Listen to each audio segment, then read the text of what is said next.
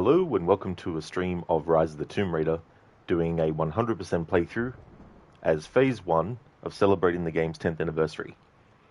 Hey there, Inmita, welcome on in. How's it going? Hey Lucas, how's it going? Welcome.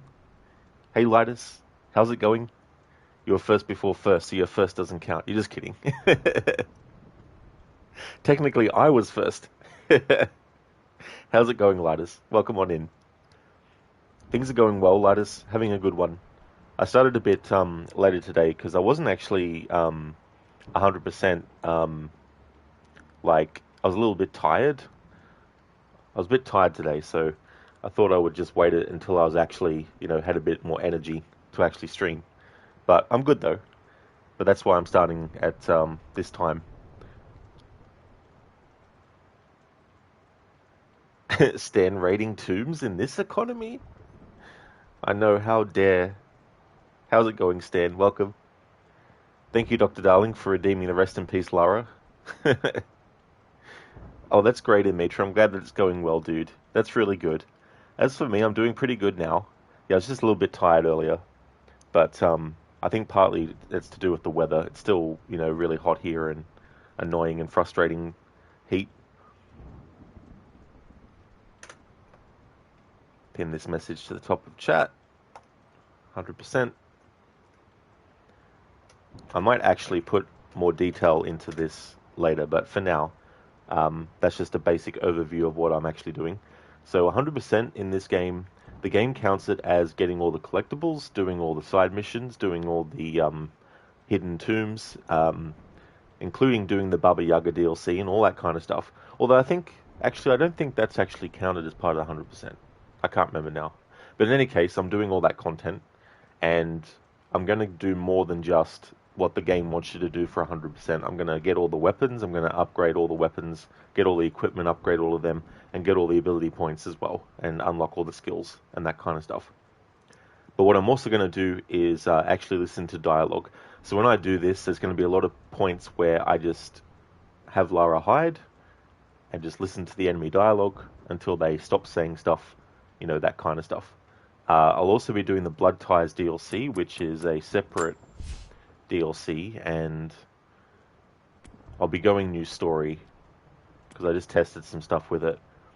So the Blood Ties DLC is Lara's mansion, and so you go into that, and there's like a story in and of itself for that DLC as well. There's no combat in it, so it's just like go around and explore the mansion and all that kind of stuff.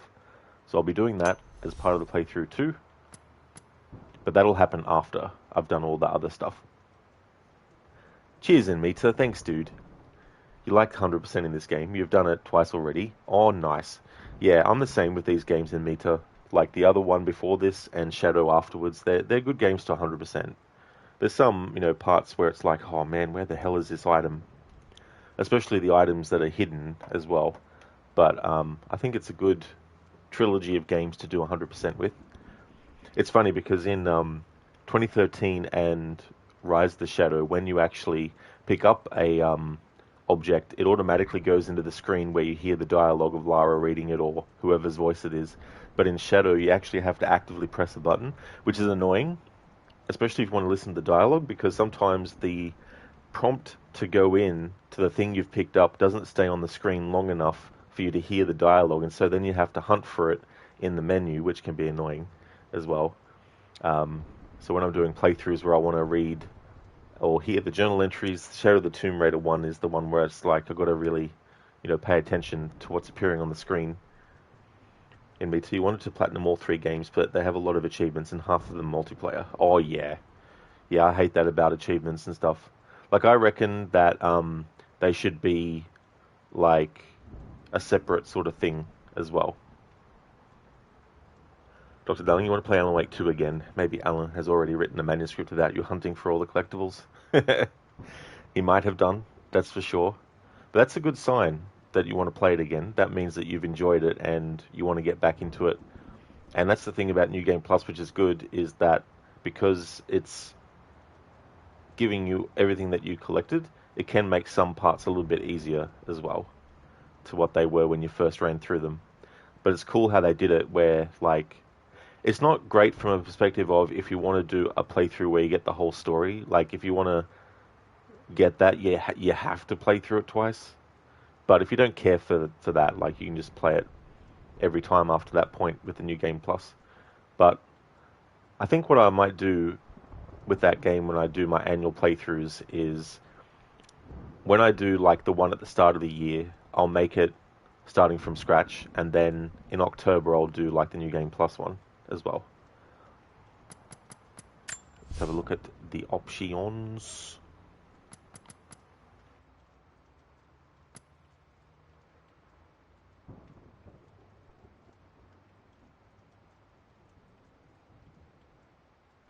Dr. Darling from scratch.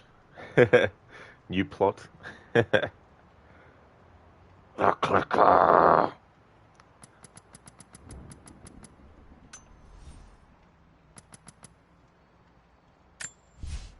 I need to actually delete one of these saves. So, what I might do is delete this one up the top from 2023. So the last time I played this was September last year. That would have been for my annual playthrough of it.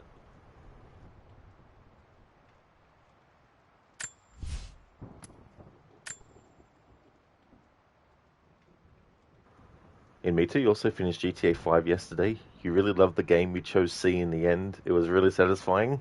GG's, dude. That's good. That's the ending that I chose too the first time.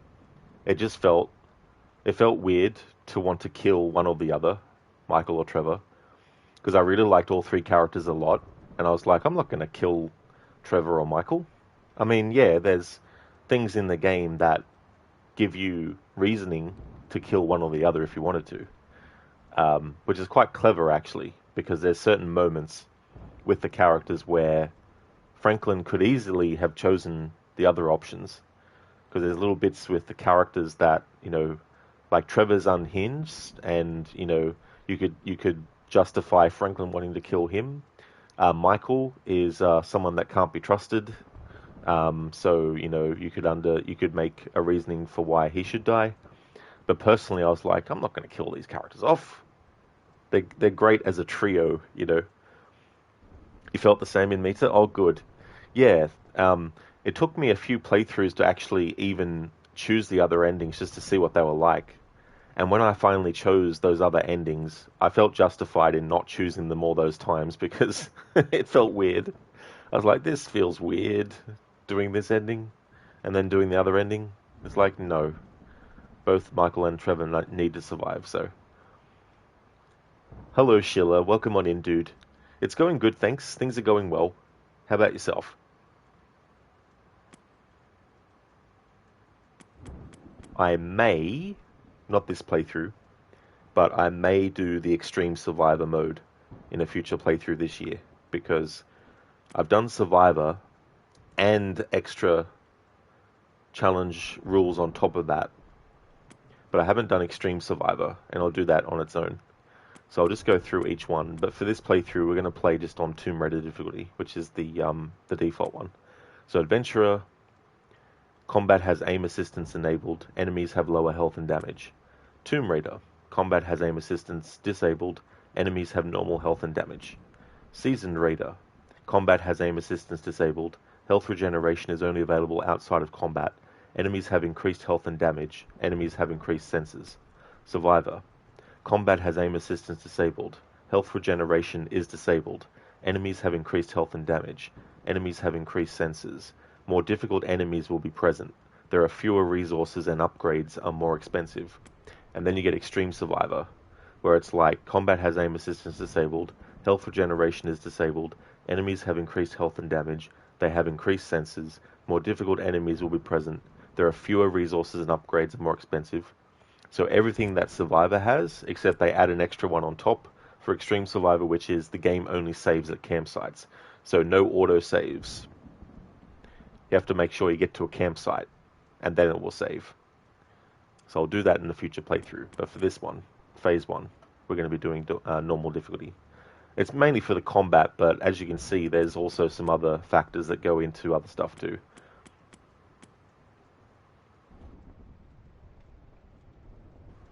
Oh, really, Sheila? You spent half the night in the bathroom, so you cancelled your weekend plans. But you're chill now. Also, you got the last achievements for Skyrim on PC yesterday and got your playthrough of Resident Evil 3 done. Well, that's really good, Sheila. I'm glad that you at least feeling better today, but that really sucks that you didn't feel too good, before as well. GG's on finishing Skyrim, getting the achievements. That's awesome.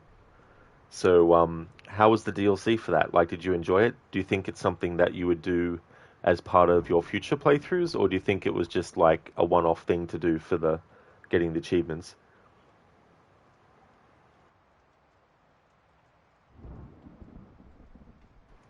While I think about it, and before we jump into the game,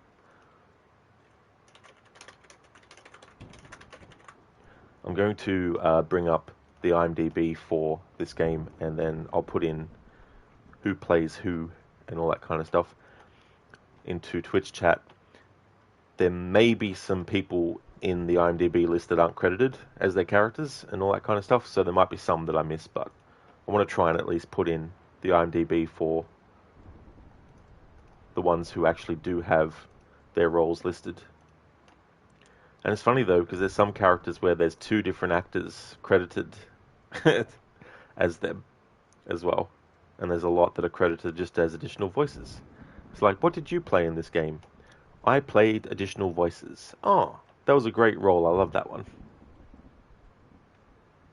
Sheila, you liked the DLC, but you had a bug, so you couldn't do it as planned, and you raged on the second last mission because it's just way too long. But you would do it again. That's really annoying when those things happen, Things just overstay their welcome, and you're like, can this be over already? In Mita, sorry to hear what Sheila, but that Sheila, but I'm glad you're doing better now. Yeah, it really is, annoying when getting sick, because it's not just the feeling unwell part, which is a big thing, of course, but it's also the side effects that come with that.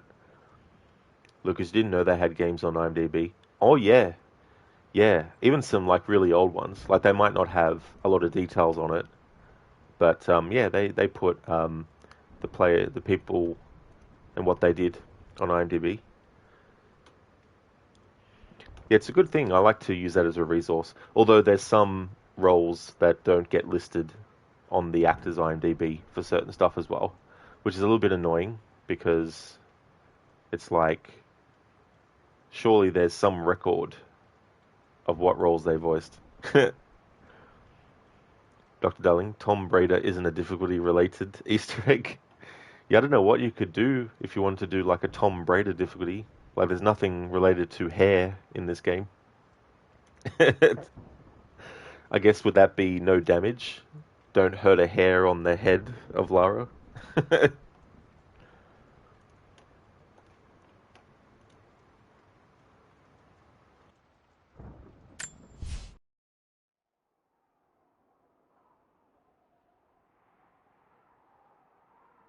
What makes someone reach beyond the boundaries of human experience to face the unknown? As children, we question the world around us. We learn, we accept, and gradually we lose our capacity for wonder. But some do not. The explorers, the seekers of truth.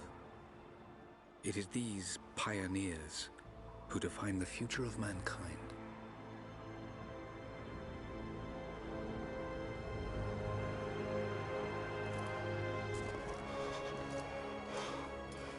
The others, they're done. No amount of money's gonna get them through those mountains. The lost city's up there, somewhere. That's gonna be a hell of a climb. I'm not turning back. I know. You should stay here with them. Not a chance.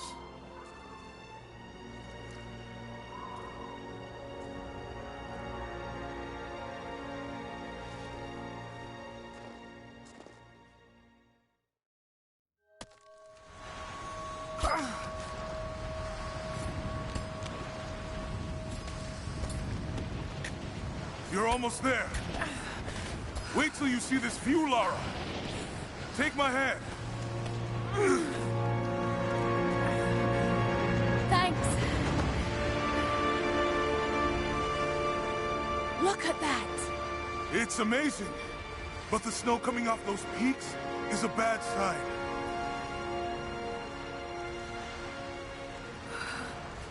The trail leads up the mountain. We'll have a good view of the valley beyond from the summit. All right. Let's take it easy here. This wind is crazy. We just need to keep moving.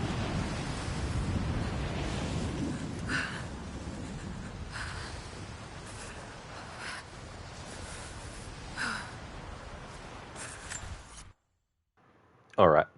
The actor who plays Lara's father, Richard Croft, in those recordings, they're not on IMDb.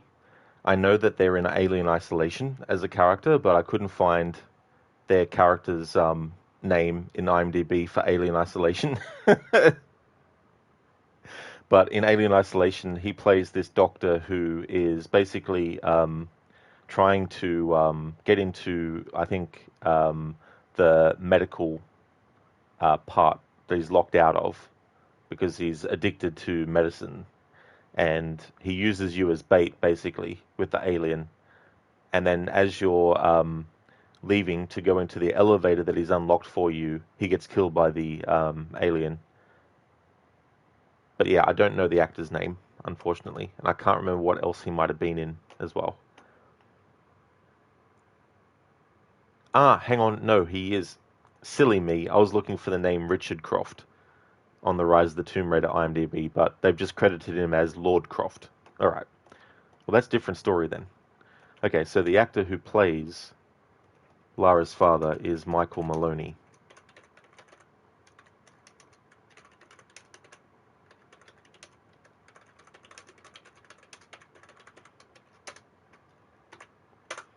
There we go.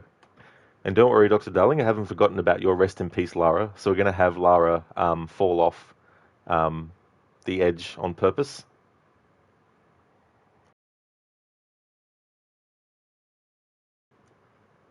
Hey there, Shaky. Welcome, dude. Your audio seems a bit more boosted than usual. Are you crazy? You're probably crazy.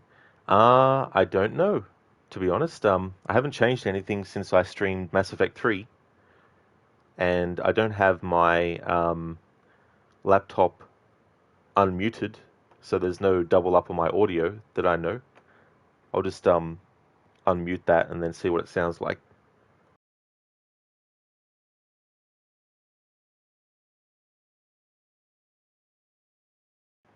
Although maybe when there's like other audio going on, it might be louder and stuff.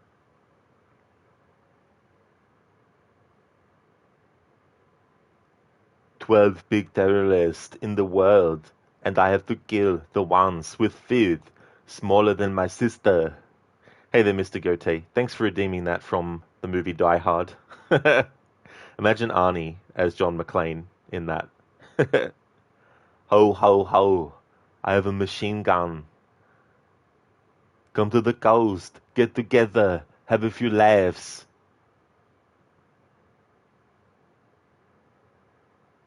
Hey, Godfather Al. You finally finished AC Valhalla base game. Took 85 hours and ended up level 362. If you want to do all the content, you can add another 100 or maybe 200 hours on top of that. But that's great that you finished the base game. It's definitely a good achievement. Stan, you're the actor. You play his father. Oh, you do? You're the one. You're the one we need to credit. Shaky, you're probably just crazy. Aren't we all? You're level 537 at 350 hours in. Holy shit, dude. That's definitely a lot. How's things going, Mr. Gote? Welcome on in, dude. Hey, Scar. Spartans? How's it going, Scar? Welcome on in. Dr. Darling, thank you for redeeming the Rest in Peace, Lara. So for those who don't know what that is, whenever I play a Tomb Raider game, I have a redeem where when someone redeems it, I make Lara die on purpose. Mr. Gote, thank you for your redeem. You're good. You got driving and gym to do tomorrow. No worries at all, dude. And that's good. I'm glad that you're going well. Best of luck tomorrow with driving. I hope it all goes well for you, dude. Scott, what is your profession?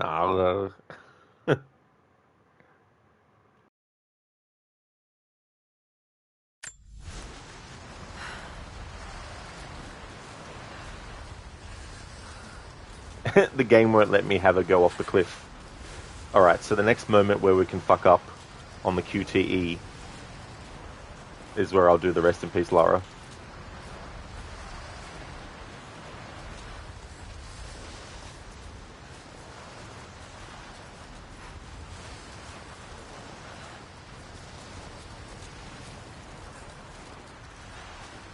Hey! Even if we don't find anything up here, your dad would be proud. I know, but I have a good feeling about this.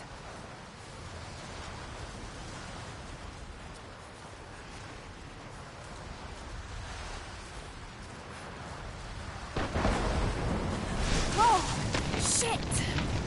You okay? Lost my footing. I'm fine.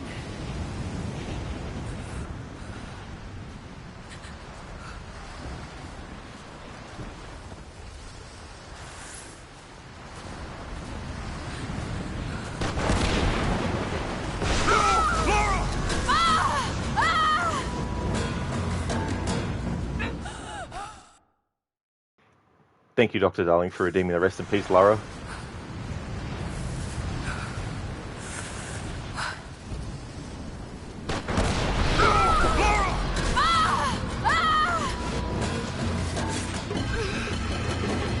Damn, that was close. Lara! Are you alright? Jonah! I'm here! I'll climb down there and get you! No! It's too dangerous! I can climb back up! Are you sure? Just stay put!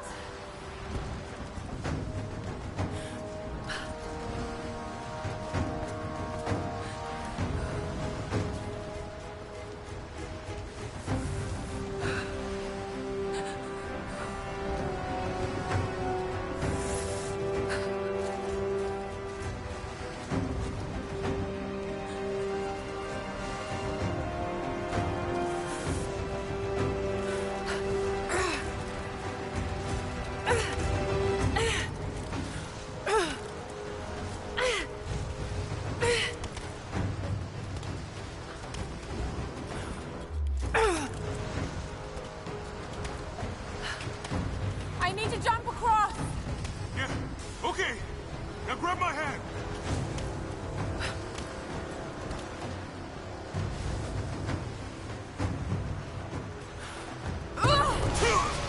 Got you.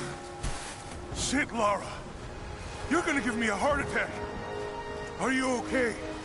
Yeah. Come on.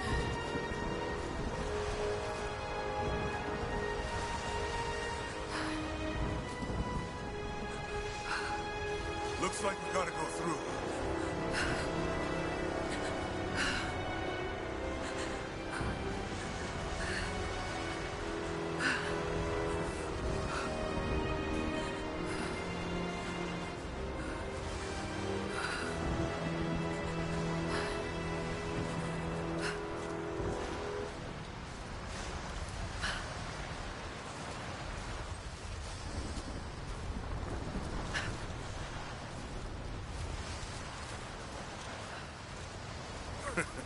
Not bad. If the weather turns, we can hole up in this cave. Do you really think we'll find this lost city?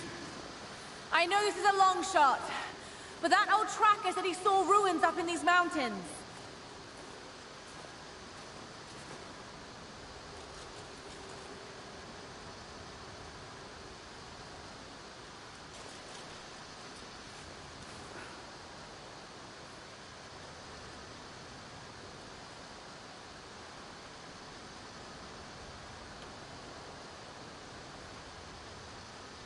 Dr. Darling, that's quite the jump, Lara. Ow! Very big jump. Leap of fail. Wouldn't let me actually have her just jump off. In fact, I pressed the jump button, but she wouldn't jump, so I had to wait until that QTE moment popped up. Jonah actually said something. I'll just put it on this screen, so I don't talk over dialogue again. Stan, did you check Shadow's price in Australia? The PlayStation Store wants you to pay $80 US. Ah, yes. Well, I can actually look at that right now and tell what I would be looking at if I actually wanted to get it. So because I'm in some other menus, the stream will have that screen on, but my voice will still come through.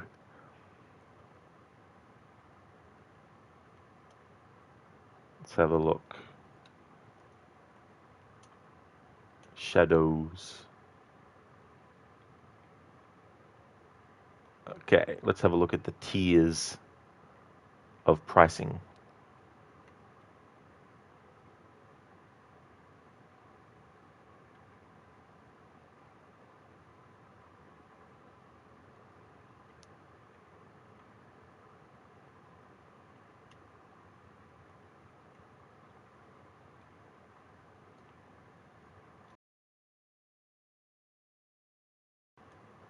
Interesting. Doesn't let me actually have like the I can only access the base and the deluxe edition. Alright, so the base game in Australia is $109.95.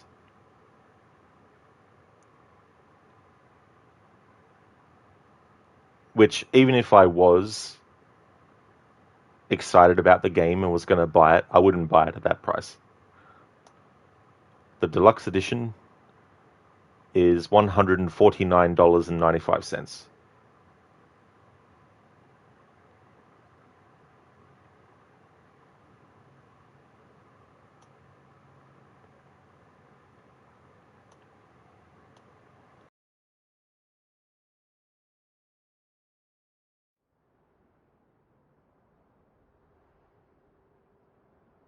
Hey there, Code. Welcome on in. Lara and the Mysteries of Frostbite. Lara won't be affected by that. She'll just like, Frostbite? Pfft. Godfather L, Game Pass only has base game, otherwise you would still not be done.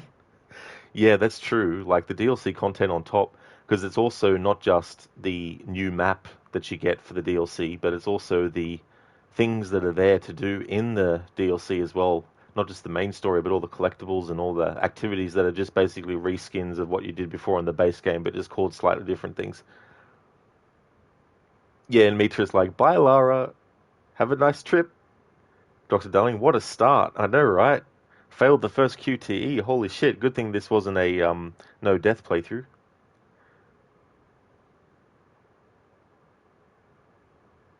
Scar devs. So, how opening of the game will be? Dude, let's make her fall from a cliff. Yeah, in Tomb Raider 2013, it was like, let's have her fall and land with, what do they call those steel bits of metal? Like those bits of steel that are in like structures. I don't know the technical name for them. Anyway, gets, impaled with one of those. And then in this, almost falls off the edge of a cliff. Then in Shadow of the Tomb Raider, she's already fallen down a crevice. Stand devs again? We're gonna do this again? Amita, dude, is fine. She can handle it. That's it. The amount of times that Lara hits her head and gets bruised and stabbed and shot and everything like that, like, you think she'd die, but nope. Scar, dude, well, yeah, she must fall harder and also make sure you blame the player. Yes, like, come on. I should have a big, like, text thing that comes on the screen that says, you suck, or something like that. Although that's probably something that a parody could do. Hey there, Coffee, welcome. This game truly makes you feel like you're in an action movie. No other game captures the cinematic experience quite like this one. It's done well.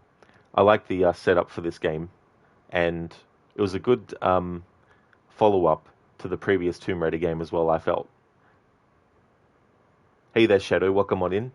That's true, yep, Rise of the Tomb Raider. It's celebrating its 10th anniversary this year, so I'll be doing different runs to celebrate that. So this first one's 100%.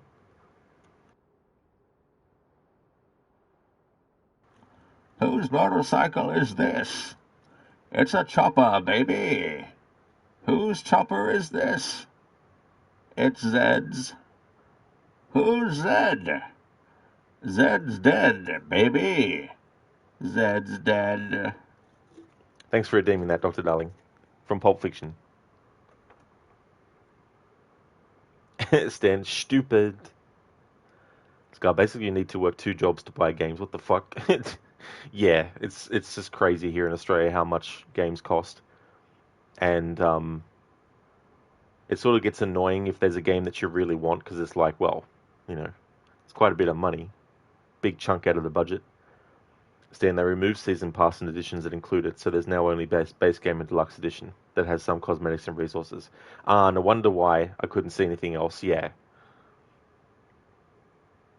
That's a good one, Scar. Yep, Steel Pipe. Stan, yeah, there won't be a Season Pass. You need to buy DLC separately. Oh, yeah. I mean, it makes sense to get rid of the Season Pass, really, because it's not like a game where there's, like it's not like Rainbow Six Siege or something.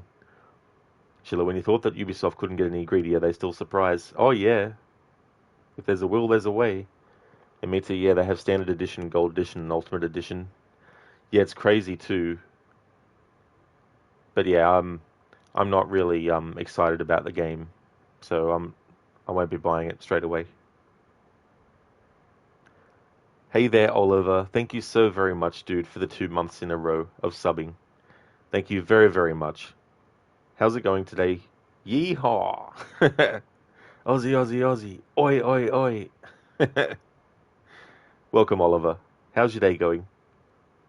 Scar, no, not only in Australia, here in Sweden too. You can buy good food for that price, which lasts 3 to 4 days. Yeah, that's what you're weighing it up. Plus any expenses that might pop up that you need money for as well. And it's like, paying over $100 for a game versus $100 for a bill that I need to pay, otherwise I don't have a place to live.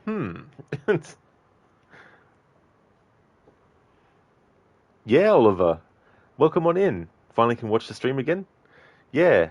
Weekend game is Rise of the Tomb Raider. Very, very early on in the story, so just right at the start. We've already had a rest in peace Lara redeemed, so Lara's gone bye-bye off the edge of a cliff.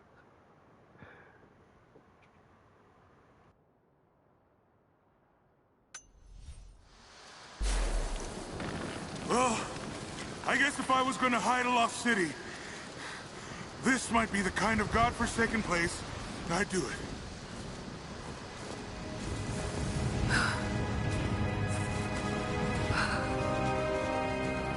I just hope Trinity hasn't beaten us to it.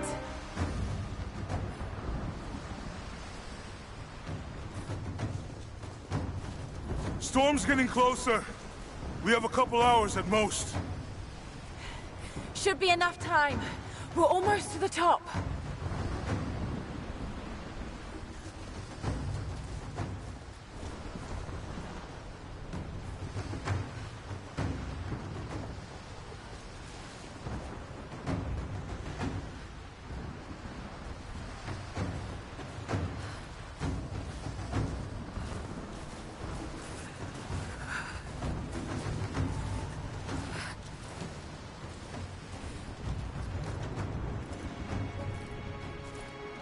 What do you think?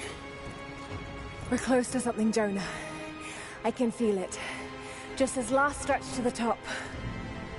All right. Let's see what's up there.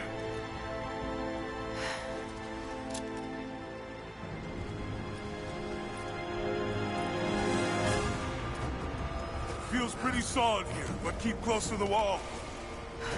Okay. Looks like we climb from here. Keep your eyes open for falling ice. Right. You ready? Let's do it!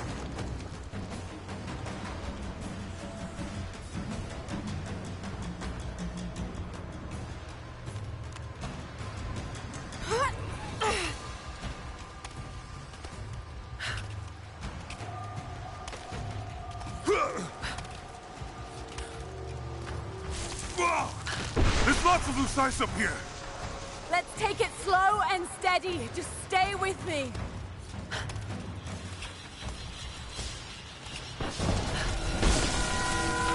Look out! Oh, shit! That was close!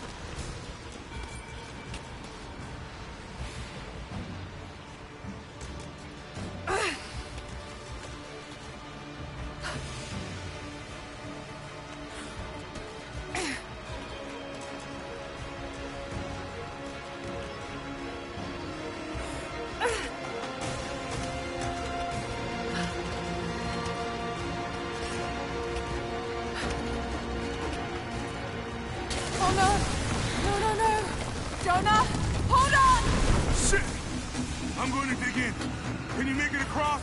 I can make it!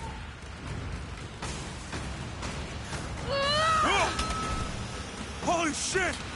I don't think I can make that jump! Stay there! I'll anchor a line for you at the top! Alright, I'll give you some slack.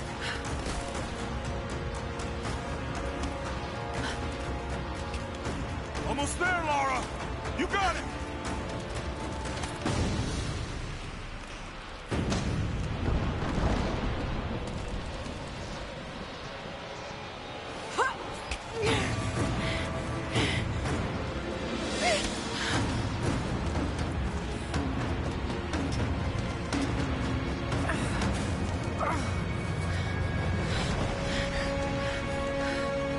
Jonah!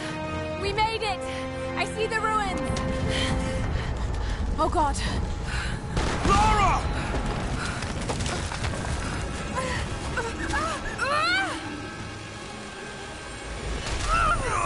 Oh, shit! I got you! I got you! Lara! Can you hear me?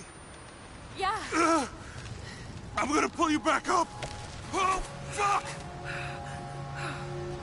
There! Over there! Quick! Swing me to the other side! Okay, here goes.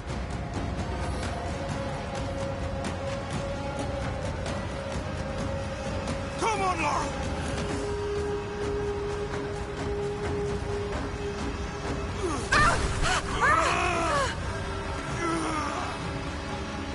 Lara! I can't hold you! The rope is slipping!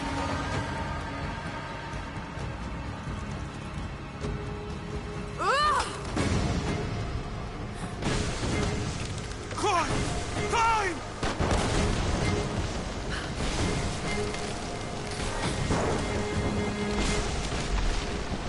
Oh, shit! Move, goddammit! Go back, Jonah! Get to shelter!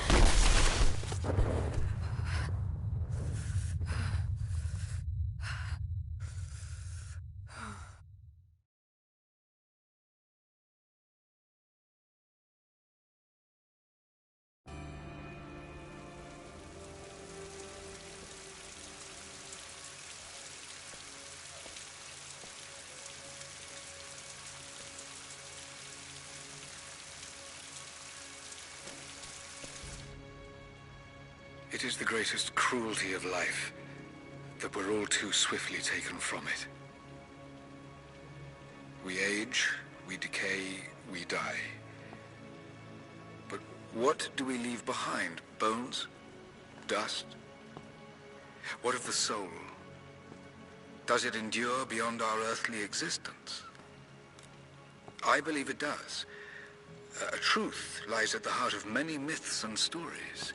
A truth not of science, but something more profound. The key to unlocking everlasting life. I may have found the next piece to the puzzle, but I'm not alone in this search. They're following me. watching my every step. I know them by name now. Trinity. An ancient, violent sect with designs on controlling the future of humanity. I must proceed carefully for the sake of my family. If anything were to ever happen to Lara or Anna, I could never forgive myself.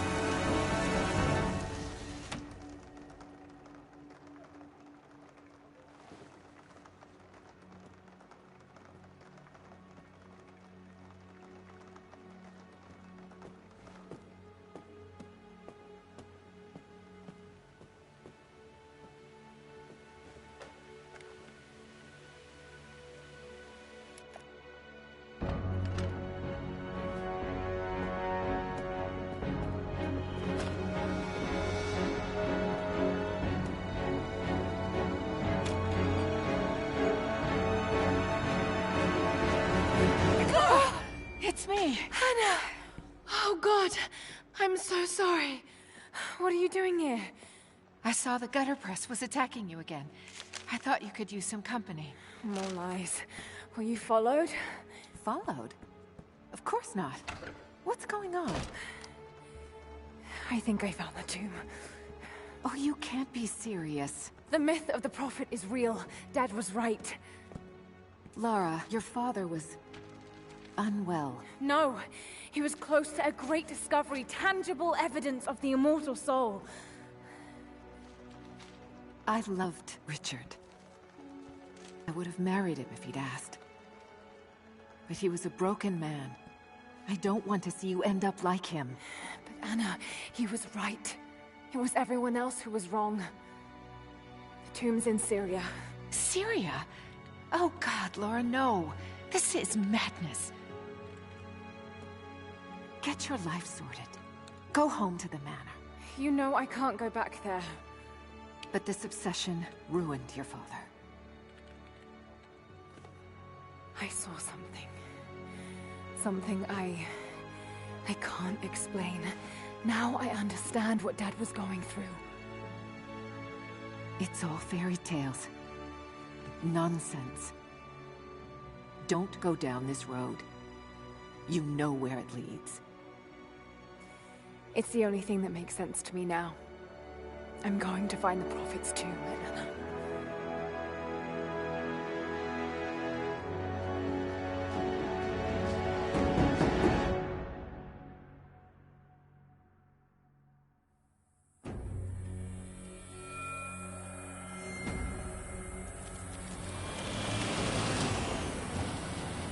Hey, we're heading into a war zone now.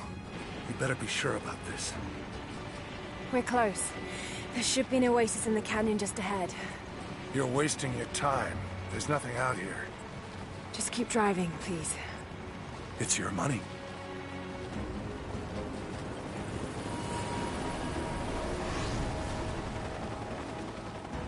Something isn't right. Oh, that's just local militia. You told someone, didn't you? They paid better than you. You bastard! Damn, this road! Shit, they weren't supposed to shoot at us! Get us out of here! Shit. No! No, no, no!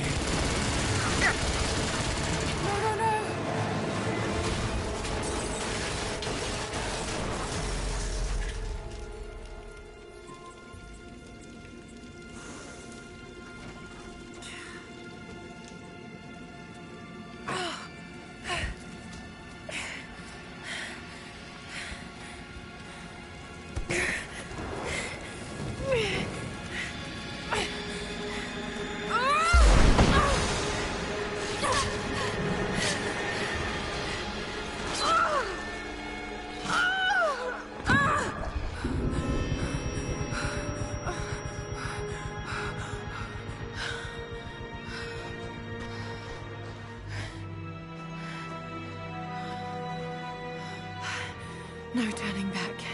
It has to be here.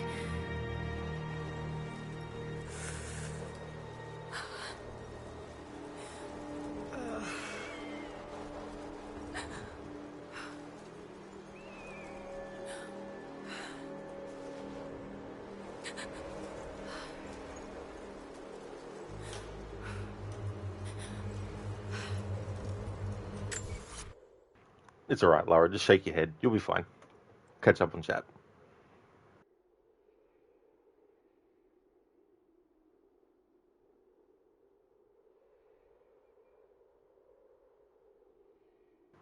Dr. Darling, you're waiting for a Lara Jam emote. Now, that would be quite cool. I don't know if there's any sort of like animation I can make her do to make it look like she's doing a head jam, but can actually have a look. Stan, you sure nothing will go wrong? Nothing. No, never. Of course not. Nothing ever goes wrong in a Tomb Raider game. Scar devs are like, what are we going to call the next Tomb Raider game? And a dude just goes, Rise and Fall of the Tomb Raider. Multiple times. Heaps of times. Stan, it's not like you're climbing on a mountain that is falling apart. Oh no. I mean, that was all fine. Like, there was nothing going wrong there at all. Oliver, Lara! That hurt. Yes, imagine in real life, like, these sorts of injuries, like, yeah. And me to go, Lara, go! Quick! Hurry up! Look out! Jump! Duck! Roll! Dive! Ah! All of this mountain hurling everything at us. It really is. Like, if it's not one thing, it's something else. Stand as if a dark force doesn't want Lara to reach the ruins. Yeah, it's like, we can't have that. This guy looks a little bit like a Red Bull commercial.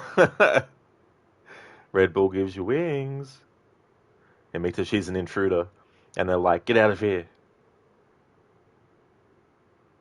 Hey there, Pedersen, welcome on in. Rod the Wise. Sometimes. Not all the time. Is that Idris Elba, who is playing the colored guy here? I think it's his voice. Oh no, that's actually Earl Balin.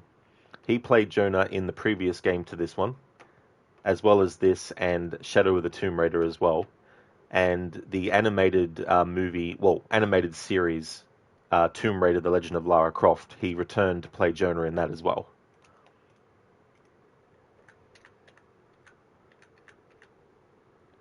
And there's his IMDb. Person, he's a great actor.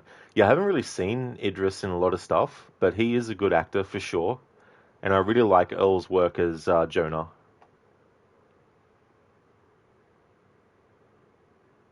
Stan, Anna is a very nice person. She'll be a great help to Lara, I think. I think so too. You know, I think she'll be a joy for Lara to have experiences with. And there's no way that she could turn out to be, you know, part of Trinity. Like, surely not. I mean, you know. And Mita, Anna is so innocent. Oh yeah, at the moment. It's like, who's following me? Who would be following me? What's going on, Lara? What's going on?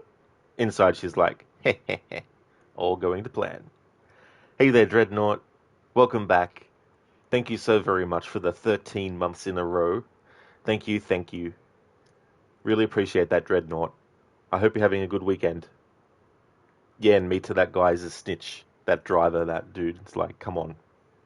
He's like, they pay better than you. Oliver, helicopter. Not very good one, either, because they didn't kill Lara. Stan, you sure hope Lara won't fall this time? Nah, she didn't fall. That was just, you know, your imagination seeing that just then. Code, you would say Lara would not get any insurance, or the monthly fees would be a killer alone. I'm sorry, Lara, but we just can't.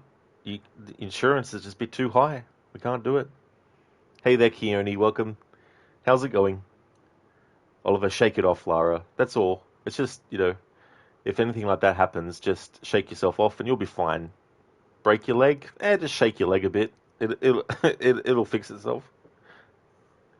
Sheila, no worries, Lara. Plot armor shall protect you. Exactly. There's a lot of plot armor in this game. Gets put to the test a lot. So this part of the game, we're now in Syria. What I like to do when I'm doing 100% with this game is I like to make sure I get everything in Syria at the start. Because if you don't get everything in Syria at the start, you actually have to wait until you finish the story to be able to fast travel back here. So I want to make sure I get the 100% complete for Syria at the start of the game here. And Mita Lara would make the insurance company go bankrupt. And then all other insurance companies would be like, oh, stay away from Lara, jeez.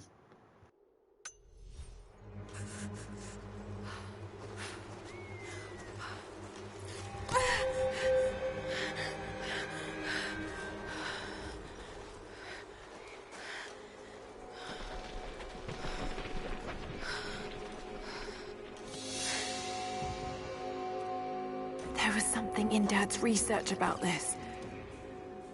It was said the Prophet's tomb was hidden in the cliffs above one of the forgotten cities. Legend speaks of an oasis where the Prophet was laid to rest. Stan insurance agent, she did what?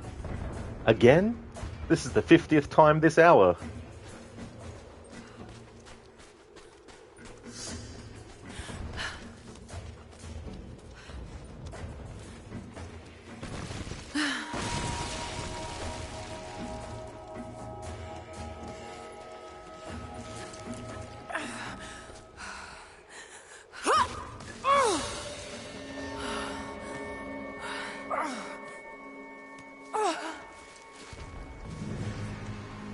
Something's here.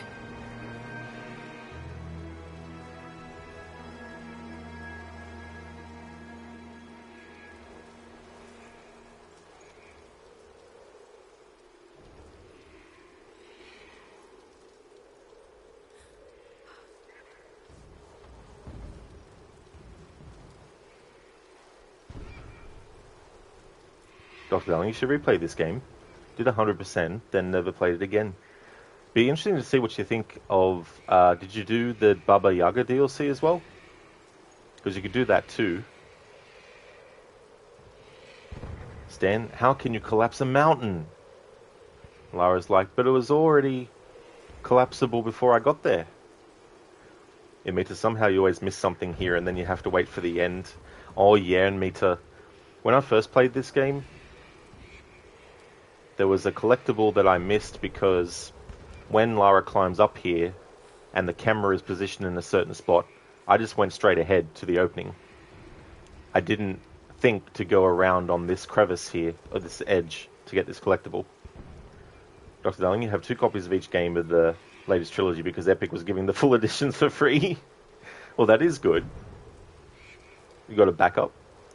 Scar, well, at least you can fight back enemies more better than that super booper soldier Leon from Resident Evil games. That's something that I would have liked them to bring back into the Tomb Raider series. They do have it in a very rudimentary, well, a very basic form in one of the earlier games, but in this game, you can do melee attacks on enemies, but only very specific ones. But I would have liked them to bring in a hand-to-hand combat system that you could actually do various moves and all that kind of stuff, especially similar to what Lara does in cutscenes when she's dealing with certain enemies, doing like leg locks and, you know, grabs and all this kind of stuff, but actually do it in gameplay. And Mita, I guess you'll play Baba Yaga. Absolutely, dude. Yeah, I'll be doing that for this playthrough, and also the Blood Ties DLC as well, but I'll do that DLC after.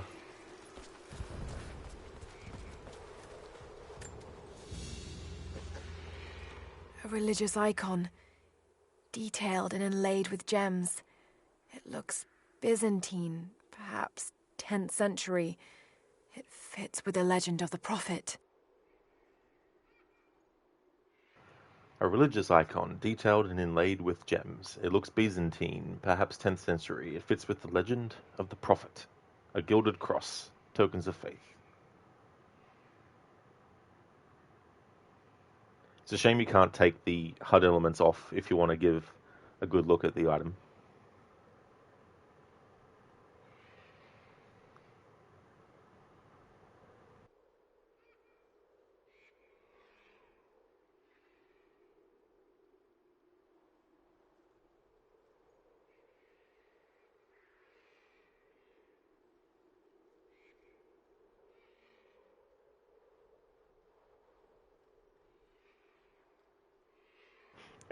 It's better when you have like a smaller object and make it go far away in the distance, and then as you're moving the zooming the camera in, make the item spin to make it look like it's being thrown or something like that. I like to do that sometimes, but I can't really get the camera to go too far back for this one to make it work. Scar, you love Last of Us fighting mechanics. You can beat a shit out of a zombie. Oh yeah, it could be fun too, as well. Actually, I wonder how that game would go if you tried to do a challenge where you can't. Well, I mean, you'd have to shoot enemies at some point, but I mean to say, imagine doing like a melee challenge with that. All over the bloody Templars! I know, right? It's like, come on. We've already had enough of you in one franchise. You have to go into another too? Shadow, that cross reminds you of the Templars. Oh yeah, very much so. That's true. Scar, but Leon cannot mess up the hair. Of course not, we can't have that. Like, Leon only has the best hair gel. Make sure that stays in place. Dr. Darling, Lara, you are a Templar. No! She's not a Templar. She's an assassin. Actually, that reminds me, I do have an emote that's not active, but it's one where Lara has a hood. It's taken from this game.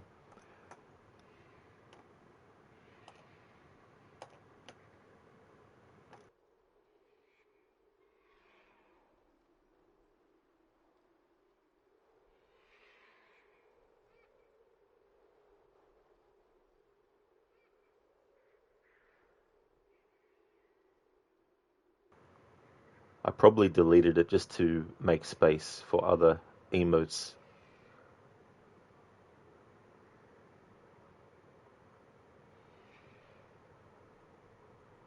Yeah.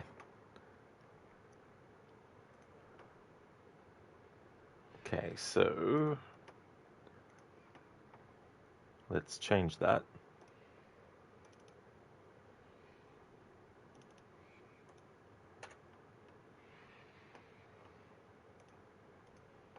Lara with a hood.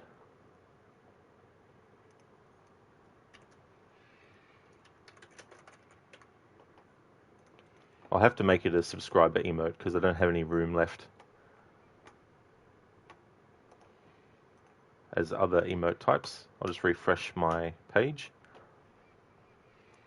If there's any emotes that don't appear that I've just added, they'll appear if you reload, refresh. There we go. Alright. There.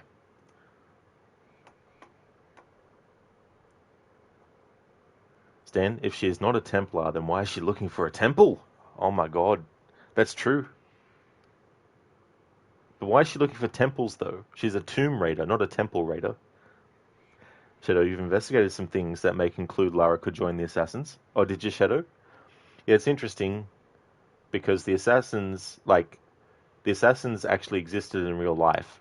Obviously, the way that they're portrayed in the Assassin's Creed series isn't 100% the same as they were in reality. But the fact that they actually existed in real life, and the fact that there's entities in the Tomb Raider series that actually existed in real life, it's very easy to say that there were Assassins and Templars in Lara's universe. Imita, she would make for a good assassino. Oh yeah. I like in this game doing like the air kills and stuff. Dr. Darling looks almost like Evie Fry. Yeah. Yeah, that's a good call. In Mita, in Shadow, you were almost wearing the hood. Oh, were you? Yeah, that's interesting. Like having outfits like that, there's so many different like outfits that you could do as mods as well. So that's an item that I have missed in the past.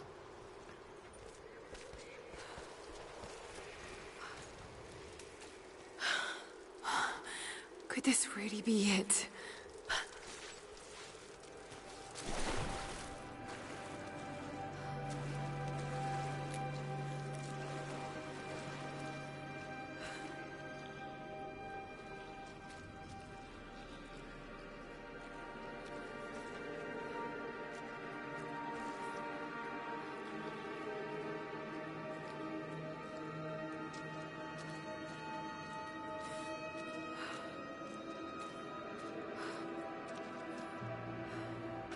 Incredible.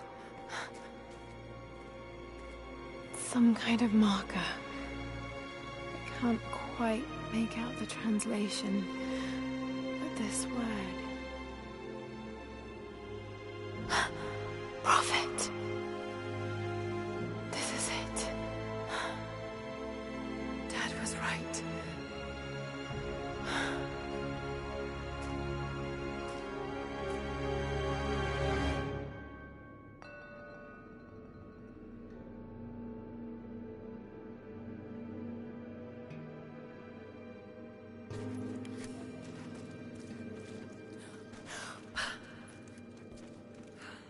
These are the miracles of the Prophet of Constantinople, unjustly murdered by order of Trinity.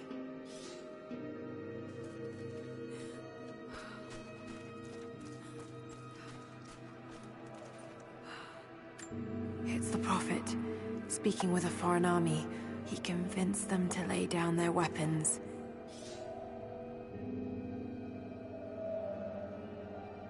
He had good negotiation skills.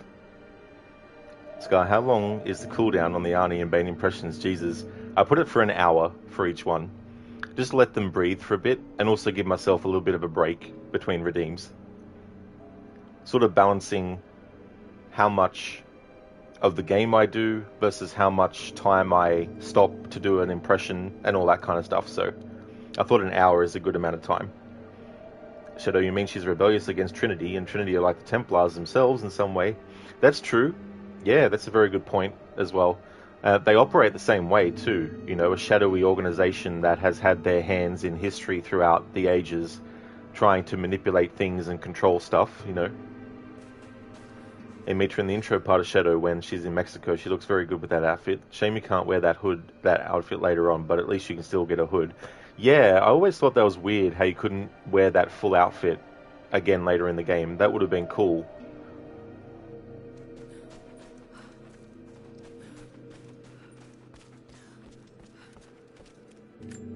Okay, he's shown here performing healing miracles.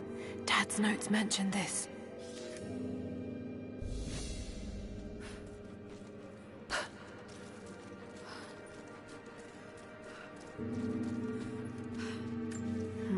My Greek is still a little rusty, but it's pointing to something hidden nearby.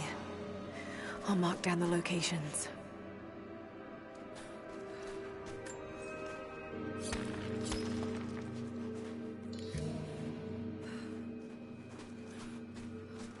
Ancient coins from the Old Kingdom.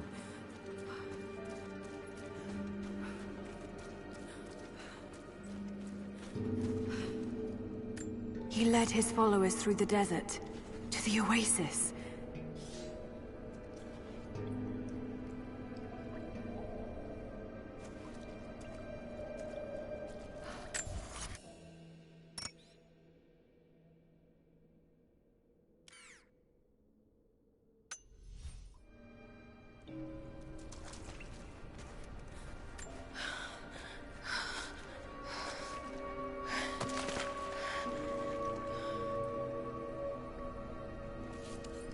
Secret entrance.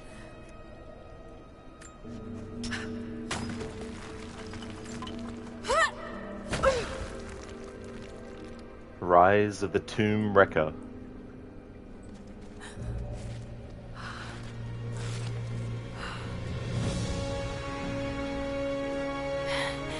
It's amazing. If only Dad could have seen this.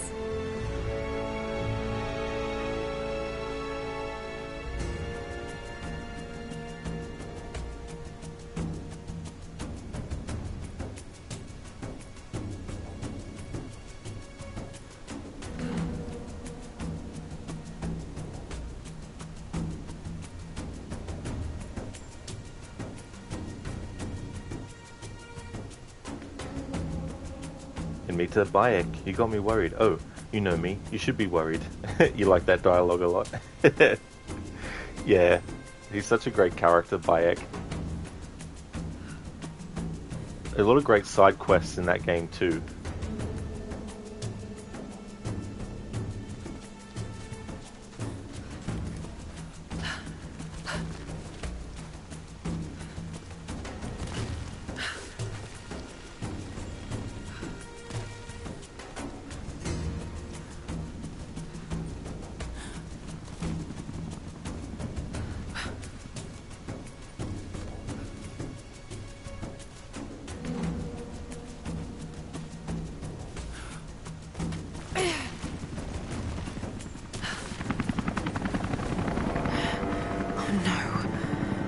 already here. Got to get inside.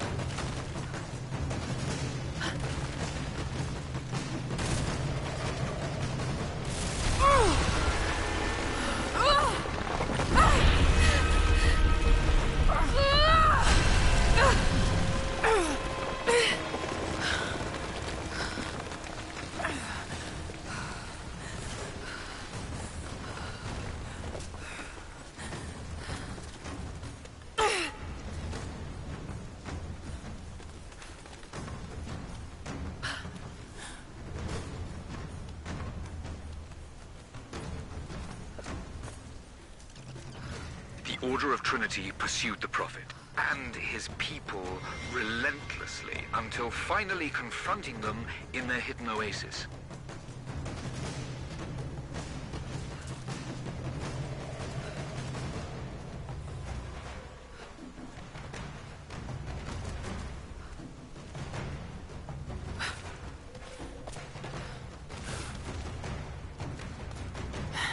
A way through.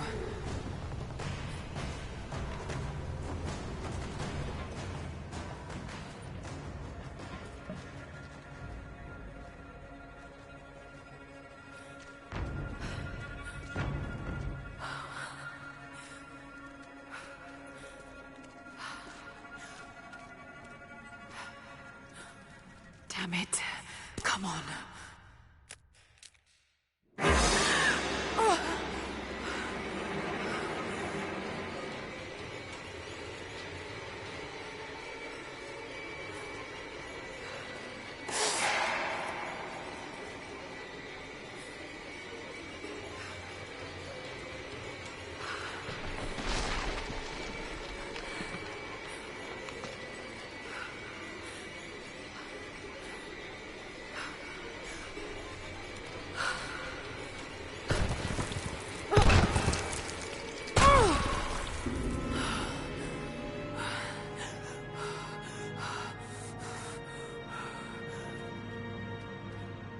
There was a battle here.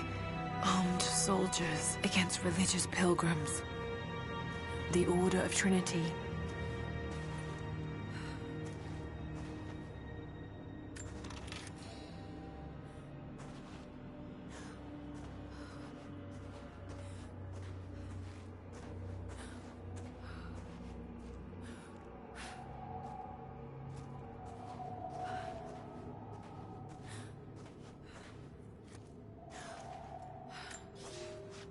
My son, the Order of Trinity has received word that the Prophet's followers are building a great tomb at an oasis outside Berea. But more upsetting, while we thought they were building the tomb for their Prophet, Trinity now believes he still lives. We have learned he is preaching his heresy among the local citizens, drawing more to him daily with his tales of how he conquered death. He is a liar and a heretic, claiming miracles that come only from the divine. You swore he was dead. Have you failed us?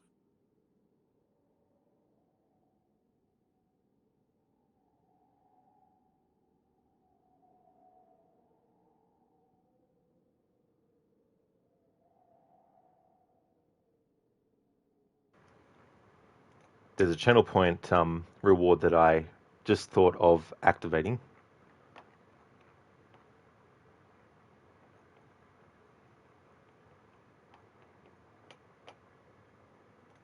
Which has now been activated.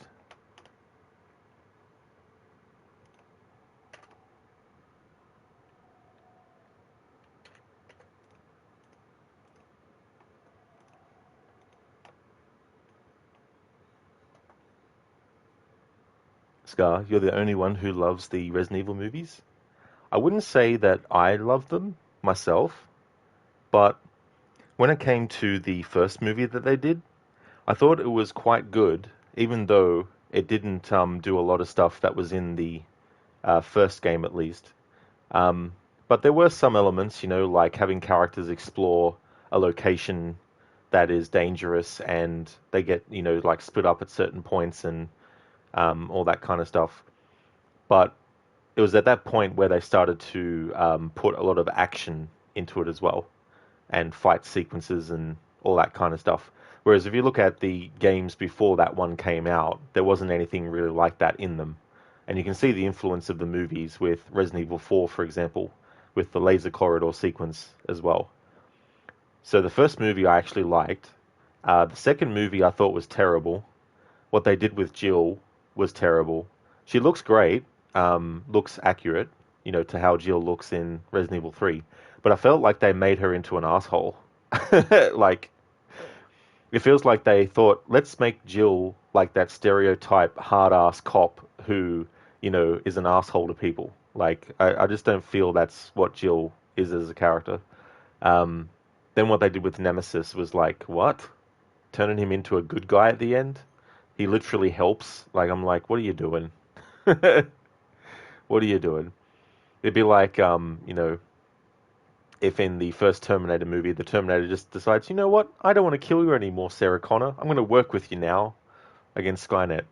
I know that in Terminator 2, a good Terminator helps, but I mean to say, a bad Terminator in Terminator 1 deciding to actually side with the humans would have been a bit like, what? Sheila, those people just want to say congrats on your findings, Lara. That's true. I mean, they're waiting their whole life and their afterlife to actually do that. Dr. Darling, congratulations, Lara. You just destroyed something that was hundreds of years old. And that's a bad thing? No, just kidding. It's like it was standing there fine. Oliver looks like the tomb of the Scorpion King. Nice call. Yeah. Just need the Scorpion King to jump out. Thank you, Dr. Darling, for redeeming the Arnie reads. So I'll read a document with the Arnie impression. I'll actually go through and have a look what I've unlocked. I mean, obviously there's this one, but there might be some other stuff that I can read too, if you wanted to have me read that. Pedersen Dan, this game is over 10 years already? Yeah. I want to see when it actually came out. Like what month and stuff. It was the 10th of November when this game came out in 2015. I don't have the luxury to wait until every single game I do anniversary playthroughs for actually gets to the exact month and date, however many years later. So, but yeah, if you wanted to do like a playthrough on the actual release day 10 years later, it would be November 10. But I don't have time to time things out like that. And thank you, Lucas, for redeeming the Arnie movie scene impression. Dr. Darling, smack the bishop, Arnie. Everything reminds you of Valhalla. Does it? So this was the bishop, word from Rome, the prophet's trail, an ancient message from the leader of the Order of Trinity. They tracked the prophet and his followers to this place. All right, so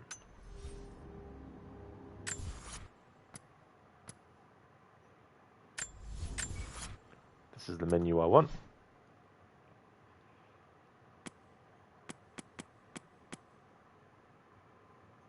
So, Dr. Darling, would you like me to do the bishop document? Steward of the land? Prophet's benevolence? Although, does it have... A great plague descended upon the people, ravaging young and old alike. The prophet went among the afflicted, laying his hands upon them, restoring them to the fullness of life. Holy shit, I've never thought to actually go into these and select these entries, because I just assumed that it would just, have the same text that she said when you investigated it, but the text that she says here is actually different to what she says when you first come across it. Well, there you go. I've only ever gone into this menu to listen to the psychologist audio that Lara had with her psychiatrist. That's good, though, to know. I'll add that to this playthrough, actually. Dr. Darling, the bishop, as you said, no problemo. The bishop. My son. My son, the Order of Trinity has received word that the prophets follow us are building a great tomb at an oasis outside of Barovia. But more upsetting, while we thought they were building the tomb for their prophet, Trinity now believes he still lives. We have learned he's preaching his heresy among the local citizens, drawing more to him daily with tales of how he conquered death. He is a liar and a heretic, claiming miracles that come only from the divine. You swore that he was dead. Have you failed us? Thanks for redeeming that, Dr. Darling. Lucas, yeah, Stuart and the land. It's like, Stuart and the land. What are you doing? Come on, Stuart.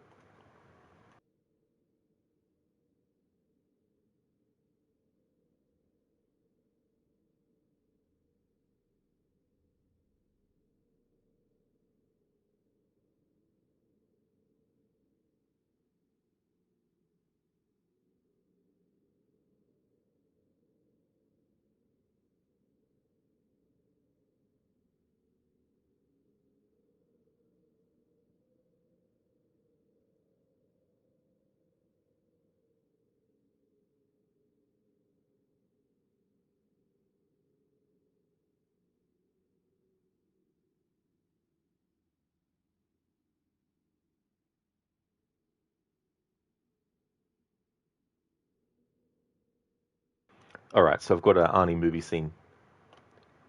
Where is she, Sally? Kiss my ass. I can't hear you.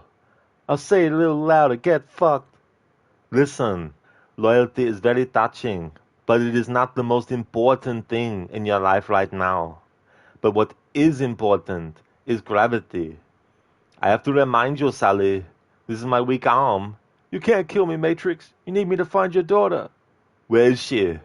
I don't know, but Cook knows. I'll take you to where I'm supposed to meet him. But you won't. Why not? Because I already know. Remember, Sally, when I promised to kill you last?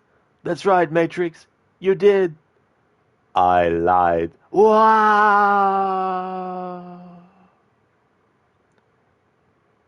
What did you do with Sully? I let him go. There we go. From Commando. A cheese factory exploded in France. Debris is everywhere. That's a very cheesy pun. Thank you for redeeming that as an Arnie impression, Dr. Darling. Thank you. And thanks, Lucas, for redeeming the Arnie movie scene impression.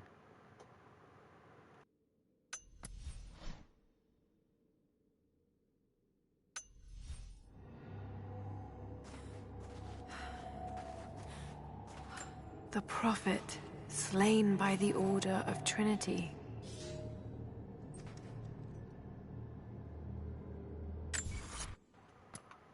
The prophet.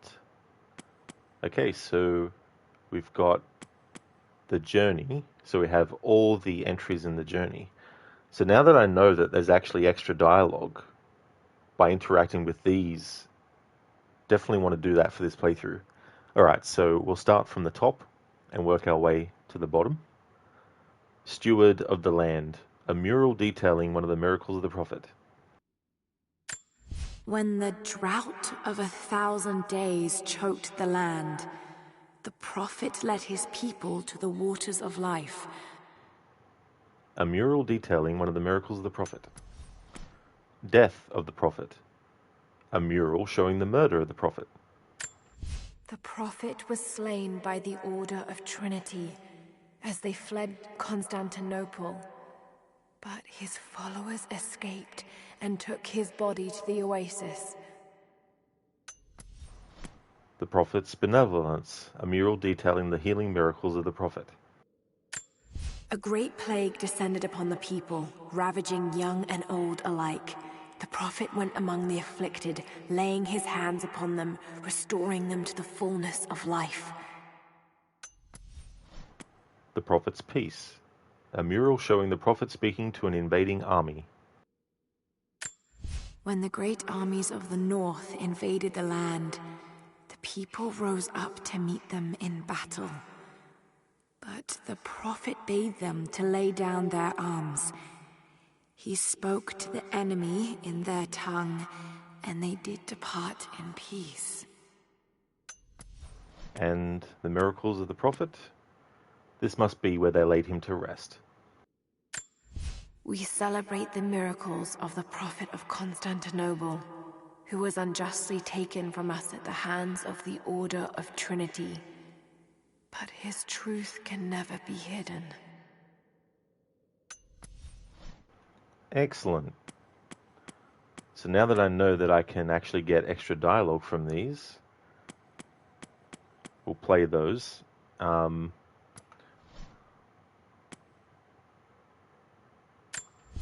A religious icon, detailed and inlaid with... Okay, so she says the same dialogue that she said when you collect something. Excellent.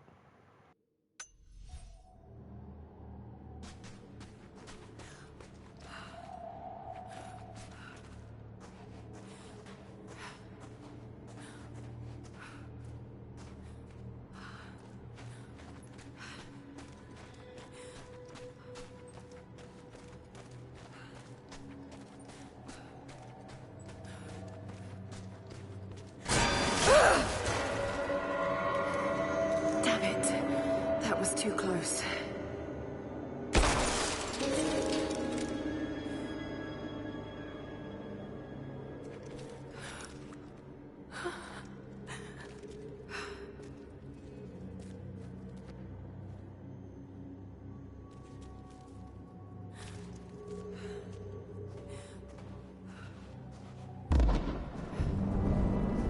They're blasting their way in.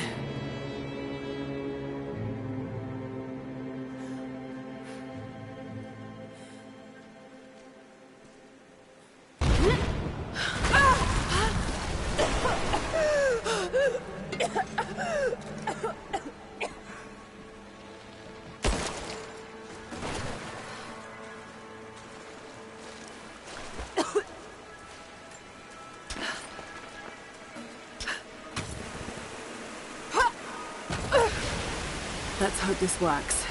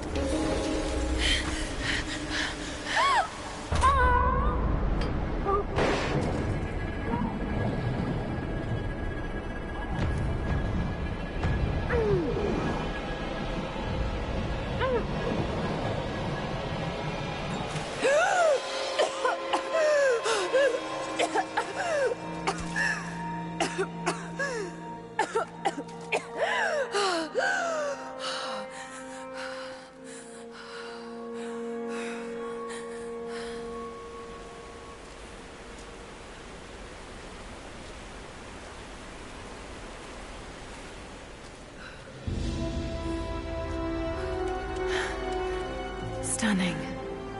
We made it, Dad.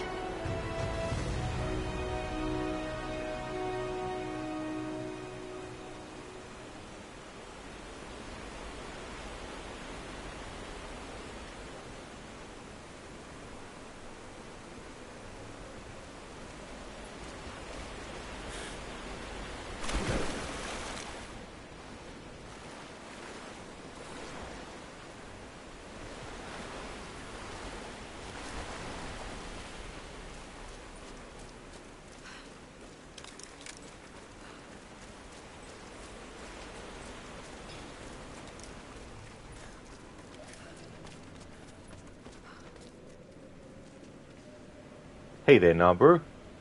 Interesting how as the trilogy went on, the gameplay got better, but the stories got weaker. That's interesting.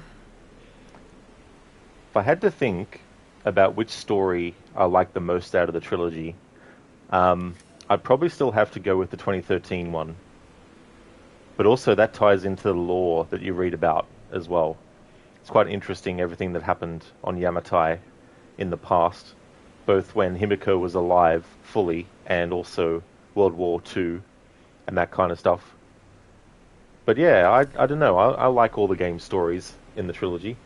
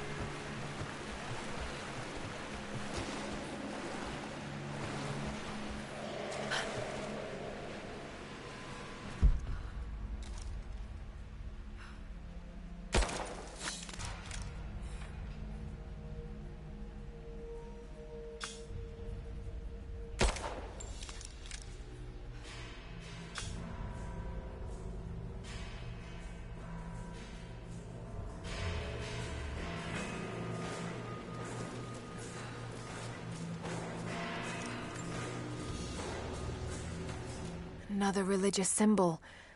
But this one is simple and handmade. The prophet must have drawn followers from every walk of life.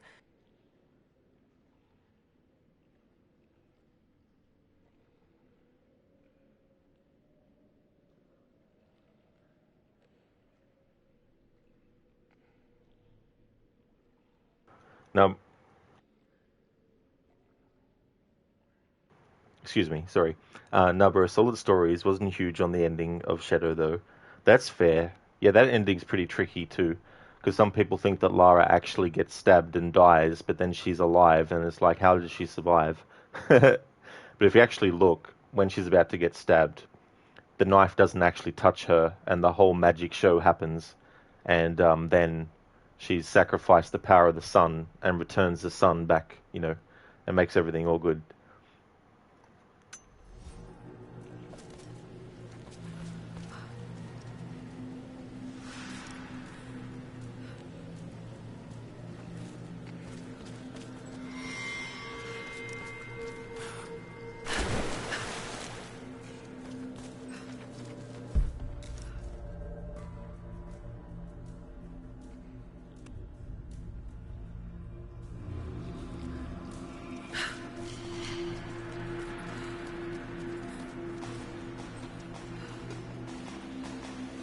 Nah, bro, the Gorilla Stealth stuff in Shadow was mint, though. It was really, really good. I loved the whole thing about using the mud and hiding in certain spots that if you had the mud on, you could actually get camouflaged and things.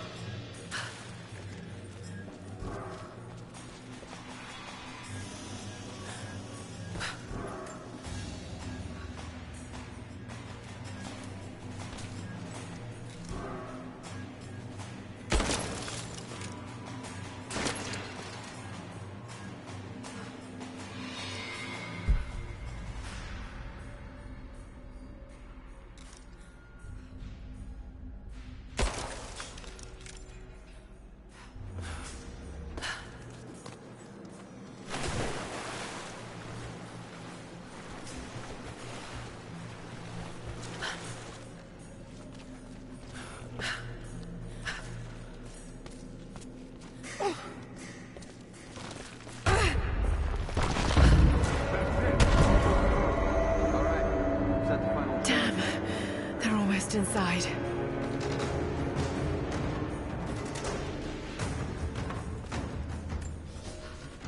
My lord, what you say is impossible. I myself drove a spear into the Prophet's heart. I saw him die. Doubtless his people have propped another man up in the slain Prophet's robe to continue his lies. They are broken, discredited, and exiled. We will head south and put the rest of his people to the sword. But the Prophet is dead. This, I swear.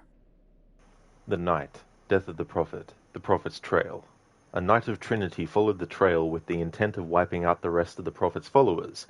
They wanted no evidence to remain.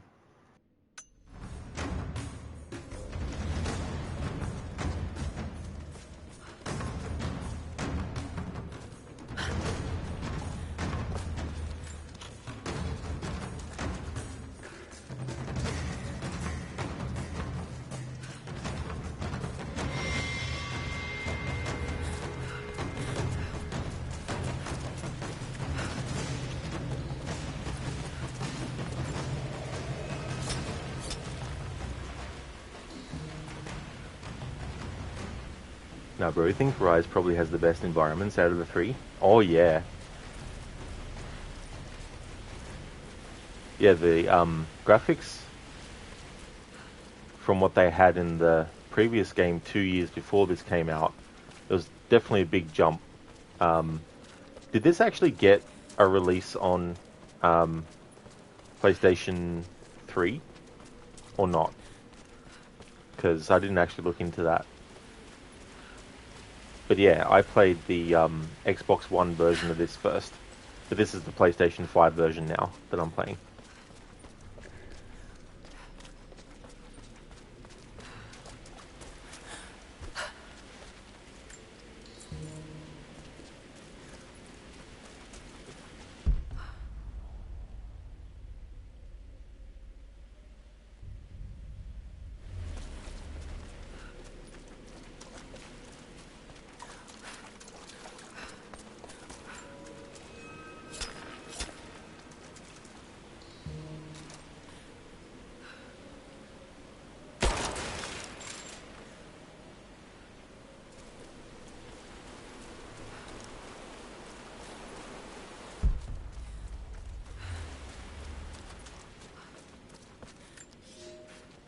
My lord, I ride at the head of a small army of the faithful, armed and ready. And I have good news. We have located the tomb of the Prophet.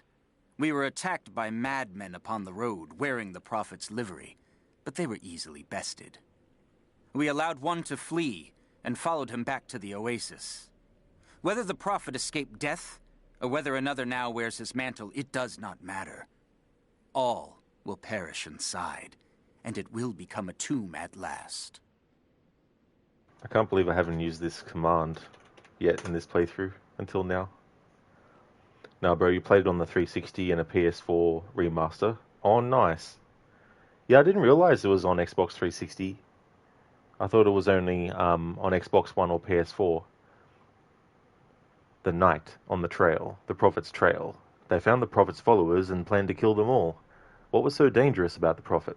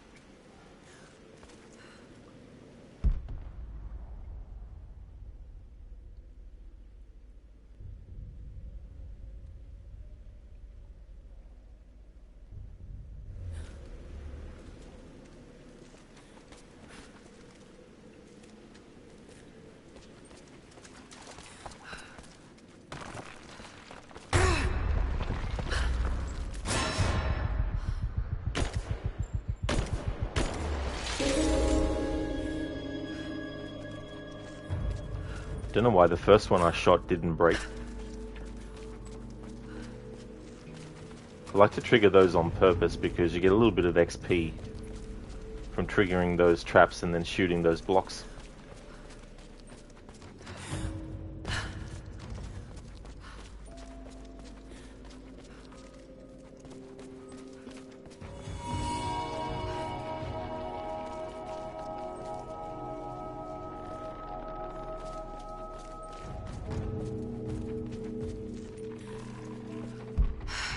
Got to raise the water.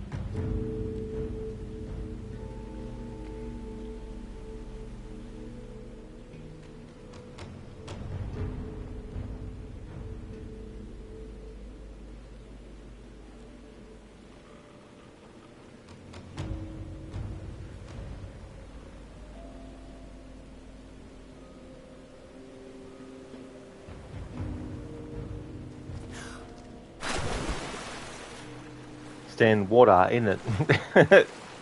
Lots of water. Heaps. Nah, bro, Lara out here casually breaking Olympic long jump records. That's true. Just casually doing that. Then you got Lara in the old school games who can jump really high from a standing position.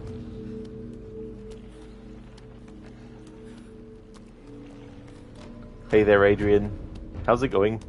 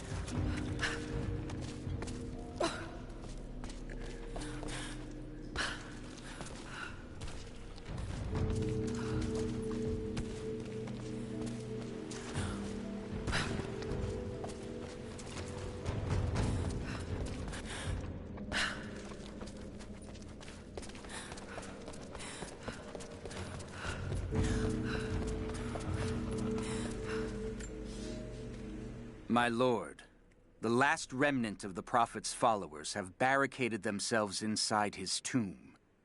We have made camp at the entrance, and we are preparing to break through their barricades. I saw the man claiming to be the prophet before they sealed the gates, and I admit, he bears a striking resemblance. But it could not be. No matter. They will all be dead before sunrise. The Order of Trinity will see that his heresy ends here. The night at the gates, the Prophet's Trail. They were confident that they could end the Prophet's influence, but clearly it didn't go as they had planned. Adrian, Amadeus Mozart composed a bunch of naughty songs. The most famous is... okay, yeah. Nice trivia.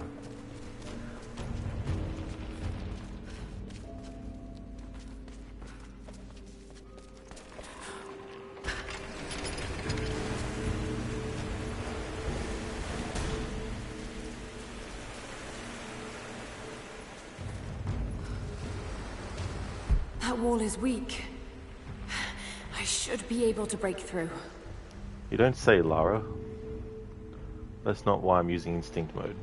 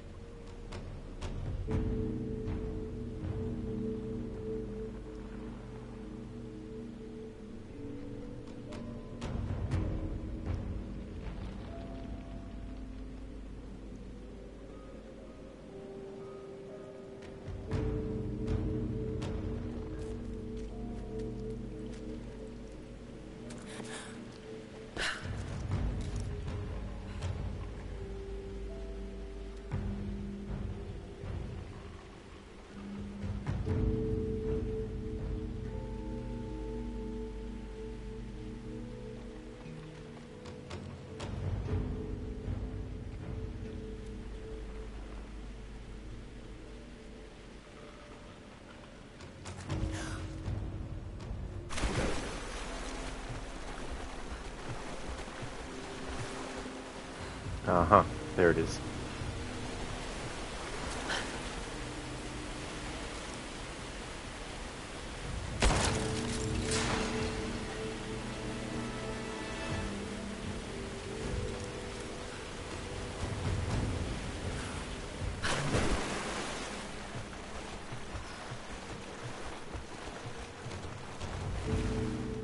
Adrian, it's such a weird thing to learn. Mozart always looks so innocent in the portraits, and then he pulls this teenage crap.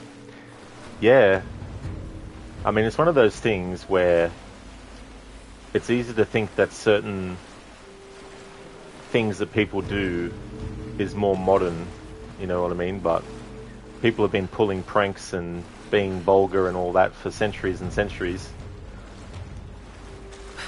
Exactly, and Mita. No one is as innocent as they look.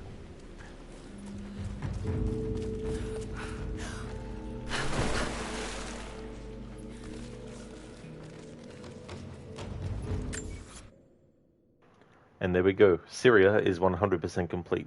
If you don't do it now, you have to wait till you finish the game's story, and then you'll be able to fast travel back to Syria. So it's good to get it done now. So we've got all of the Prophet's Trail, and we've got all of the journey, and I've gone through and actually selected all those and listened to the dialogue for it. There's a really cool reference to Indiana Jones and the Temple of Doom, where in that movie, there's a part where there's a big, giant wave of water that is going through the mines, and Indiana Jones, Short Round, and Willie Scott are running and trying to escape it. They eventually get to an opening, and they go on the outside of the opening, and they just time it right to dodge the water as it comes out of the wall. In this game, there's a part where Lara is running, and there's big waves of water that is crashing, and she gets out to the opening and then is able to dodge the big pile of water as it goes out onto the cliff.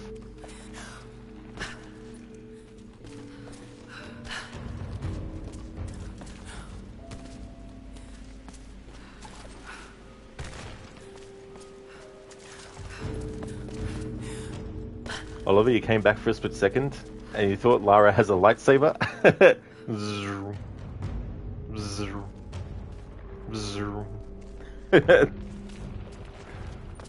That's a good one.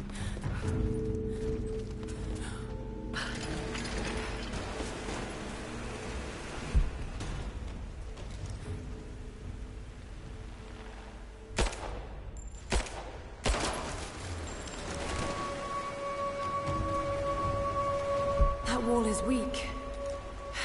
I should be able to break through. I want to get the dialogue from using the instincts as well, which I've just realized now I should have been doing that to start with, because there'd probably be a lot of stuff before this point that we could have used that for to get the dialogue from it. Actually, you know what? I might not make that part of this playthrough where I have to get the dialogue from the instinct mode. I'll have to think of another way to, or another phase to do it in or something.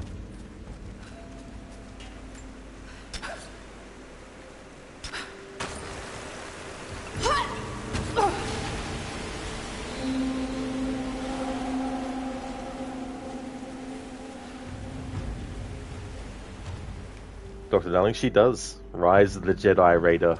Nice one. Rise of the Jedi Raider. Adrian, kind of funny how Lara upgraded from torches to glow sticks. Yeah. Although, to be fair, in Tomb Raider 2 from 1997, she actually had the flares.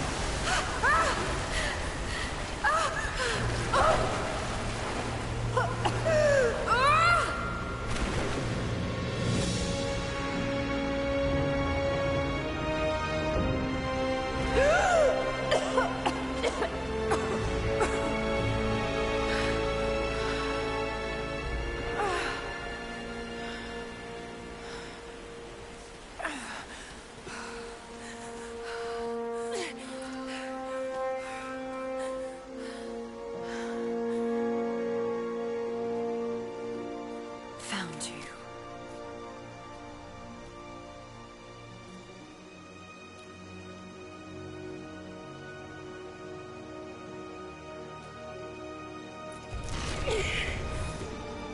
Empty. It's empty. No. No. What did I miss? Hey, it's down here.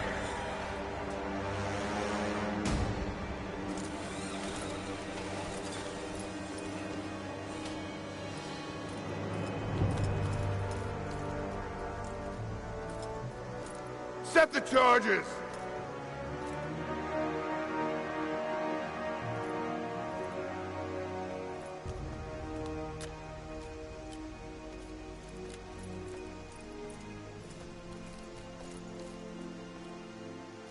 The Prophet's tomb.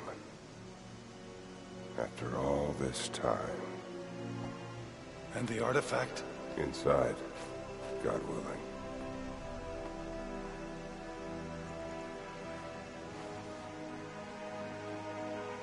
Open it. Carefully. It could be extremely dangerous.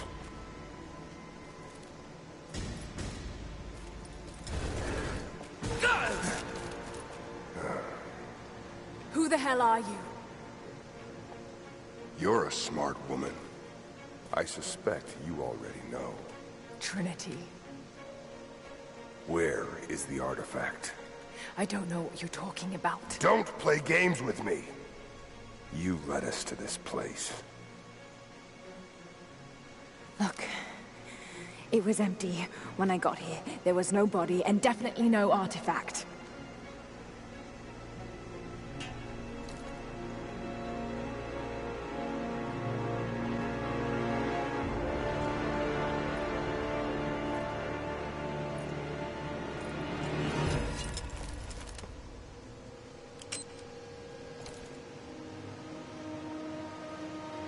Get down!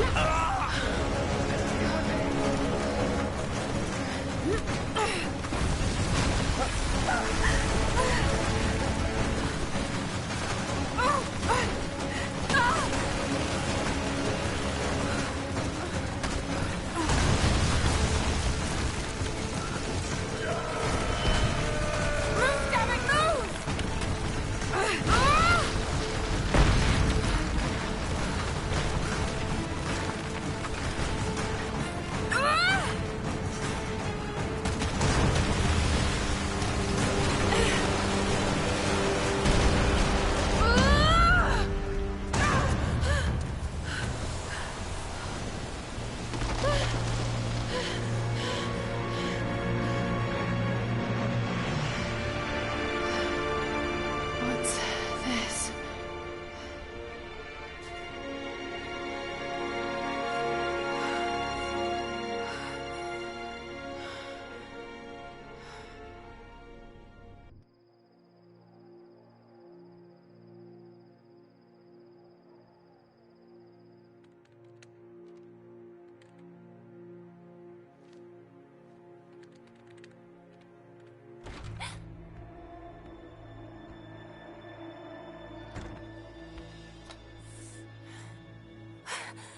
Jonah!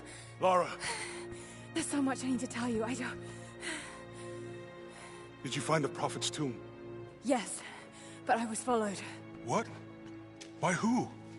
They call themselves Trinity. They tried to kill me. What the hell is going on here? You're starting to scare me. The tomb was empty, but I think they were looking for the divine source. The artifact your father was after? There's more. I found this symbol in the tomb. I knew I'd seen it before. It was driving me insane. That's when it hit me. I saw it here, in one of Dad's books. Listen to this. The lost city of Katesh, said to have disappeared in Siberia sometime in the 12th century. Legend says that on the eve of the invasion by the Mongol horde, it sunk beneath a lake. What does this have to do with the Prophet's artifact? The same symbol. Lara... If the divine source is hidden in the ruins of Katesh, waiting to be found, then I have to go. To Siberia? Are you kidding me? Just think. If this thing could really unlock the secret of immortality, it would change everything. Sickness, suffering, death, gone. Are you listening to yourself? Jonah, we've been through so much together. You know there's more out there. This could be real. I don't care if it's real. I've lost too many friends. I don't want to lose you too. Dad never made the connection to Katesh. He gave up everything for this. Including you. Stop blaming yourself for what happened. He made his own bed. I can't give up on him. Not now. It's all I have. No, it isn't! If you stayed still for 5 minutes, maybe you'd see that.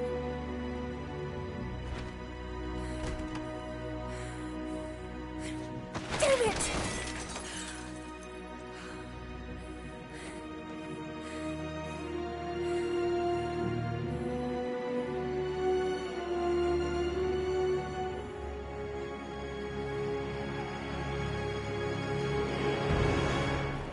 Jonah?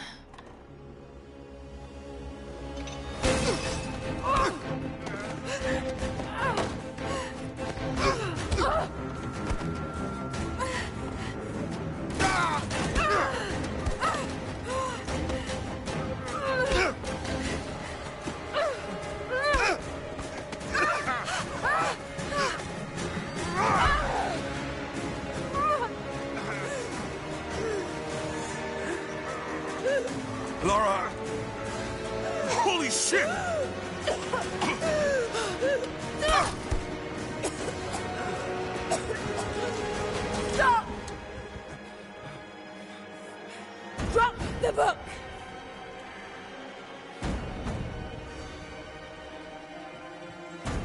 You can't stop us!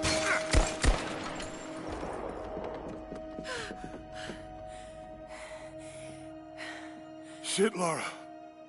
What are we gonna do? I led them to it, Jonah.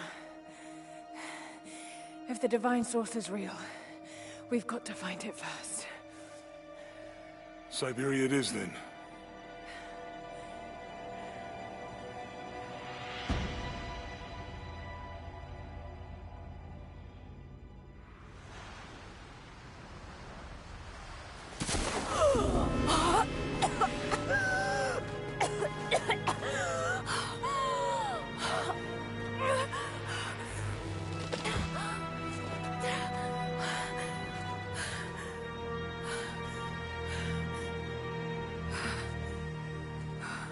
Lara, are you there?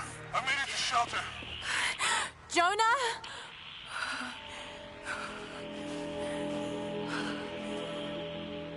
Jonah, if you can hear me, go back. Please don't try to find me.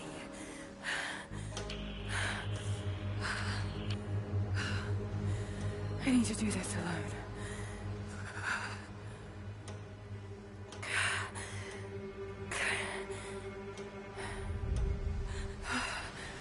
Got to find shelter.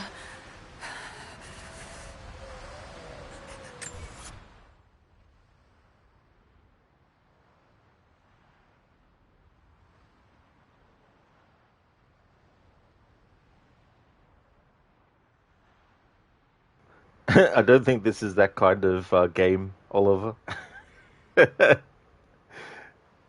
Tomb Raider is rising, alright. Emita, it's empty. Oh no. Shock. Horror. Why is this empty for? Emita, no. Adrian, it's the Cobra Commander. Cobra. Sounds like Clancy Brown. But it's Charles Halford. Ow, my brain matter. I was using that. It's interesting, though, because IMDb has two people playing Constantine. They have Charles Halford credited as Constantine with voice in brackets. But then underneath, they've got Zach Ward credited as Constantine as well. And if you look at the character model for Constantine, he doesn't look like Zach Ward.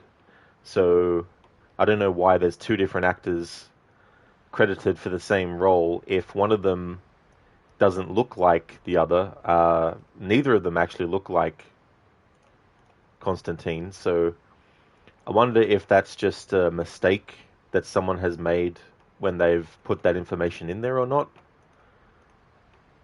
So it's a bit confusing. I think there's another character where there's two actors that have been credited to them as well. But yeah, none of the actors for Constantine in the credits on IMDb actually look like the character. And I mean, I don't know which one is which, but I'll put Zach Ward in there too as well. Put his IMDb in.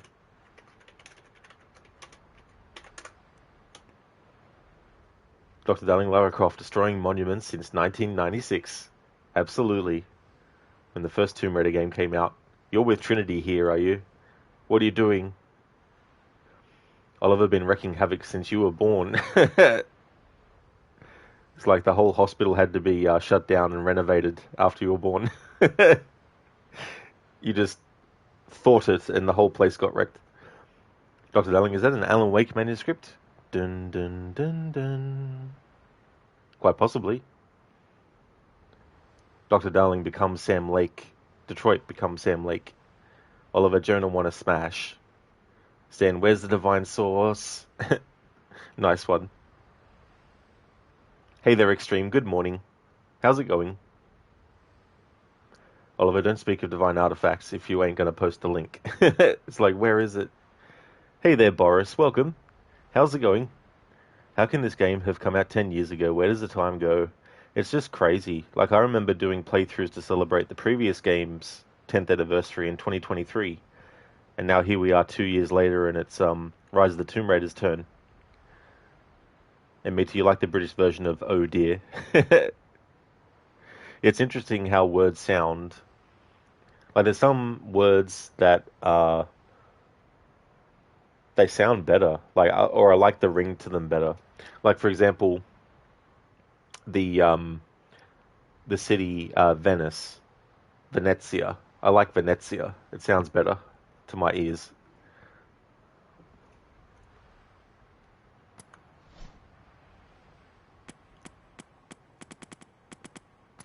All right.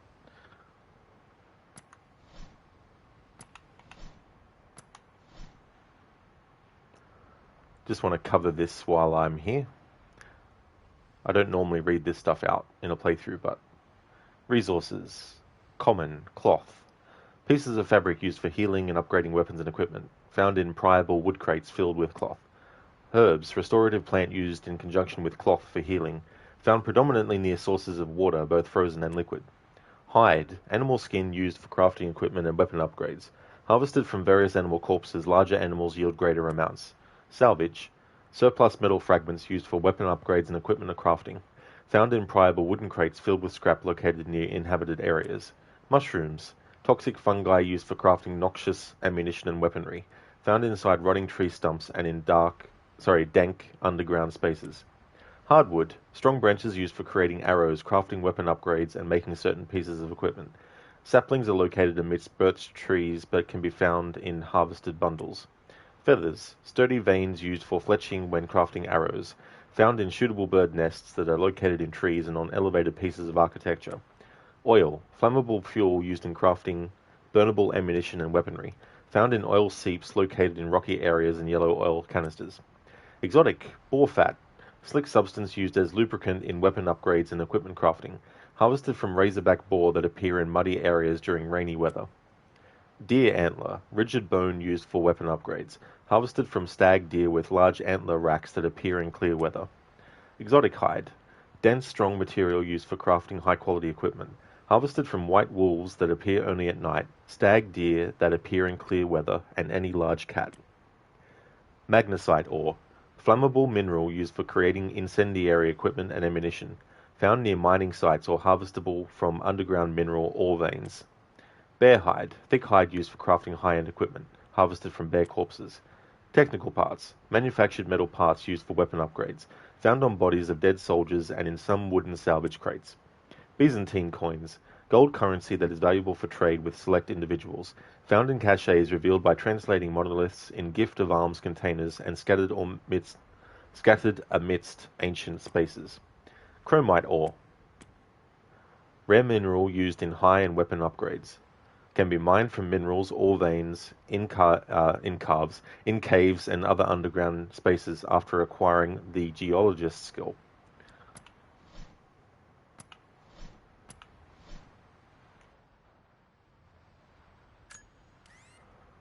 Missions and challenges. We did grab and go. Oh no, we haven't. Sorry. All right, so it doesn't let you see the ones that you've already done yet.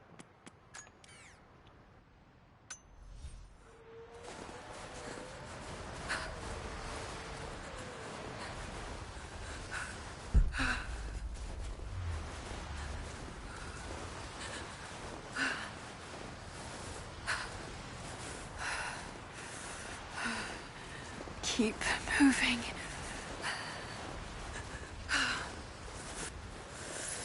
Come on. You can do this.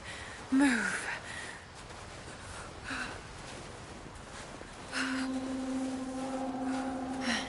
An old camp.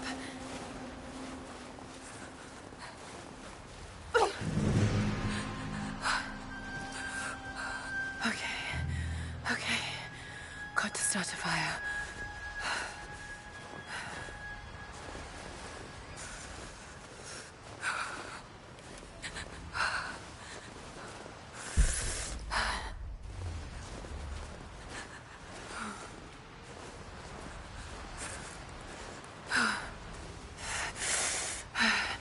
fresh kill. No meat, but maybe something else I can use.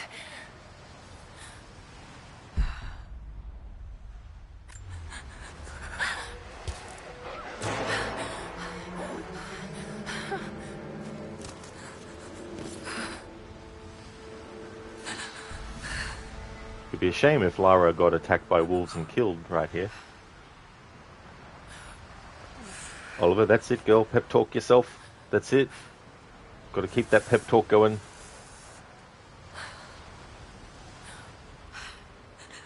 When I did a no-death challenge with this game, one of the deaths happened here because I was actually not looking at the game screen, and I was talking, and I kept on having Lara move, and of course I went beyond this point here, and then the next minute she got killed with a cutscene that happens if you go too far. She gets killed by wolves, so I had to restart the game and start again.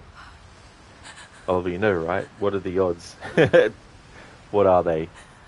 That all the things that are actually needed are right there waiting.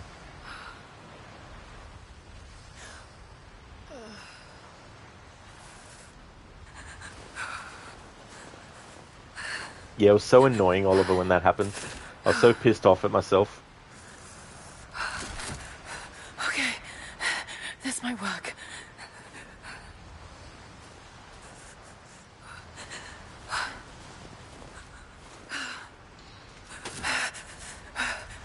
Dry enough to burn. I hope. Back to camp.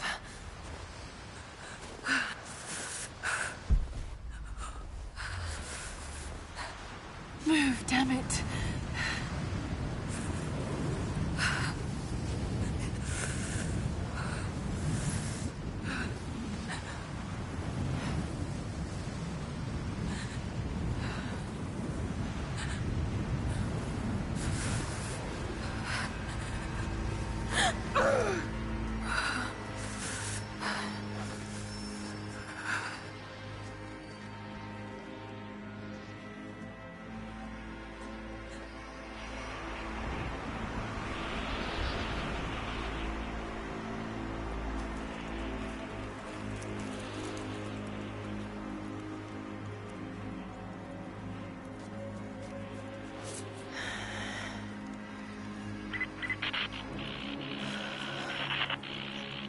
Scouring the ruins in the mountains. If the artifact is here, we'll find it. And what of the remnant? They continue to resist us, but we'll have the situation in hand soon enough. Good. Trinity has faith in you. Trinity.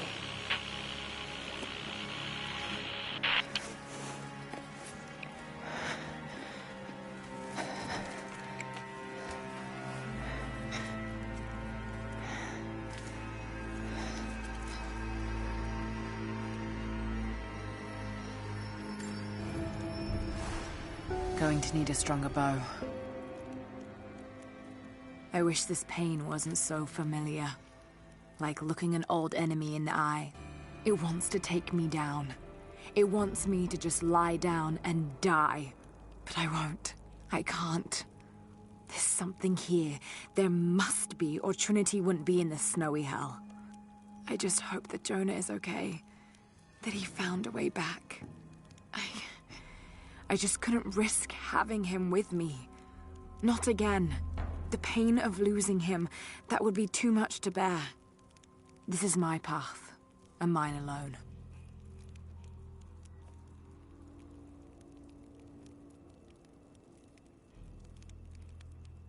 In me to ghosts, the way she's looking around. Yeah.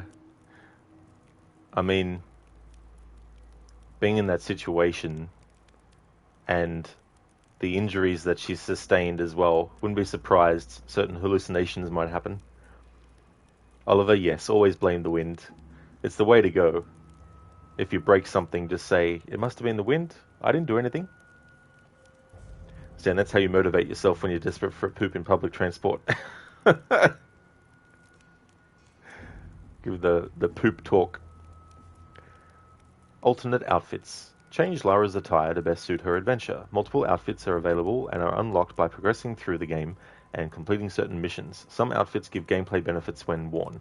Switch outfits at base camps by accessing the weapons menu and browsing to the clothing category using L1 and R1. Makeshift bow. Makeshift longbow. Bare bones bow crafted from sticks. Simple, yet dependable.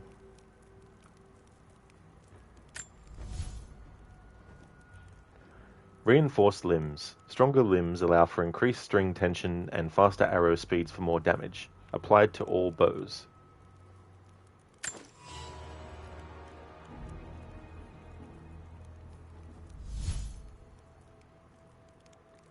Oliver poop on the bus. Then come on, boy. 3 more stops and there's a hospital with free and clean toilets. You can do it. Yeah, I hate using public toilets.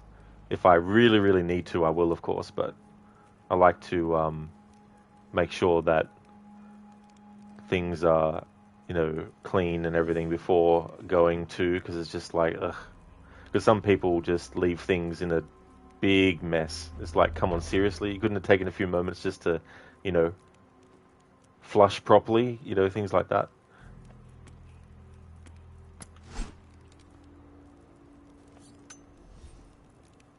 Climbing axe, a sturdy metal ice climbing axe. Weapon switching. Switch between multiple weapons of the same type using the weapons menu. Each weapon has unique stats and upgrades that provide a distinct combat feel.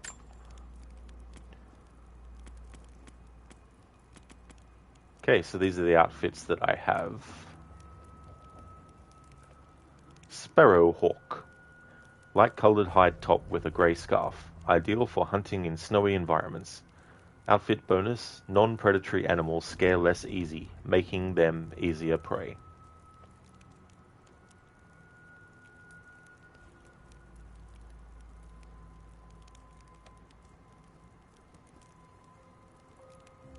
Coffee, you don't think there is anyone who likes using public toilets? That's definitely fair, yeah. But yeah, if you need to go, and you can't wait, it's like, yep.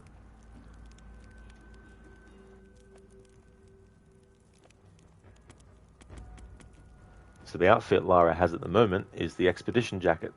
Modern, insulated winter coat in a red and black palette. Perfect for mountain climbing and other extreme conditions.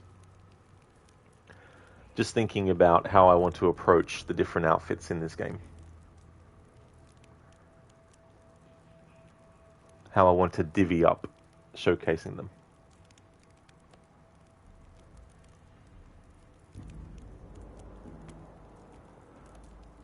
I know there's a point in the story where it'll automatically change what Lara's wearing. There's actually a few points where that happens. So I think what I might do is keep Lara wearing whatever outfits the game has her wear by default until we get to a point where I know there won't be any more changes to the outfits. And then I'll think about how often I want to show each outfit in this playthrough. Because I think this phase would be the best phase to actually do this in. Although she looks great in all of them. Yeah, there's some that I like a lot in this. There's one that you actually buy, which is my favorite one, which is the Commando.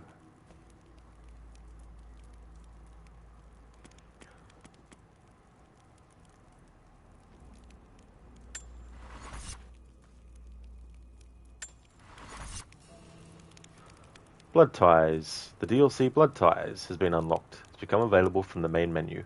I'll be doing this content, but I'll be doing it after I've done the main game. It's basically a DLC where you learn more about this version of Lara's backstory, her experiences growing up in the mansion, and things with what happened on a birthday of hers, an expedition in the house, like in the mansion, all that kind of stuff. So it's a nice sort of like way to get to know this version of Lara a bit more than what they reveal to you in the narratives of the previous game and this one as well. And there's some nice Easter eggs to the old school Tomb Raider games with the mansion and some music that you can listen to. So I'll do that when the main game's finished.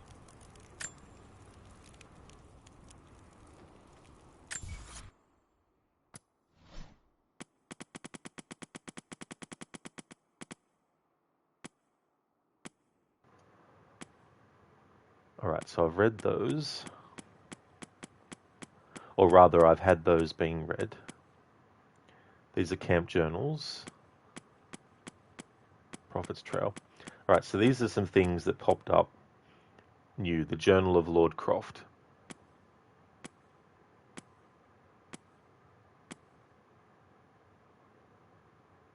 Alright, so we're going to cover these now.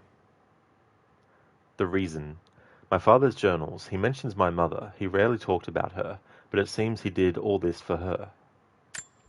I received word today that university funding would be cut again. It's becoming increasingly difficult to continue. I face constant ridicule from people I once considered colleagues and friends. They have no idea. There is a truth behind all myth. The stories of all cultures speak a universal language, and they point to a startling possibility. The world is not what we think. Our lives are not what we think. If I continue, I face isolation. I will become a pariah. But I will continue. For Amelia. It was her death that set me on this path, and for her I cannot waver. I wish every night that she was still here, that I'd had the tools to help her.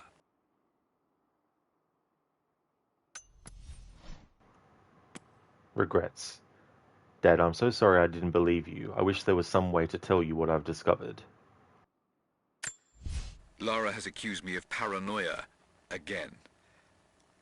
Perhaps she's right. But I've been approached by people asking to see my research, people offering no credentials. I'm sure someone is watching me. Strangers outside the manor house, odd phone calls at odd hours, and then last night, the house alarm was tripped. Someone had tried to break in. I believe they represent an organization called Trinity. There are oblique references to them in much of my work, but what they're after, I do not know. I've begun taking steps to ensure my work remains secure. One day, I hope Lara will understand why I did all this. Invitation. I remember this. Dad was buzzing with anticipation about this conference, even though he knew he'd been mocked. Received an invite today to speak at a conference on folklore and anthropology. Of course, I've only been invited as a figure of fun. They only want to ridicule me and my ideas. But the point of this work is not to keep it in the shadows. The point is to expose it, to help bring the truth to the world. Amelia believed that it was noble to face adversity head-on. That strength was born from inside oneself. She was right. She was always right. For better or worse, I will accept the invitation. A meeting. Anna made him happy again. She believed in his work. If only she knew I was out here in the middle of nowhere, chasing the same thing. The conference was, of course, a disaster. I might as well have been booed from the podium, and yet I am in the best mood I've been in years. I met someone there, an admirer. She approached me after the slaughter. I nearly flinched, expecting her to continue the beating. But instead she simply asked to hear more about my work, and when I started to talk, her questions were not loaded with cynicism. Instead, they were intelligent, almost innocent in their inquisitiveness. We spoke for hours. She says her name is Anna. I've invited her to dine with me when we're all back in London. Collaborator. Those were hard times for Dad, but Anna brought so much happiness into his life. I couldn't resent her for that. Having Anna in my life has put new wind in my sails. She's helped me focus my work, helped organize my research. She's even offered to become my editor. I never thought I'd find such an eager collaborator. Her presence in the manor has revitalized everything. The rooms have life again. I feel I have life again. But I am worried what Lara will think. Her emotions are more guarded than mine. I worry she thinks I'm trying to replace her mother. But I'm not. I'm simply trying to find what happiness I can in this life. Lara will just have to understand that. Revelations. They were so close to finding the prophet's tomb, but something drove him to give it all up. New developments. I found an old manuscript buried and forgotten under a heap of pseudo-scientific texts. As I began translating it, I realized what I had, a record of the Deathless Prophet. I'm still working on the translation, but already it has provided details of his life I'd never read before.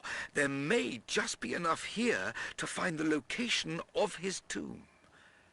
This manuscript could be it, the singular piece of research that will bring all of my work on the immortal soul together. Revelations are coming quickly. There is much work to be done. Tonight over dinner, I'm going to celebrate with Anna. So that's the journals of Lara's father, Richard Croft. Now this is a spoiler, of course, but at this point, Lara doesn't yet know that Anna is actually part of Trinity. So the whole inviting Lara's father to speak at that, whatever it's called, the gala or the event, was all orchestrated. Him meeting Anna, of course, was orchestrated, all that kind of stuff as well. So this is all part of Trinity's manipulation that they started with Lara's father, and that carries on with Lara because Anna, being part of Trinity, was in on Lara's conversations with the psychiatrist that we'll later get the audio of. So I'll play that too when we get to that point. Side note, I've always thought that the image of this recorder actually looks like two eyes, a nose, and a mouth that is open in surprise.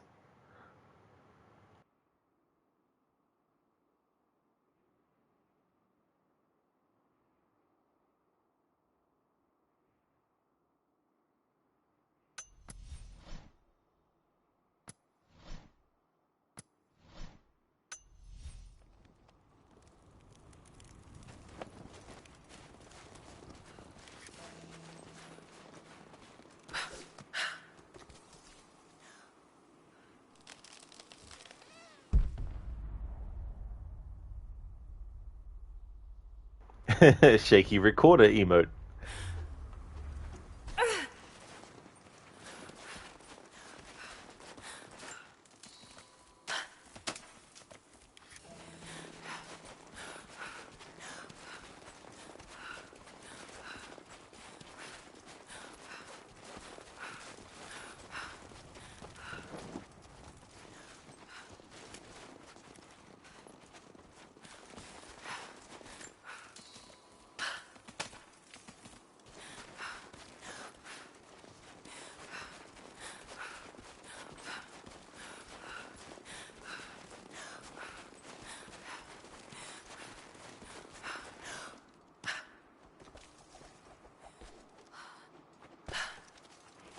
So in these games, there's kind of like a vacuum between something you want to jump to and a certain distance away from it, that when Lara actually gets into that vacuum, she basically gets, what's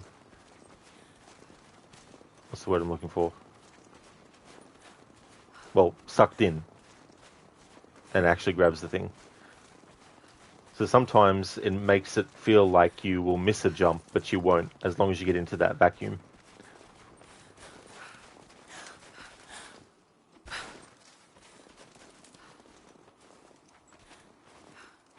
Then Anna is what? Dun dun dun. Part of Trinity. Oh my fucking god. Dun dun dun dun.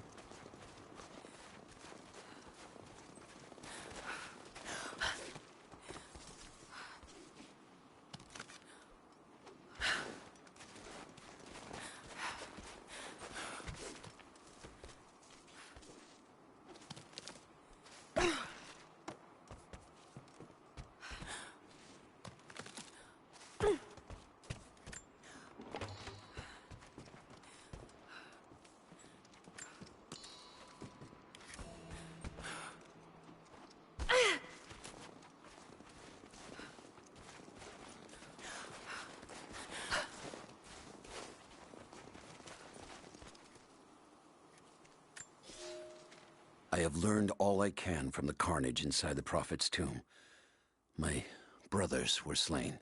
to the last man sometime within the last few days. The false prophet's followers died here by the hundreds, but in the end, they were victorious. I have sealed the tomb as best I can, and told the men of the nearby village that the prophet is at last dead. I left them with the subtle threat that this place should remain hidden.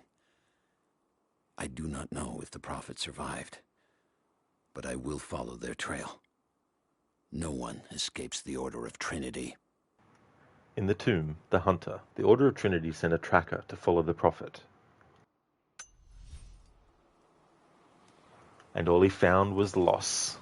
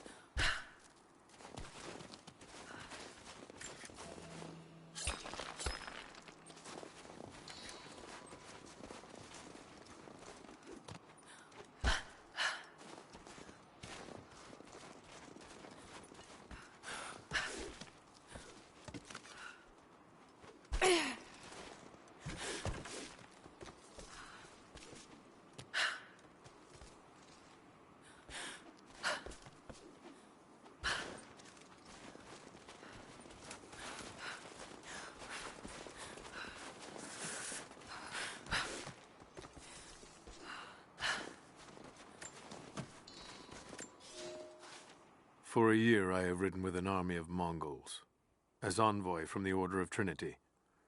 Their Khan is a great warlord, despite his heathen ways. Under my influence, I have helped them topple nations, burn cities and kill princes, all in search of the Prophet. Our slaughter of the Rus was not in vain, for among the spoils we at last found the map. And now, this very morning, after a season in the mountains, we saw buildings rising from a green valley surrounded by ice. We have found Kitesh. I tell the Khan of the riches that will be his, and that alone drives him on. But the real victory will be for God, when we purge the prophet's lies from the earth, and at last, the divine source will be ours. The prize awaits. Voices of invasion. Trinity had an envoy to the Mongol horde, and he led them in search of the lost city. Indeed, Oliver, parkour.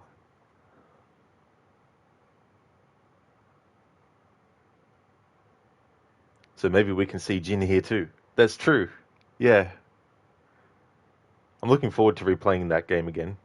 I'll be doing 100%, doing the DLC as well, which I didn't do in my first playthrough last year. I'll also be doing Kurosawa mode, so that'll be cool, and have the Japanese language, spoken language active with English subtitles as well. So I'm looking forward to that. I'm just going to play on the standard difficulty though, because it'll be hard enough with the Kurosawa mode where you can't, I think from what people have said, you can't see when the enemy's going to attack you or what type of attack they're going to do based on the fact that, I mean, if you know what the animation looks like, obviously, you'll be able to determine. But I mean to say, normally there's like a color that appears on the enemy's weapon to let you know what they're going to do. And so apparently in Kurosawa mode, you can't see what the color is because it's all in black and white. So that'll be interesting. Add a little bit of challenge. Oliver, you going to be 100% all your games now? Oh, no, definitely not. Yeah, there's definitely a lot of games that would take a long time to actually get 100% in. Especially when there's like back-to-back playthroughs and stuff. Nah, Lethal Plus mode only. I'd be there for months. Which I don't have. I'm already behind on my schedule. Which might sound weird, but since we're only in January, but I'm thinking about all the playthroughs I want to do and how long all the playthroughs will take and all that kind of stuff, and I'm just like, I think I'm behind already.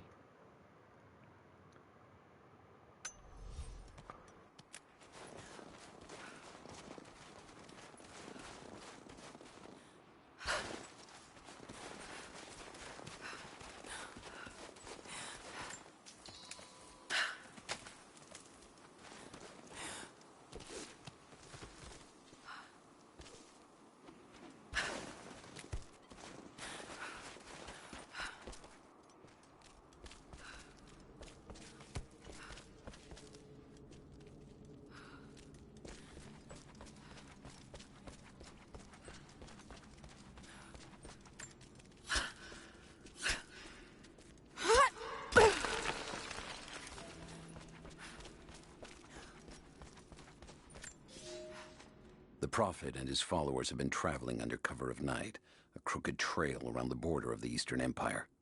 I do not know where they are headed, and I suspect they do not either. But they know we will not let them rest until this heresy is purged. The common folk of the borderlands give him shelter, and I find it curious that none who have aided him will tell me anything of use.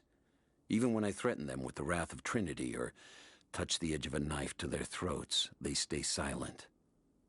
They die, never betraying what they know. The Prophet has a curious sway over people. All the more reason he must be silenced. On the borderlands, the hunter, the tracker pursued the Prophet to the edge of the Empire. Hey there, Adam. Welcome. How's things? Absolutely. Rise of the Tomb Raider. Want to do different playthroughs this year for its 10th anniversary, so Phase 1 is 100%, and I've got some other ones in mind as the year goes on. How's it going, Adam? Lucas, you tell that tree who's boss. I know, the tree just needs to be told, listen, you think you're the boss of the forest? No.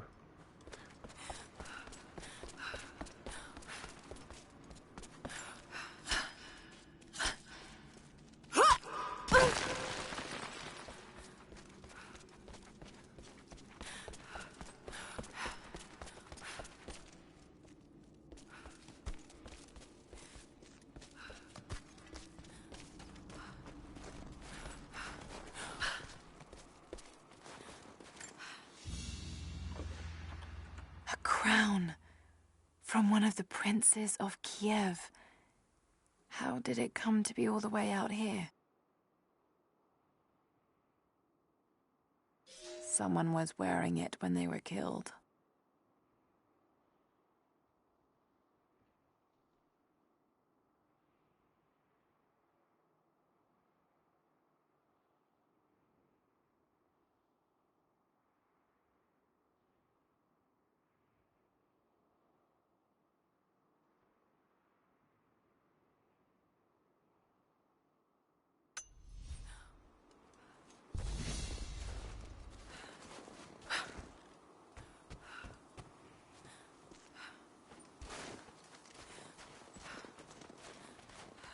These ruins here, Mongolian.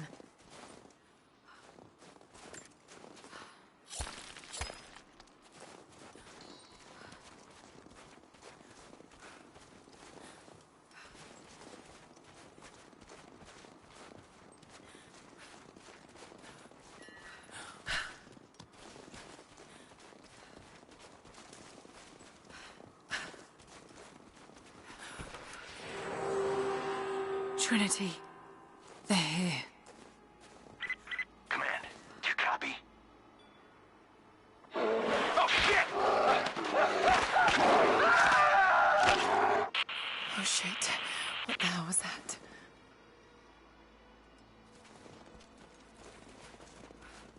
Da Bess.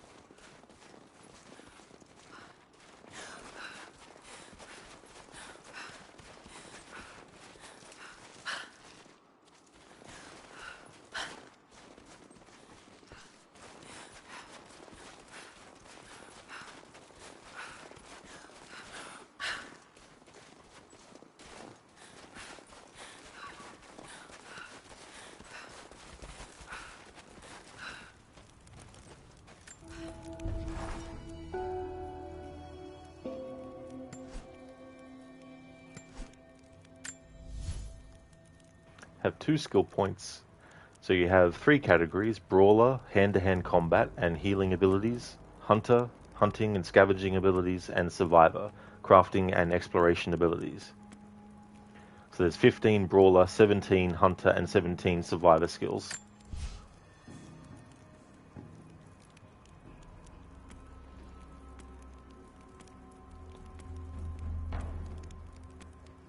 Pretty much all the skills only cost 1 skill point, so that's good.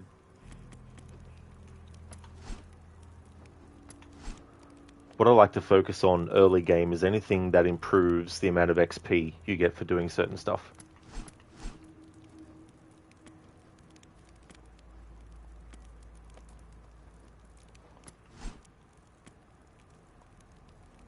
So you have Resourceful Combatant. Enemies killed or knocked out from crafted handheld objects yield more XP. So that's one of those XP increase abilities. Avid Learner. Earn bonus XP from survival caches, documents, relics, and challenges. So we'll grab that.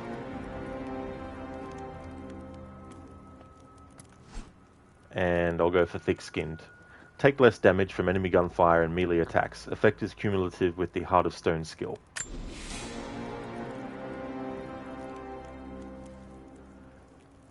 These Reboot Trilogy games are pretty good when it comes to doing casual playthroughs and getting enough XP to get certain skills, where if you don't care to listen to the journal entries when you find them, once it automatically starts playing the audio, you just exit out of it and then keep on playing.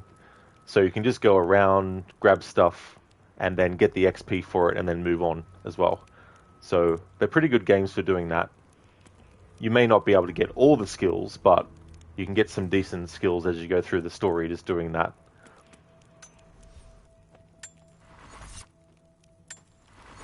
Which is what I usually do in playthroughs of these trilogy games. But for this playthrough though, I won't be doing that.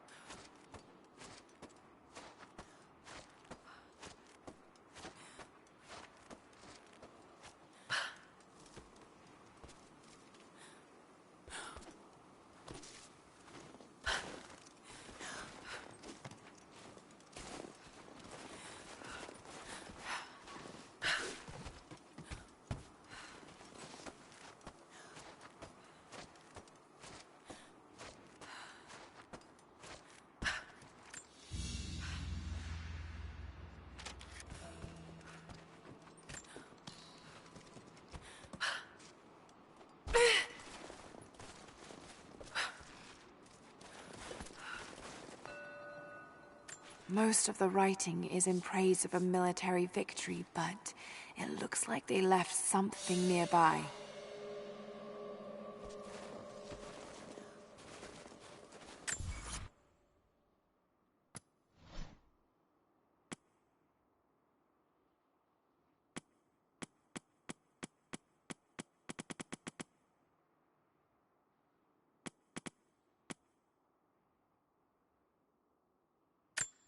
For a year I have ridden with an army of...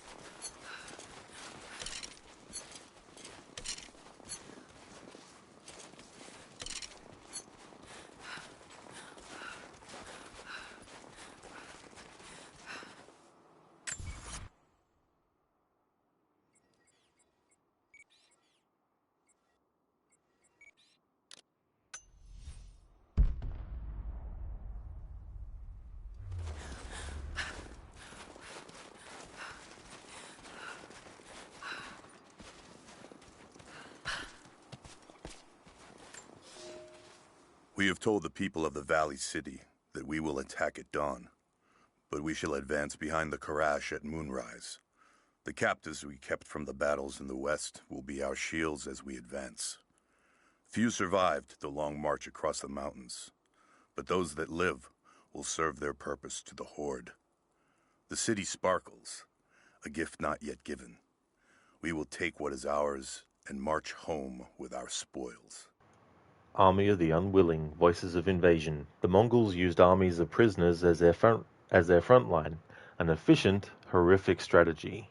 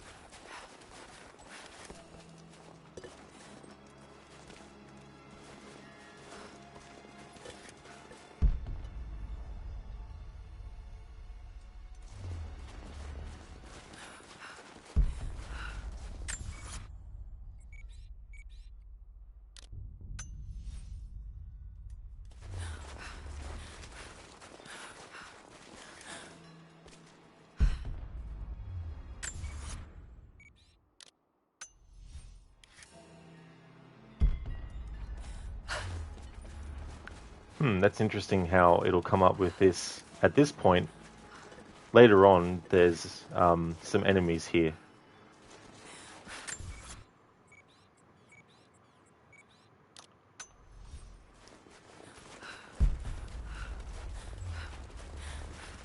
Adam, Rise of the Tomb Raider came out in 2016. It still looks really good. You were close. Yeah, 2015. Or was it 2016? Fuck. I thought it was 2015. Yeah, it is 2015. Oh, good. I was going to say, oh, shit.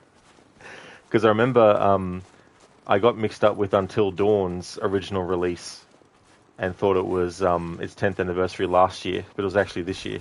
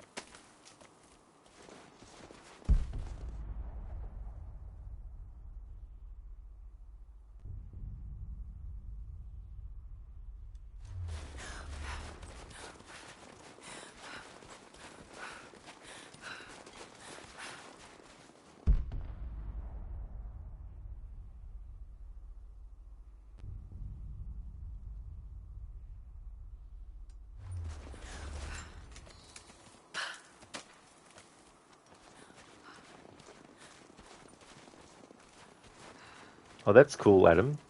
The entire Tomb Raider series on sale. Recommend the entire bundle that has all 3 Tomb Raider games from Crystal Dynamics with all DLCs. Oh, that's good. I like when they do that. When they include all the DLC content.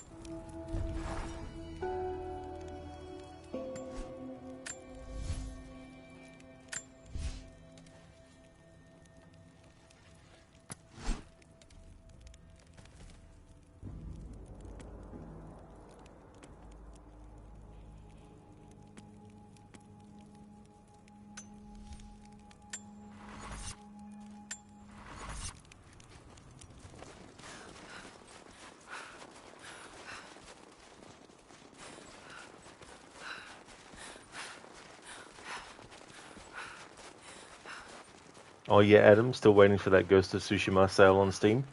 Hopefully you won't have to wait too much longer. I was talking about that game not long ago, talking about what playthrough I want to do next. I played it for the first time last year and really, really enjoyed it. It's up there for me with games like Red Dead Redemption 2.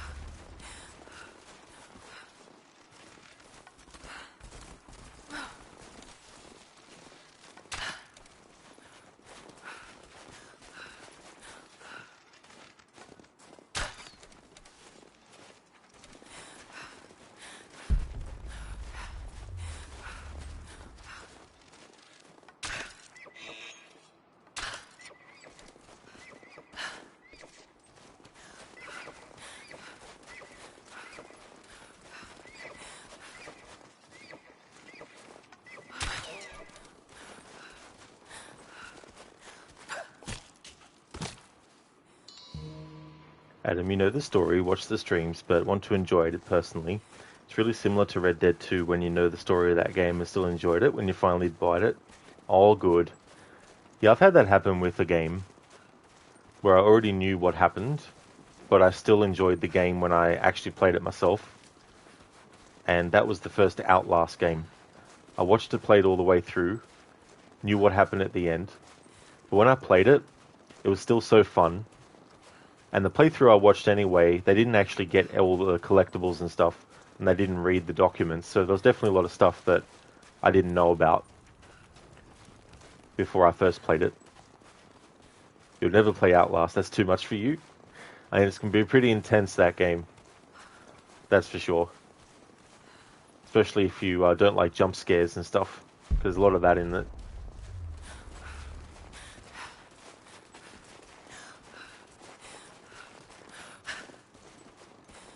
Like with Ghost of Tsushima and Red Dead Redemption 2, you have this scope to the story that feels like an epic movie.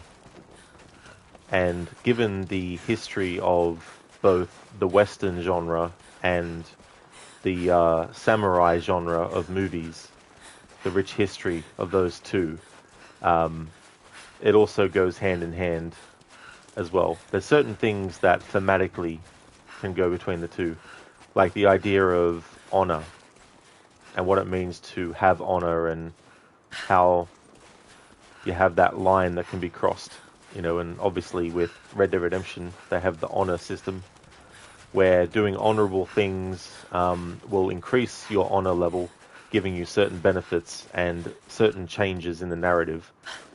And if you go the opposite way, it does the same, but in different ways, of course. And the idea in Ghost of Tsushima of honor and Jin's commitment to being honorable versus the increased threat of the Mongols demanding that newer tactics are taken if they're actually to survive, you know, and that's what that game does. So I think that's one of the other reasons why I compare and think that they're both complementary to each other, those two games, Red Dead Redemption 2 and Ghost of Tsushima. And then, of course, you have things where you had the samurai movie, The Seven Samurai, which was then remade as the Western, The Magnificent Seven. You know, similar story, except just changing which part of the world it took place in and what type of, you know, characters. So going from having, you know, samurai to having gunslingers, you know, that kind of stuff.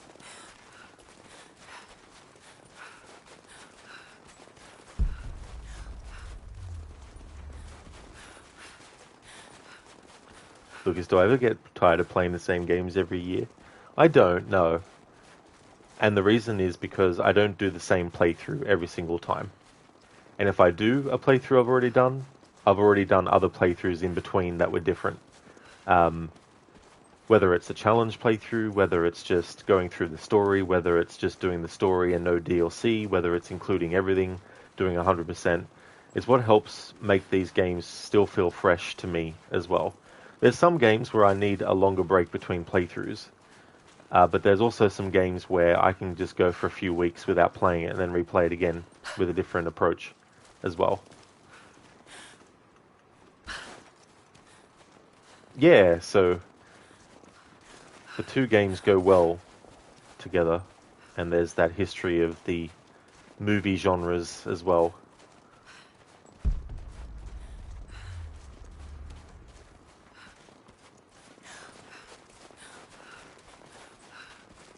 Okay, that's enough collecting stuff in this area for now. I will have to come back here later when I have the means to destroy certain structures that are in the road that I don't have the means to yet.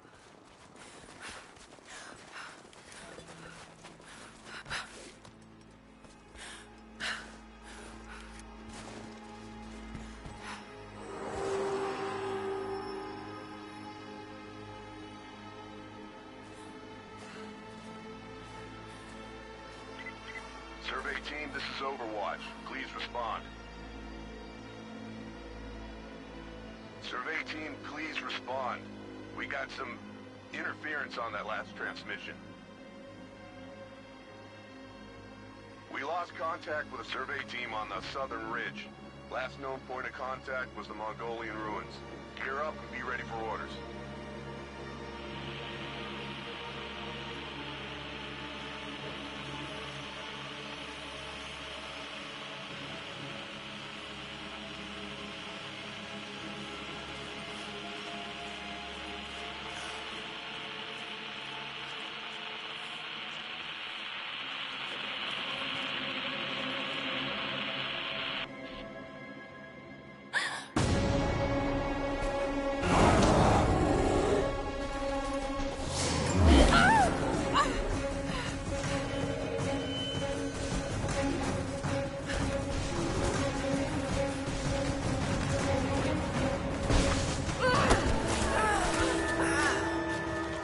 Fucked up the jump.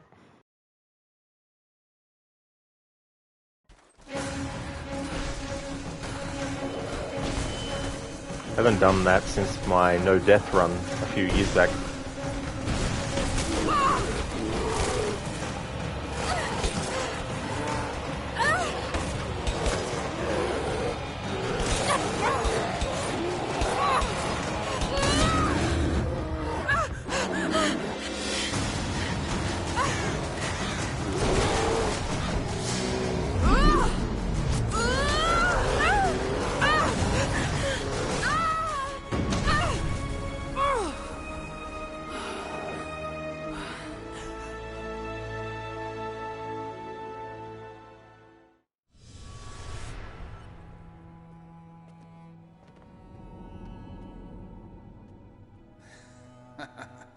Lara, refusing to use the door again, I see?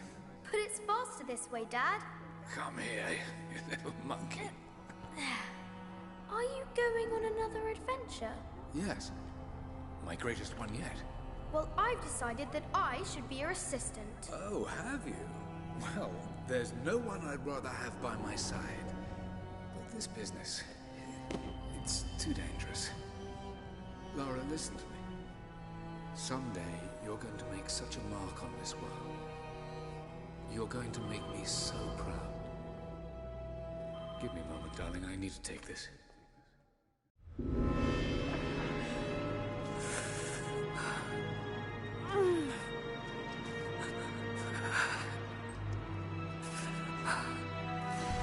Got to bind this wound.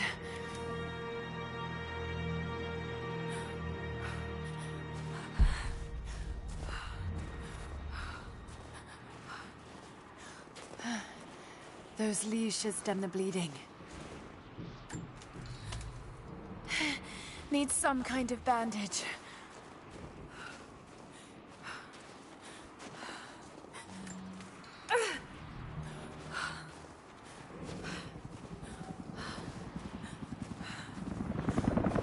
An abandoned Cold War installation. What the hell is Trinity doing down there?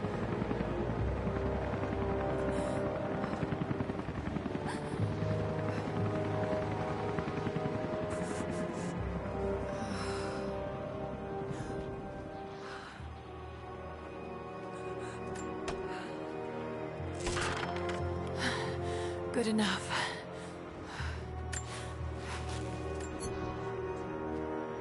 More Mongol ruins. It looks like the path goes all the way through.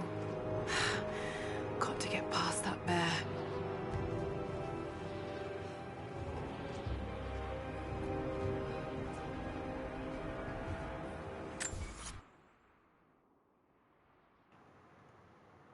Pedersen, you're the same. Very nostalgic. Can see a movie 100 times over. And what I like about that too is sometimes you might be focused on different things. You might have seen a movie so many times that you decide, I'm going to just have a look and see if there's anything that I've not looked at before. Like it might be a character that you didn't pay much attention to. And then you might find a reference to something you didn't actually pick up before. Because maybe you didn't actually watch or read or see what was being referenced until much later, and then you rewatch this other thing, and then you're like, hang on, that's cool, I didn't know about that reference, things like that. Lucas, an Australian Western would be funny, like imagine they write up to someone only instead of howdy, it's g'day, mate. G'day, mate. Yeah, I mean, there are a few movies, I haven't seen these ones, but there was a couple of movies called The Man from Snowy River, but they were based on some poems. But I don't know what time period they were actually set in, though. I might have a look.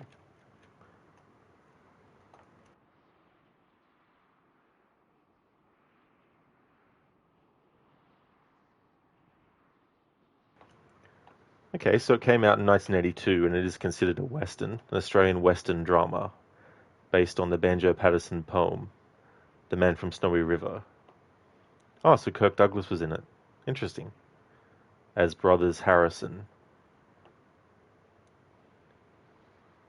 If anyone is a fan of Star Wars and you remember, what's his name? Not Owen. What's Owen's father's name in Star Wars Episode 2, Attack of the Clones? The actor who played him anyway, Jack Thompson, is in it too.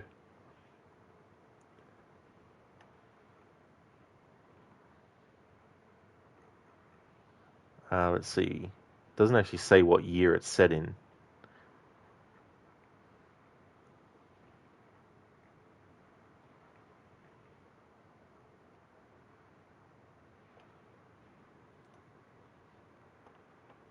So it's set in 1880.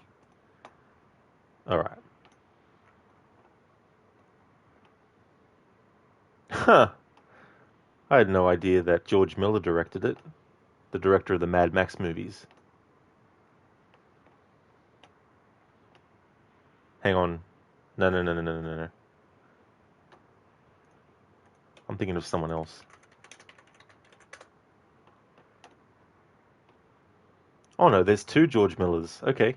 This is where I was getting confused. I'm like, hang on. So he passed away in 2023. But the George Miller who directed the Mad Max movies, he's still alive.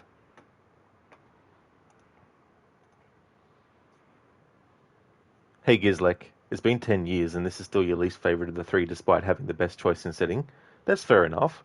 Yeah, having the first game in the trilogy be on an island, very sort of like tropical looking and all that kind of stuff, then going to this, which is very, very sort of like cold and snowing and all that. And then you have Shadow, which is more sort of like jungles and all that kind of stuff. Lucas, damn, Lara can take a beating. Absolutely. Oh, yeah. Although Lara's still trying to kill herself. It's a very hard task. Narbro, Cleed Lars. Thank you, Narbro. Yeah, so Cleed Lars is the character that I was thinking. Yeah, so the actor who plays him, Jack Thompson, he's in that movie I just mentioned, The Man from Snowy River. Plus a lot of other Australian movies in that. I'm not really a big fan of Australian movies. Like, there's some that I've seen that I like. There was one with Hugh Jackman where he played this older brother who has resentment for his other brother because he stayed home and helped his father, who was really sick, while the other son went away and lived somewhere else and all that kind of stuff. And then there's, of course, the Mad Max movies as well. But I like the second one more than the first one.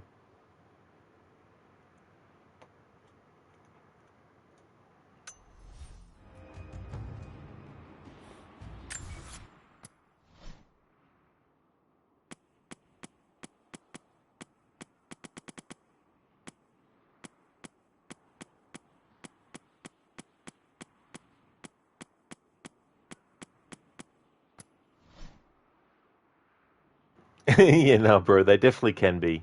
That's for sure. Yeah, because a lot of it is very much using a lot of slang stuff too, which I don't use myself. There's a lot of Australian slang that if you said it to me, I'd be like, never heard of it before or don't know what it means as well. But see, I grew up watching, American movies and British stuff as well, more so than Australian things.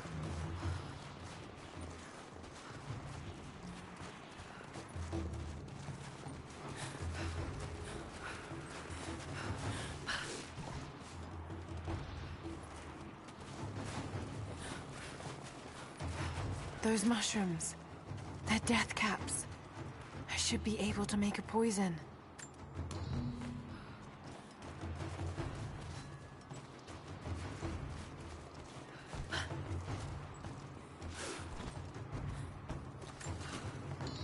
Hey there, AC. Woof, woof. Thanks for using your bits to enlarge your emote. How's it going today, dude? Hope you're feeling better today.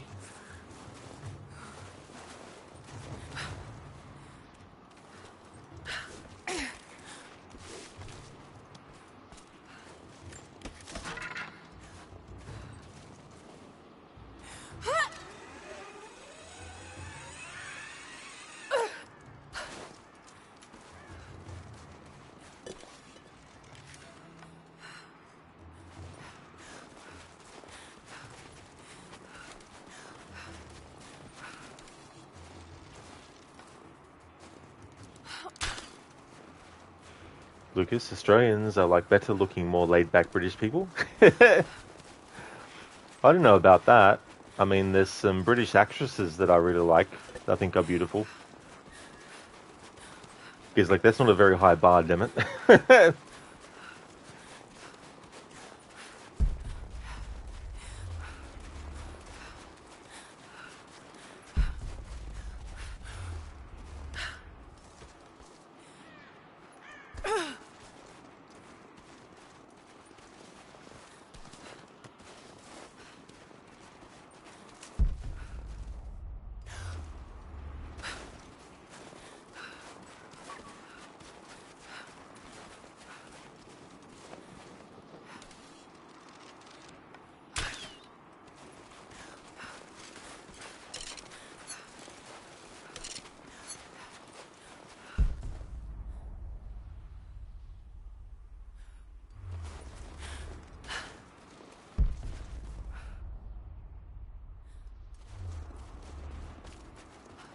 Hey there, Sage. How's things going? Things are going well on this end, Sage. Starting this playthrough today. This will be my weekend game, moving forward. Been doing some Mass Effect 3 as well. And the days for that are Wednesday, Thursday, and Friday.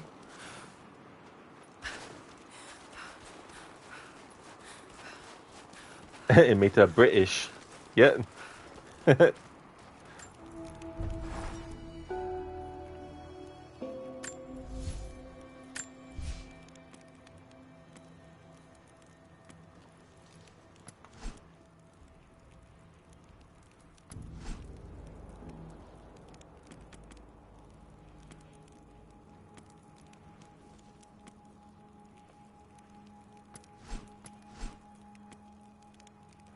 Okay, so let's get the Iron Hide takes significantly less damage from explosions and fire.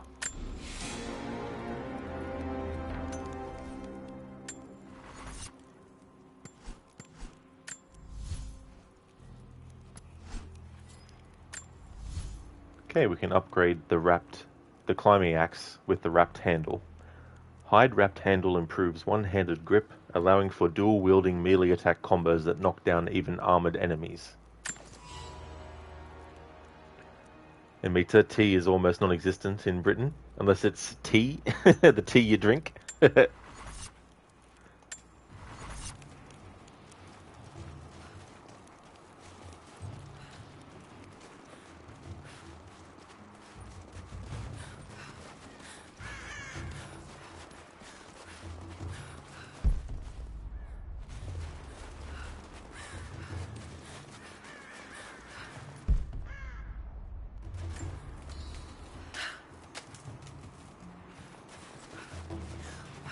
And Mia.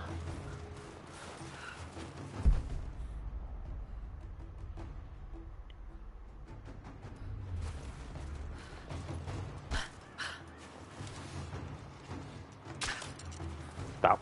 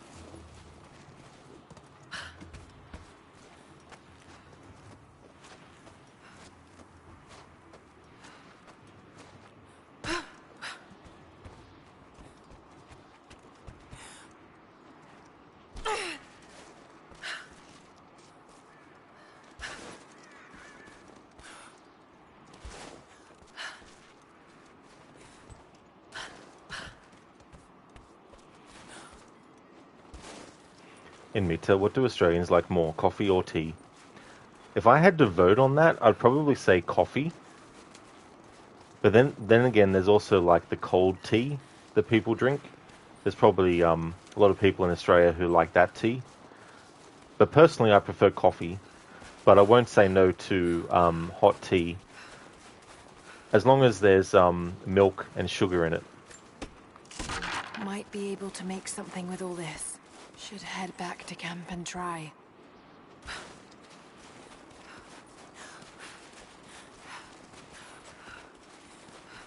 Stand beer, mate. Yeah, that's definitely true.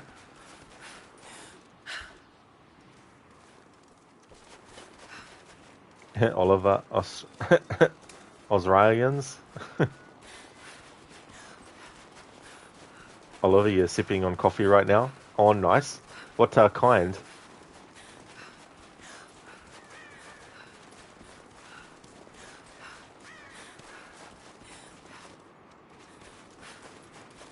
In Mita, it's the same here. Most people drink tea when they're sick. Oh, yeah. Might have, lemon tea or honey tea, something like that.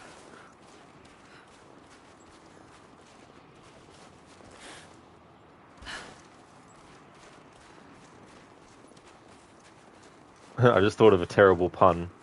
What kind of tea do readers like? Novelty.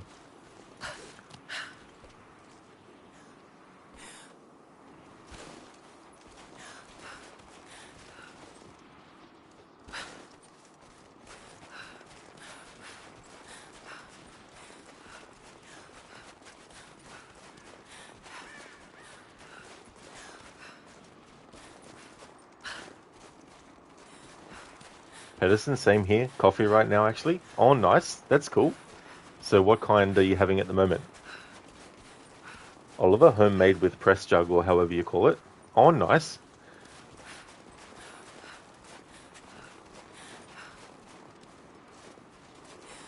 You're a coffee addict, Pedersen? That's fair enough. Yeah, I'm funny with coffee because I love it, but I can go weeks and weeks without it. But that's probably because I hadn't been drinking coffee for most of my life before I actually got into drinking it. So by that point, it wasn't something where it's like, I have to have a coffee every day, you know, kind of thing.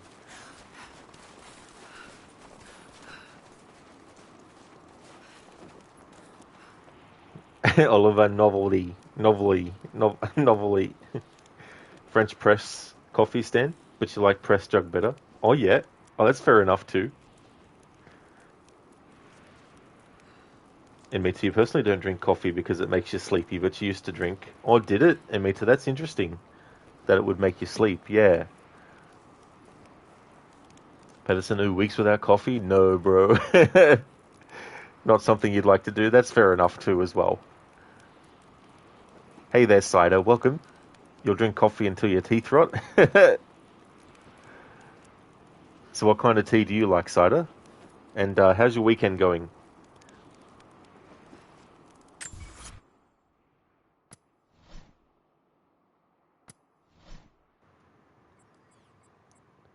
So Siberian Wilderness, we currently have 57% of that complete. There will be some things that I'll have to actually come back later for. But that's pretty good for what we can do right now. This one over here, the actual location doesn't yet have the document there, so the game is letting you know there's a document there before you even literally have the document there. Oliver, Pest Jug is a direct translation from your Ma'ang.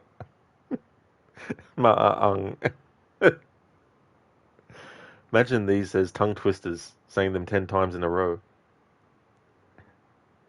Stan, at work they bought this coffee machine. It grinds beans and makes different stuff like espresso, mocha, etc., which helps you stop spending money on Starbucks. Well, that's definitely good too as well, to save money where you can.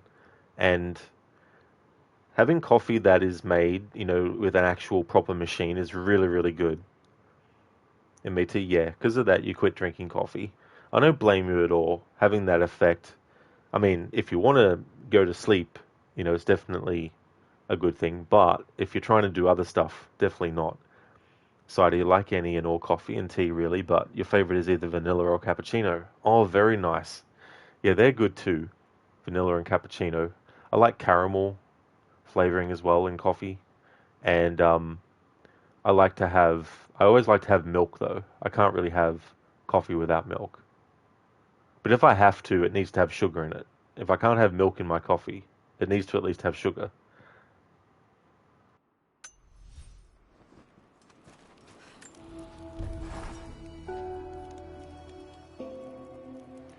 Poison arrows. Use the inventory menu to create poison arrows.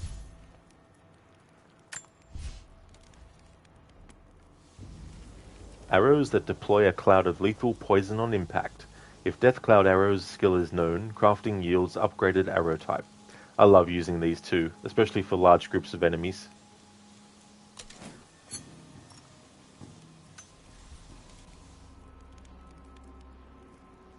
And Mita, what works for you are energy drinks, but you don't drink them often. I think that can be good too as well. You know, moderate how often you drink those kinds of things as well. Pedersen, as you open your eyes in the morning, your first thought is coffee time, and you're totally serious. Well, that's a good way to start, though, as well, you know, especially too if it's really cold, or if you know you've got a big day ahead and you'd like to have that kick of energy to start off with. Because, like, when do you get frost arrows? I'm surprised that they didn't do something like that. Like, that'd be, you know, interesting. Oliver, you like your coffee how you like your women, with some white liquid in it. Well, imagine that as coffee. Sorry, the poison arrows are so OP, good for survivor mode. That is true, exactly. Yeah, I like using them in parts of the game like where you have the Trinity soldiers where they cut through the wall and they come into the area, I like to use the poison on them to try and kill them all in one hit, make it very quick.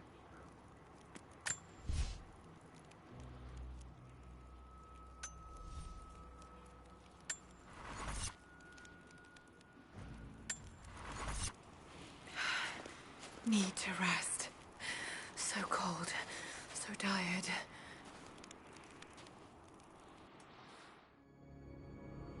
No, you listen to me. This discovery is too important. I don't give a damn about my reputation. Don't you dare threaten me. After everything I've done? Hello? Hello? Dad, what's happening? They're fools! You're scaring me. I'm close, Lara. Close to something important. Someday, you'll understand. I don't want to understand. I just want you to stop. Be my dad again.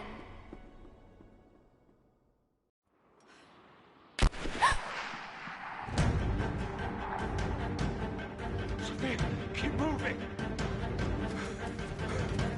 Come on, we got him.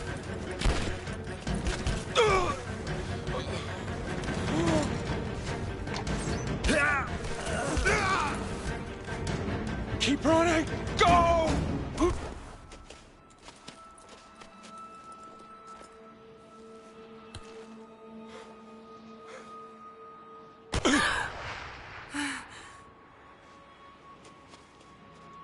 Run her down!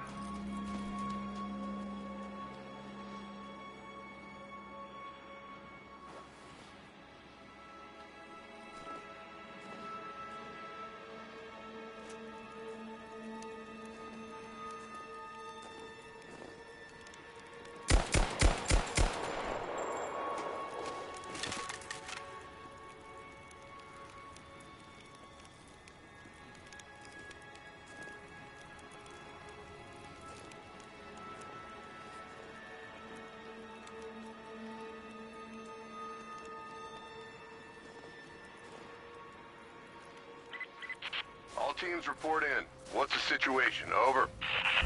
We found another camp up here. Fire was still warm. They can't be far. Over. Comms are still spotty, so stay in close. We need to find them before they can organize another raid. Roger that. We'll make a full sweep. We know you're out there, and we're going to find you. Fucking animals.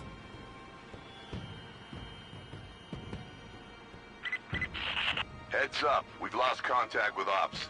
If we can't raise them in 10, we're heading back. Copy that. I'll keep looking, but I think they slipped past us.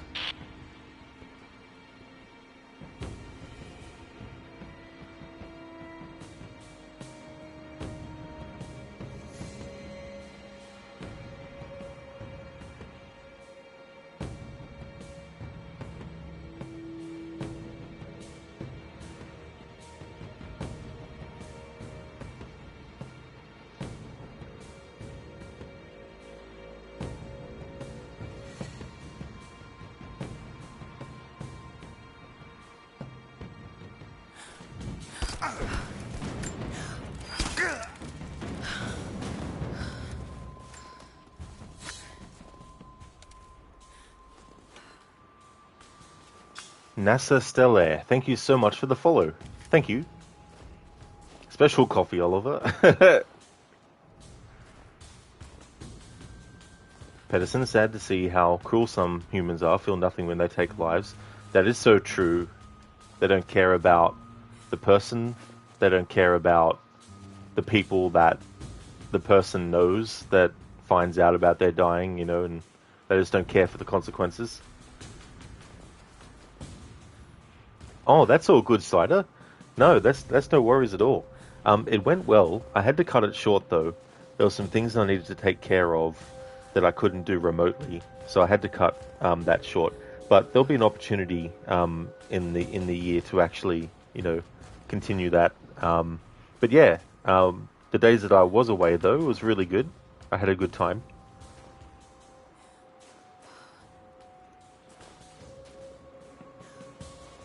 Oliver, I have a special set of skills. I will find you and I will kill you. I'm surprised they didn't do a game based on Taken.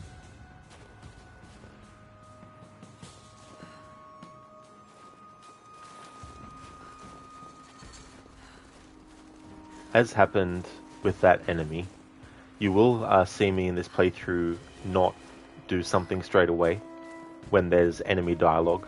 So for this playthrough, I'll be listening to all the enemy dialogue that I can, waiting until there's no more, and then killing them. Command, we're fanning out to pick up the trail. Roger that, but it looks like they've retreated. Primary objective is to find the missing survey team. Still no word from the facility. Negative. Last word we got, they were under attack, and then the comms went dark. Roger that. Any idea who these savages are? Not yet, but don't underestimate them. Safe bet would be that they're the ones that wiped out our survey team. How do you figure? They retreated the moment we opened fire on them. Just keep your eyes peeled for traps. They may have left some surprises for us on the way out.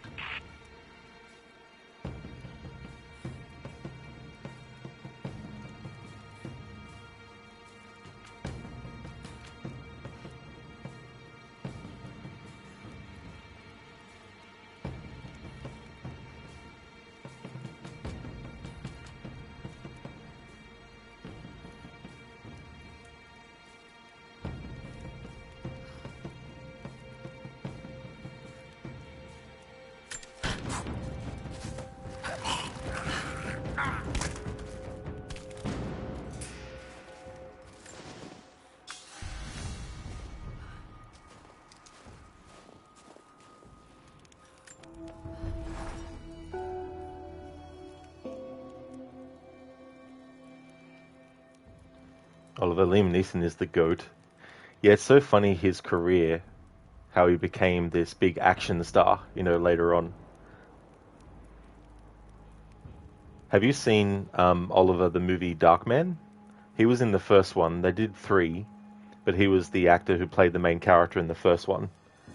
It was directed by Sam Raimi, and he wanted to do a movie based on The Shadow, but he couldn't get the rights to it, so he decided to come up with a character that was similar in some ways. Cider, in some parallel universe, there are loads of Xbox 360 Taken video games pre-owned. Yeah. I mean, it's surprising what they make games out of. Like, I saw the other day that they made a game out of that TV show House. That was for the Game Boy. I think, the Nintendo DS. And I'm like, oh, okay. Interesting. Stan, what do you call a very stupid industrious tea? Facility. That's a good pun. Thank you for sharing that, Stan. Thank you. In Meta, in Shadow of War, there is an NPC that says, I find you, I kill you. That's cool in Meta. Is that one of the orcs? Cider, Darkman gave you a fear of cigar cutters. Oh, yeah. For those who don't know what Cider's referencing, the main villain in Darkman has this, no, hang on. Is it the main villain? Or one of the villains? I can't remember now if it's the main villain. I think it's the main villain. Is it Durant? I think. Has a cigar cutter and uses it to cut off this dude's finger. It's been a long time since I saw that movie. I never saw the sequels though, but it's interesting when they do a sequel to a movie and then they change actors. Like, I think Arnold Vosloo plays Darkman in the second and third movies. He was Imhotep in the Mummy movies, or at least the first 2.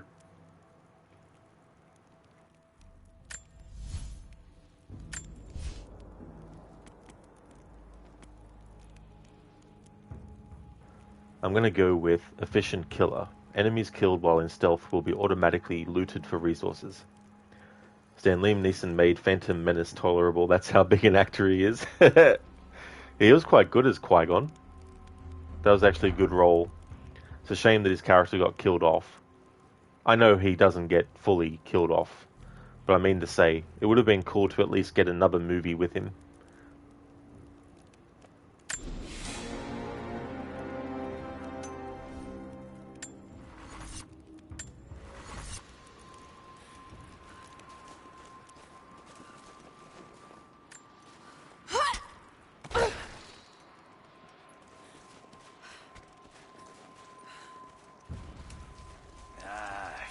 Shit.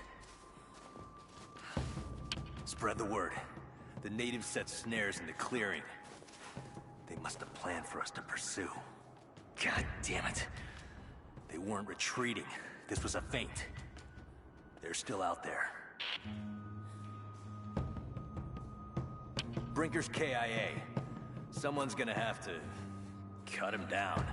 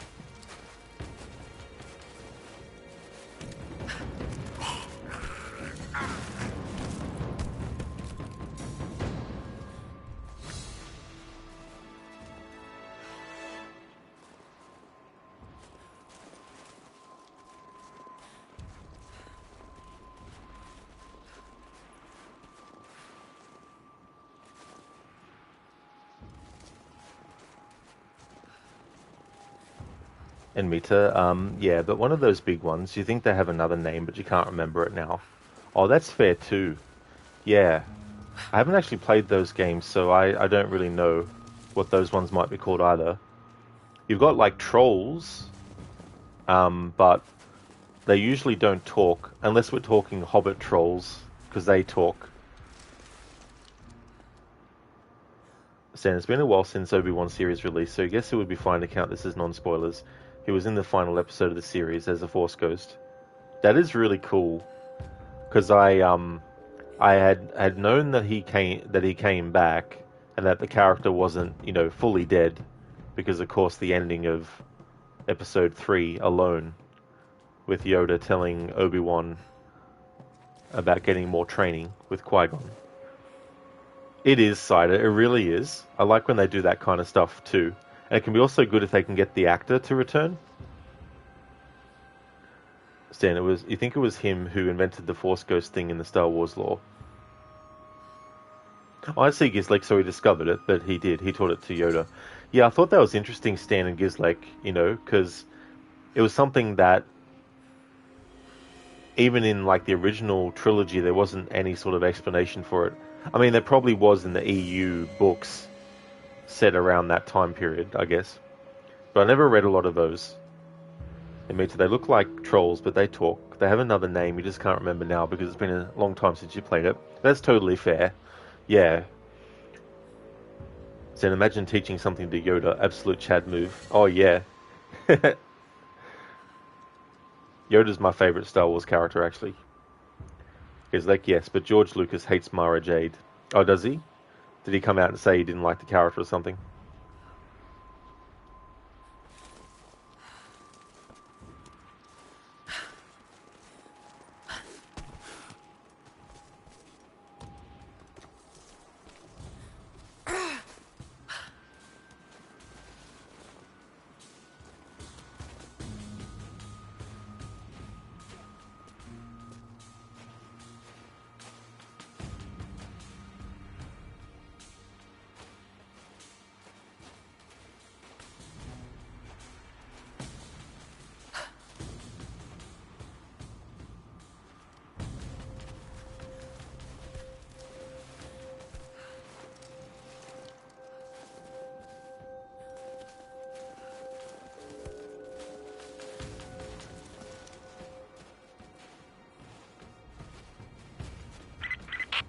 teams, keep your eyes open. The natives booby-trap the woods.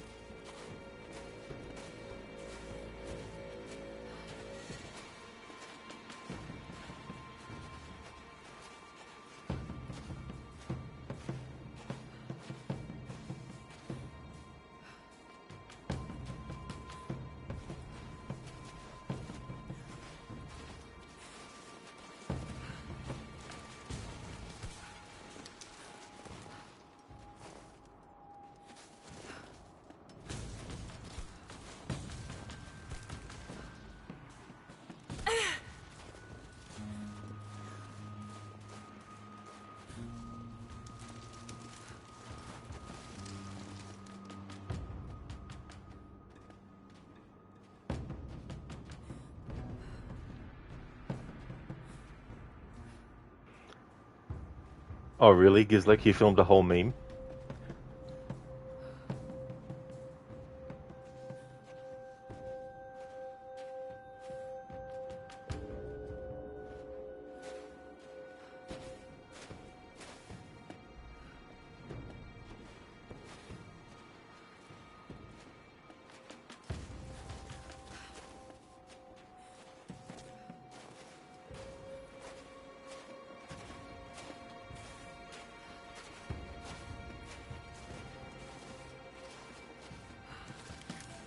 What's that?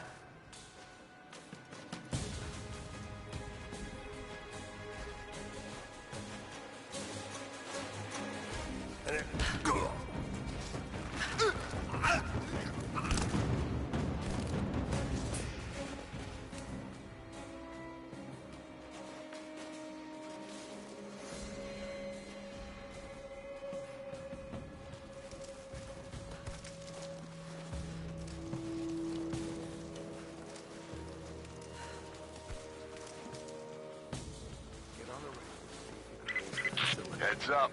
We haven't restored the uplink. Expect interference on all transmissions. Just a few minutes after the natives hit us outside the ruins. Then they retreated away from the facility. This was a coordinated feint. They're trying to spread us out. Until crew fuck this up, these aren't peasants. Yeah, these are guerrilla tactics. They knew to go straight for the comms array as soon as we showed up. Shit. We're gonna need counterinsurgency protocols. It'll blow the timetable. Constantine's not gonna like this, but it's better than getting picked off in the dark.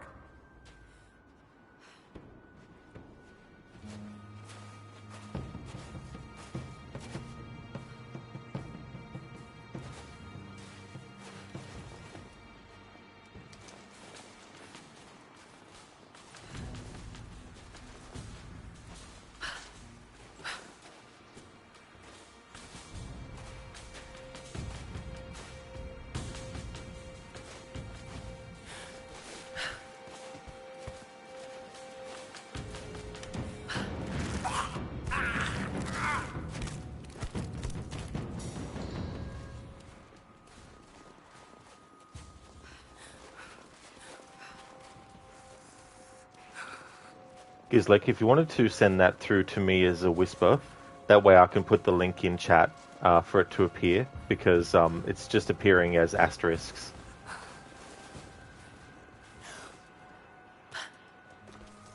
Cheers, dude. Thank you. Amity, you're thinking about grog, but you think grogs are those very big ones that don't talk. Oh, yeah.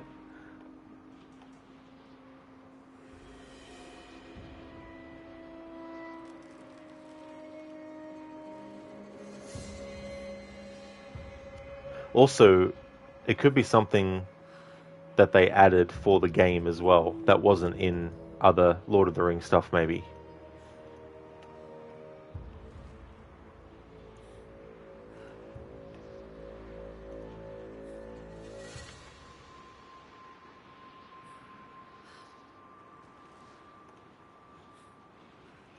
You keep forgetting whose chat senses, things like that. That's all good, dude. I definitely know the feeling. I've done that too before, where I'm like, oh shit, that's right.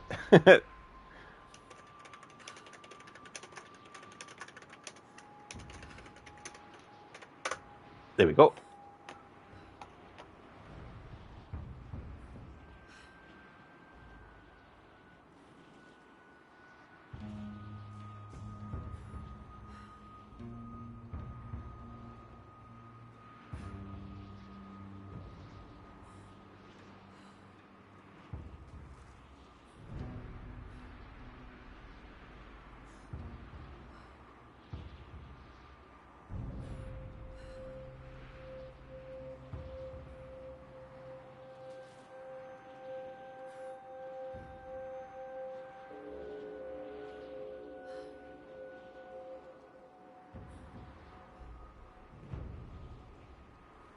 That's so funny, Giz. Like, I never saw that before.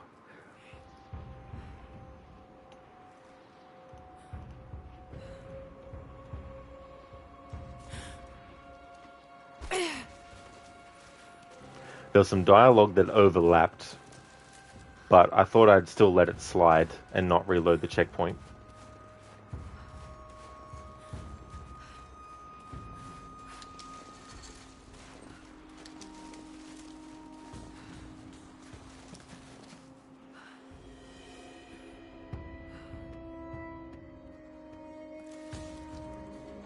What the hell?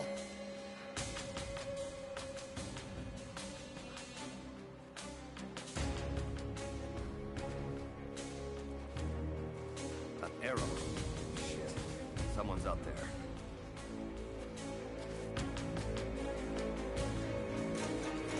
Gotta be this way.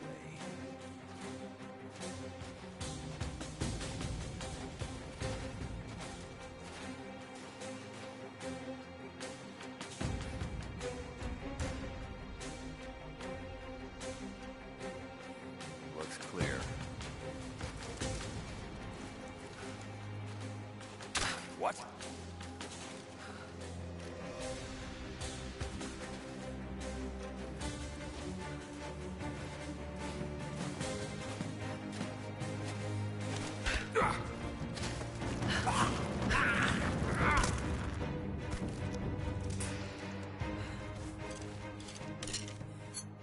Because like, the funniest thing is how believable the acting is.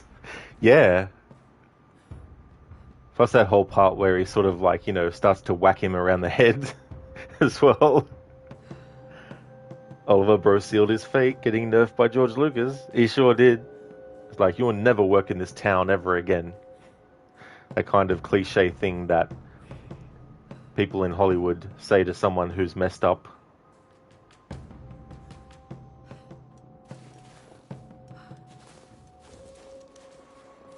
Hey, Batman, aka Arctic. How's it going, dude? Welcome on in. How's your weekend going? Oliver, Batman. I still remember in the first Batman movie, well, technically it's the second, I guess, if you count the 1960s Batman movie that they did, but Michael Keaton's first Batman movie, where he's like, "What are you?" "I'm Batman."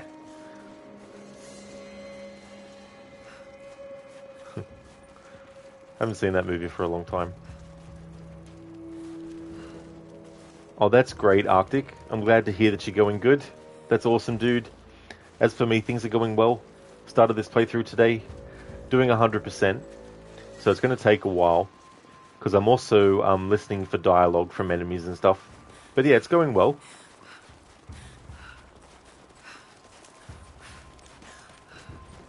Stan Man Bat. A baseball bat with the face of a man.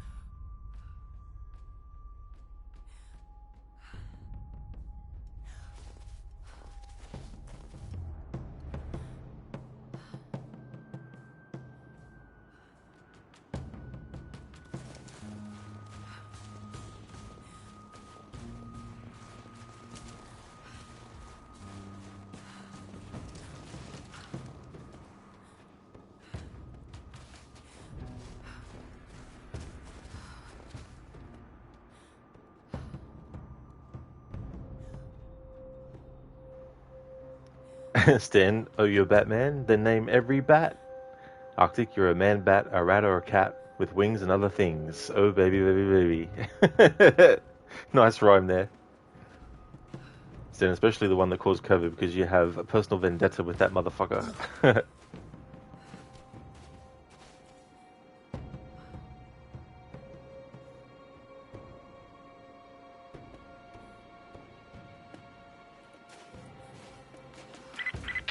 We still haven't located the missing survey team.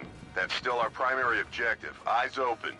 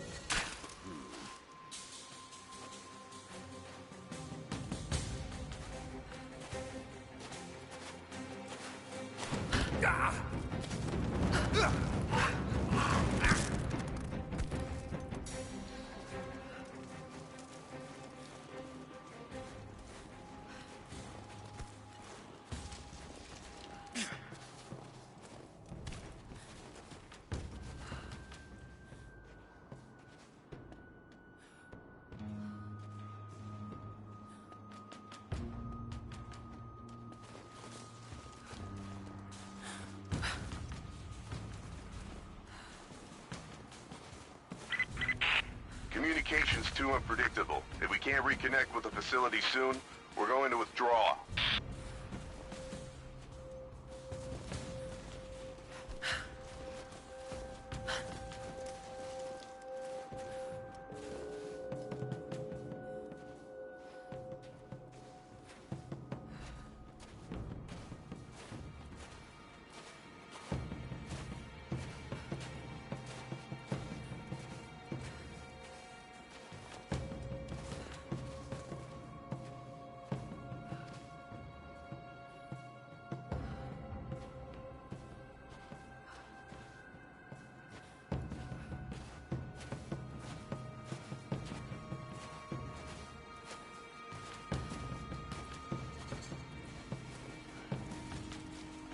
What the hell?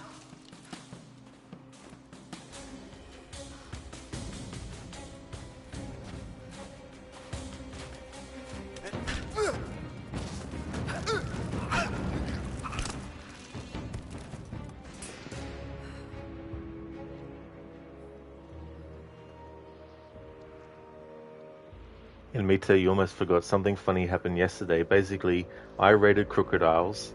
Crocodiles raided Schiller. Schiller raided you. You raided Lucinda. And she raided Schiller again. If Lucinda had streamed for 12 hours, the raiding would have gone full circle. That is so funny.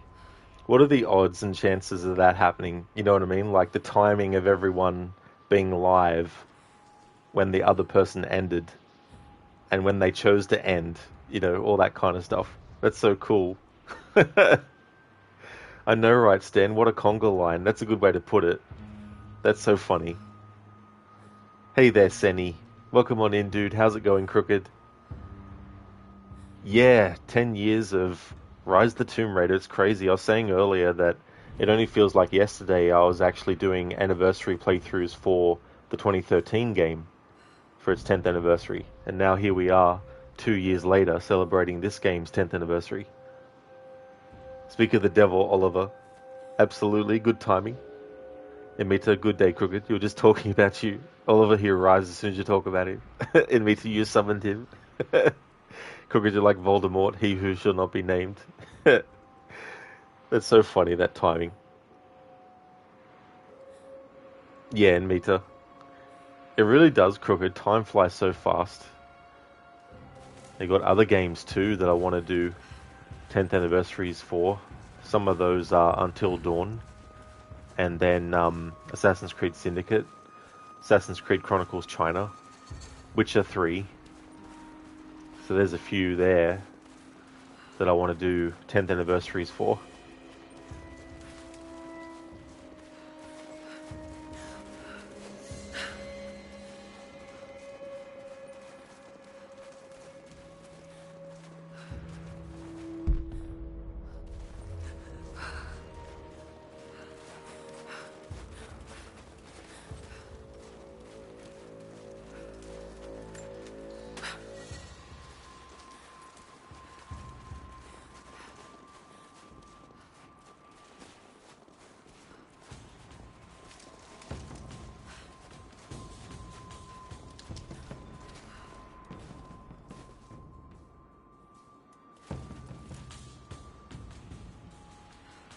I think I heard something. I'll take a look. Roger.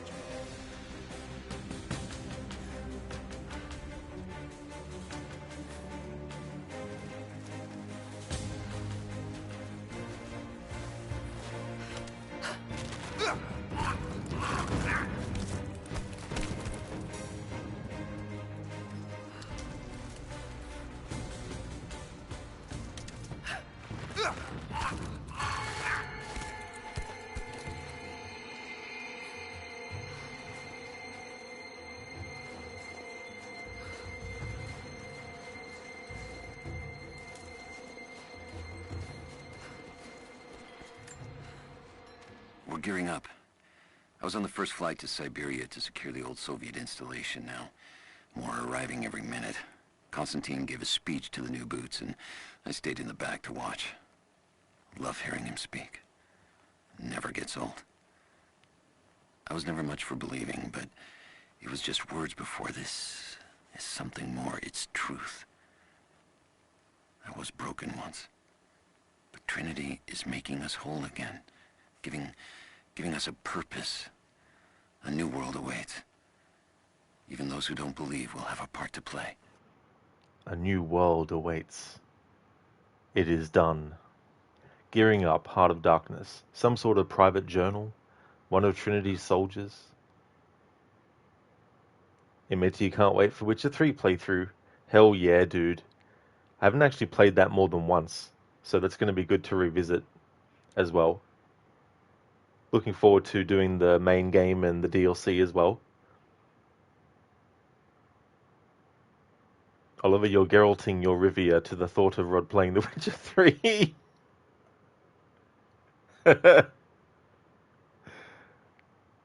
Care for some Gwent? Dr. Darling Partition looks at the size of this area and laughs. Oh, Paititi. I see. Paititi looks at the size of this area and laughs.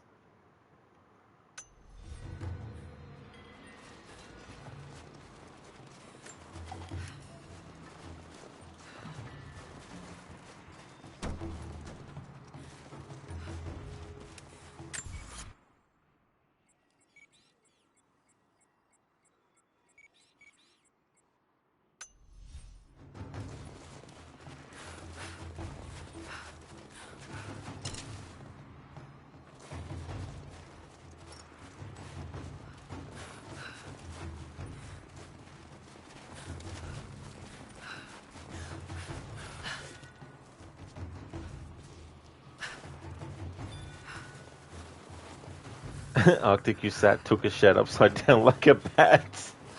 And now we need to clean the mat. And some lovers next door had a spat.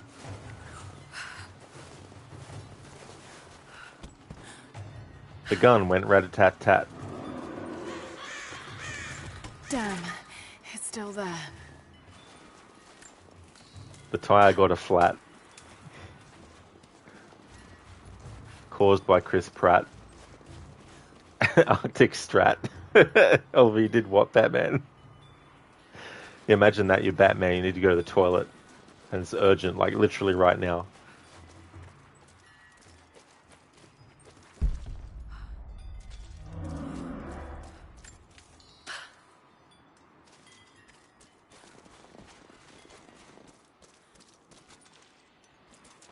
Gizlekin, to hide the results of his mishap, he put on his butt a hat.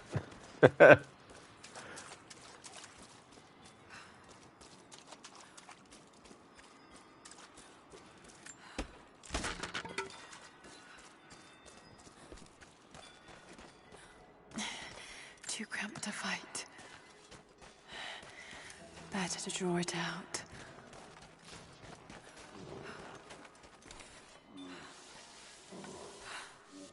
Bought some time.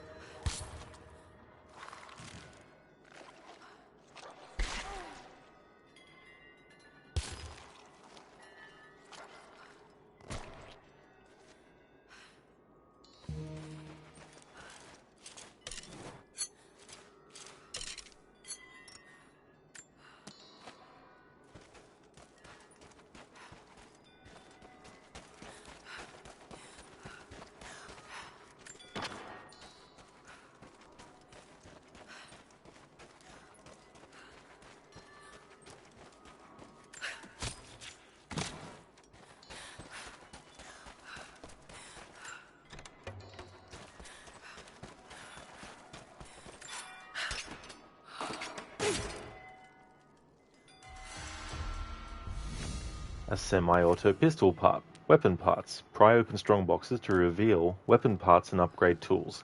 Collect all parts of a weapon to unlock it at base camps.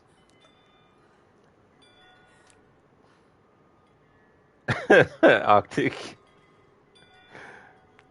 Oliver Geralt and the Unicorn did a splat.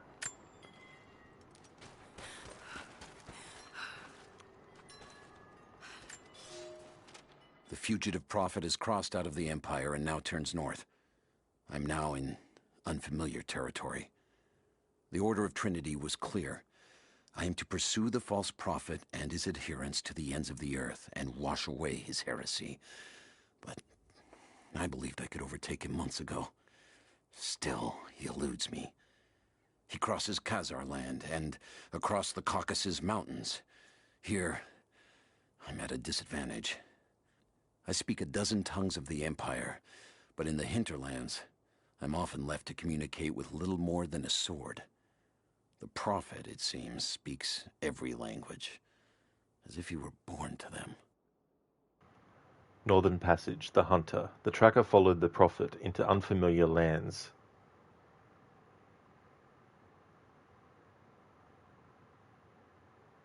Stan, he doesn't drink beer for problems. He drinks beer to become the problem.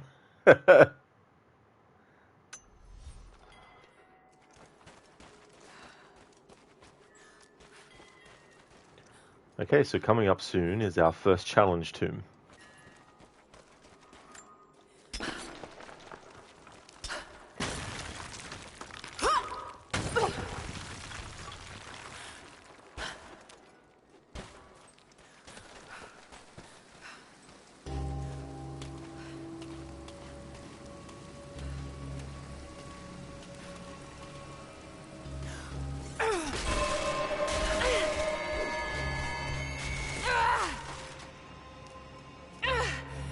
Damn it!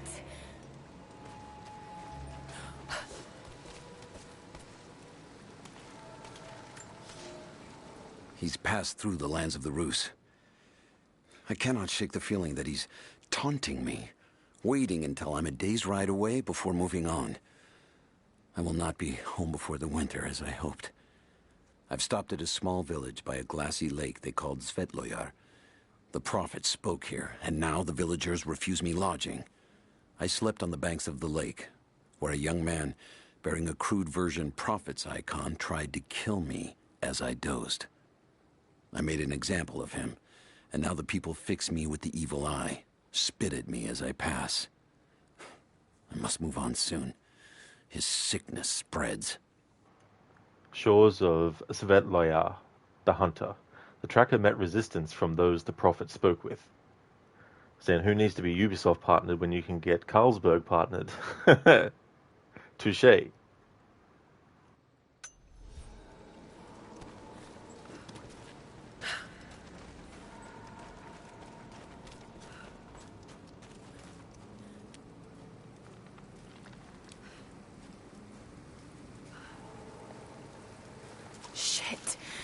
It's gonna be cold.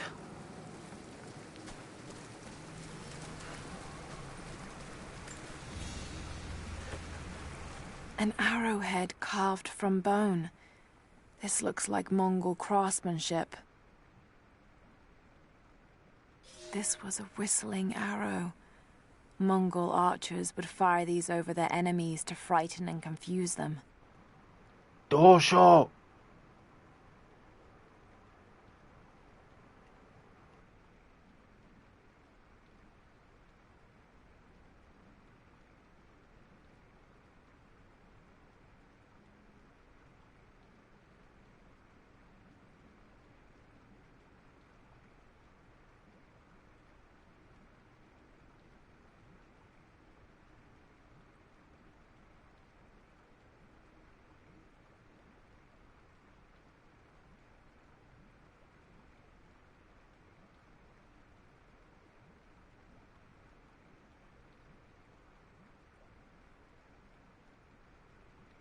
Arctic, why are we ducking? What a duck.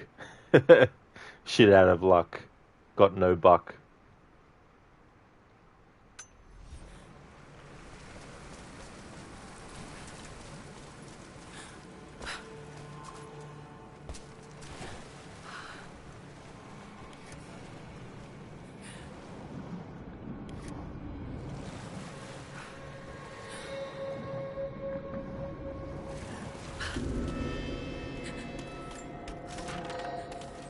Arctic. A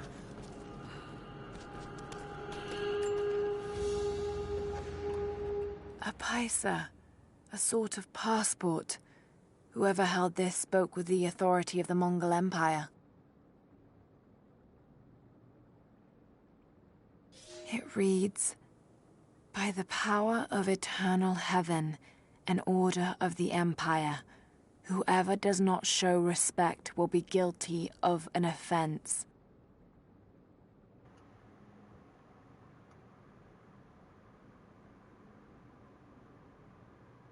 I actually love that. He's like, I'm not reading that, but I think it's funny.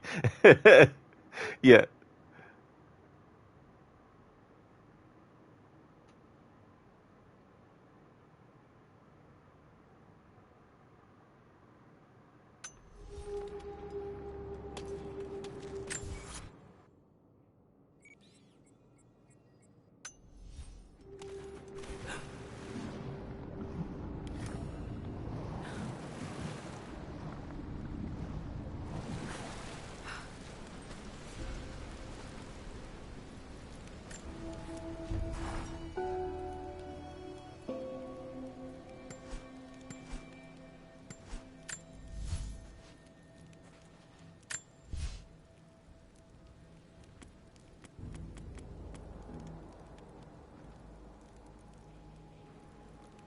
Okay, so I can upgrade the rifle ammo pouch.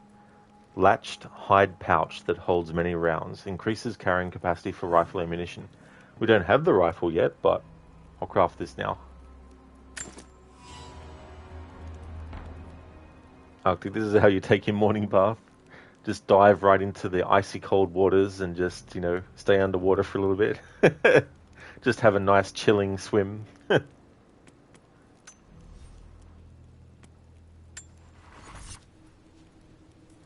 Arctic, easy, give me a challenge.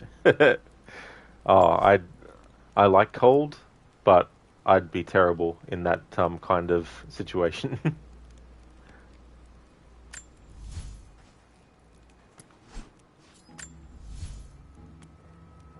Honed edge. A sharpened edge allows the blade to slide farther into gaps, improving leverage for increased pry speed. Arctic, nah, you would be fine. Until I wouldn't be. Then I wouldn't be fine. But up until that point, be fine.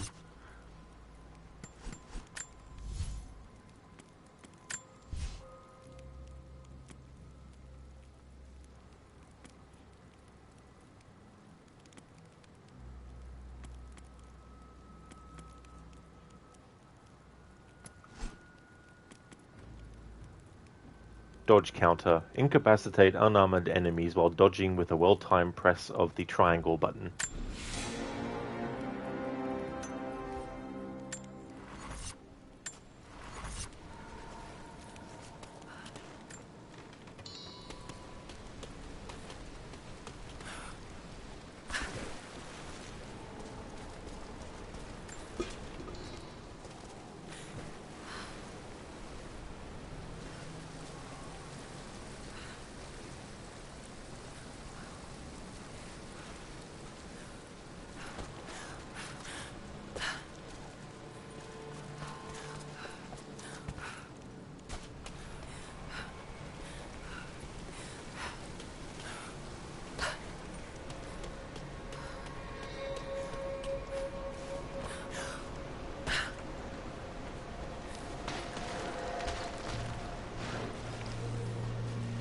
Byzantine war galley.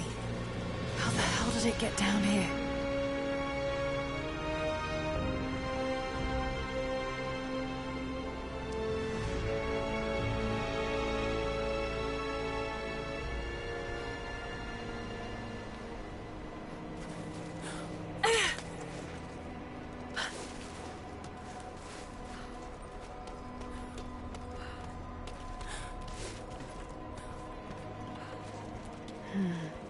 It's Mongolian. They passed through here. I must be close to the lost city.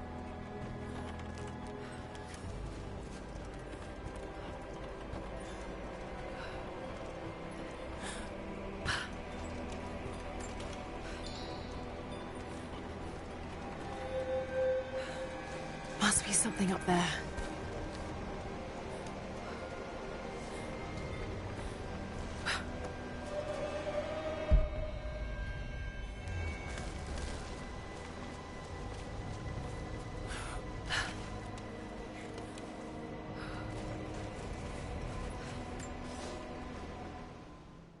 The Maria Adula is trapped. The ice gave way. Her spine snapped in two. No matter. While I hope to wield her cannons against the false prophet, we will continue on foot. I have 6 of the Order of Trinity's best, and we have been stockpiling food and supplies while the sailors starved. They do not know it yet, but they will give their life for the cause. My men and I will find our way out of these icy caves and continue on foot. Before the ship was swallowed by the ice to the south, we heard music. That will be our first stop. But first I must rest. The cold has sunk into my bones, and I am drowsy. Just a little sleep. The final sleep. Sleep. Those little slices of death. How I loathe them. Haven't thought about that quote for a long time. At the start of A Nightmare on Elm Street 4, The Dream Master, that's the quote that appears on the screen. Impossible pursuit, glacial cavern. A knight of the Order of Trinity pursues the prophet, undaunted by the obstacles.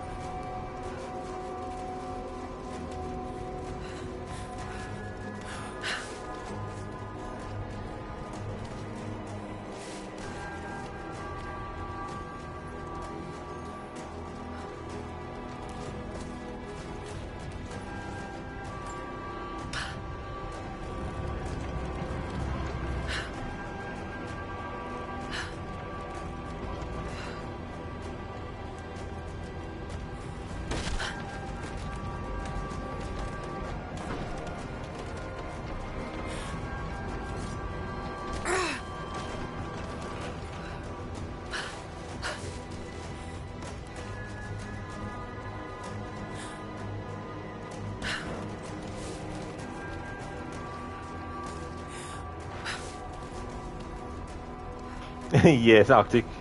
That would have damn hurt a lot. Maybe a sprain or something would have happened too.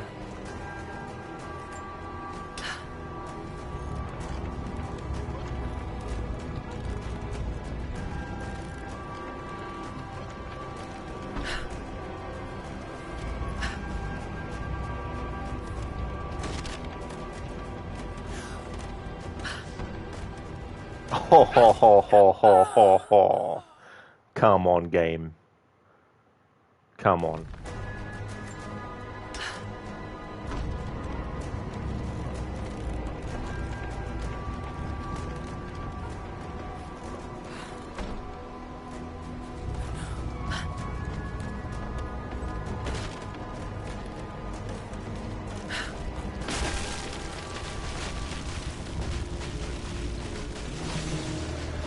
Got it. Now to find out what's up there.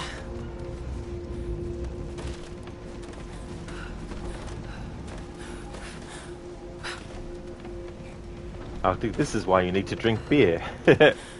Fall from a great height, just drink some beer. Sprained your ankle, just drink some beer. The game really did, Arctic, you're not wrong there. It's like not being pixel accurate with things.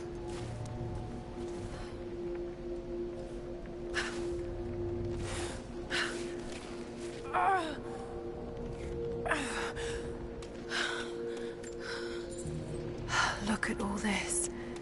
Why were they carrying so much wealth with them?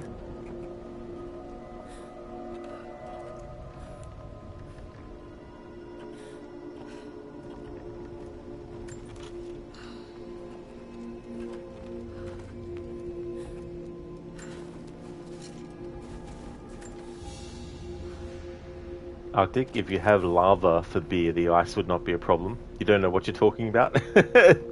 That's all good. I don't know either, Arctic. I'm definitely not knowledgeable about such things.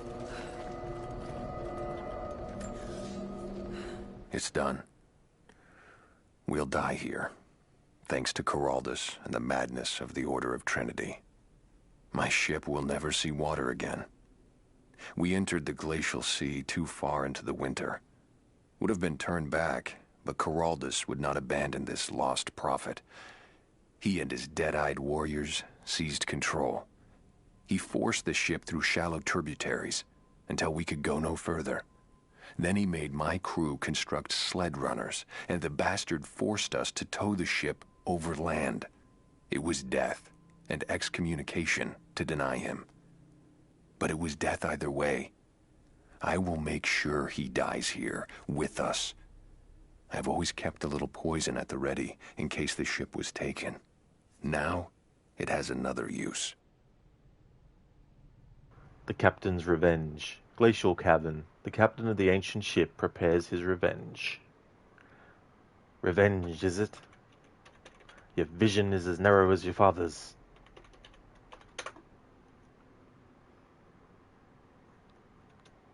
That's not it. That's not it either. What did I have it as? Revenge 2? There we go. Alright, I need to change that actually. I'm like, what the fuck is going on?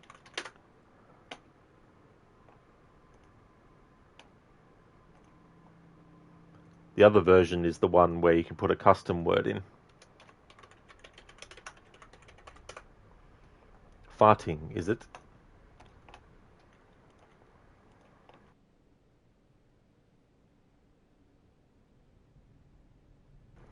Alright, so because I went and put Revenge 1 instinctually the first time around and it wasn't it, I'll change that to Revenge 1 for it to say the actual quote from Assassin's Creed Unity. Arctic, what the hell? I love setting up things like this. I've got some like a play on "Are we done with this pissing contest?" from Assassin's Creed Valhalla. A play on the title "Detroit Become Human" by changing the word "human," so Detroit become salad. What else do I have? I've got now. Is it father?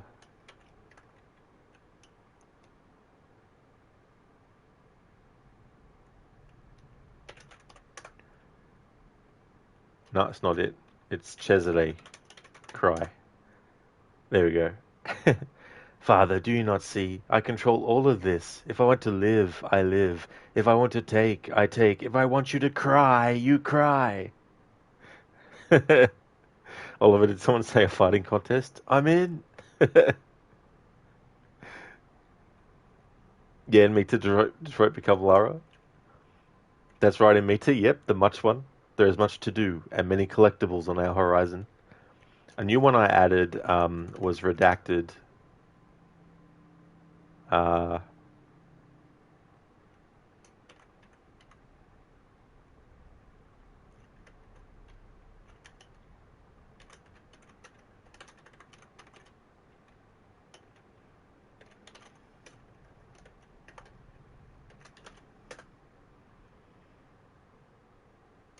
There's also the fatality one as well.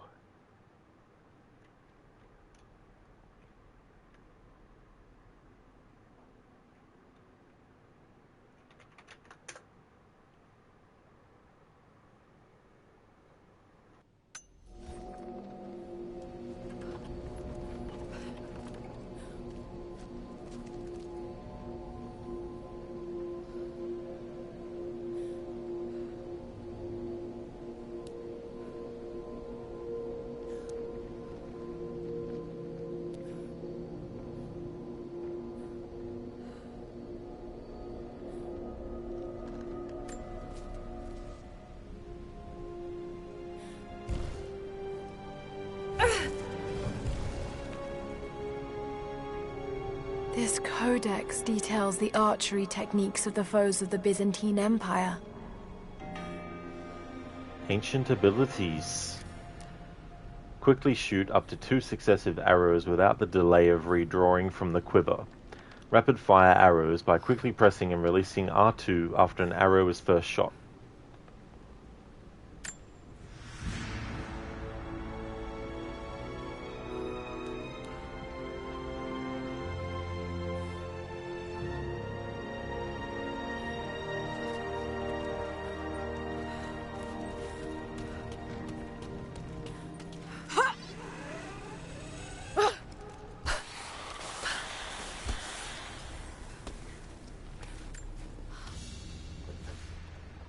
Byzantine brooch. The enamel work is beautiful. This portrait has been defaced. It looks like it was depicting the Prophet. They must have had to hide their faith.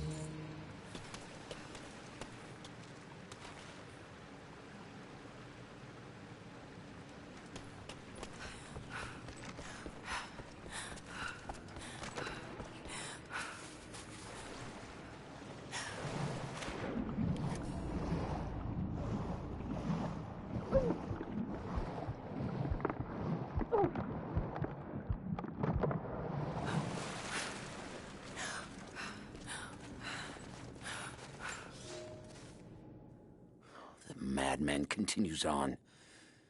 I do not know what drives him. We pass through frozen mountains at the edge of the world as people are dying. Every day, I pass graves or bodies left along the faint trail. I have grown thin and hard, but I am close now. My horse is dead. The mare that had been with me since the campaigns against the Bulgars. I butchered her and carried the meat on my back. But I am so close. I can hear them singing just over the ridge, a joyous sound on the wind. Our prophet will be dead within the week. And I will return to the Order of Trinity, triumphant. Just one more day, and I will be upon him. Yeah, good luck with that, Hunter. The frozen wastes, the hunter. The tracker found his quarry deep in the northern mountains.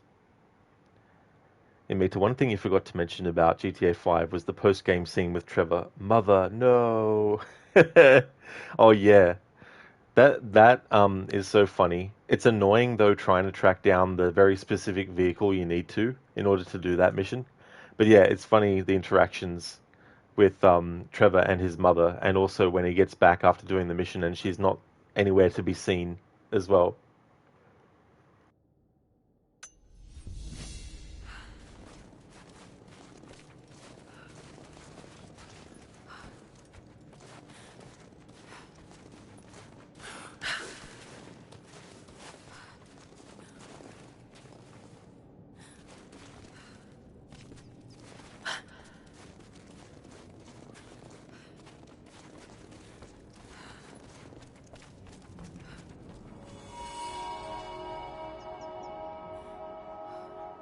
So Lara's going to meet a character named Sophia.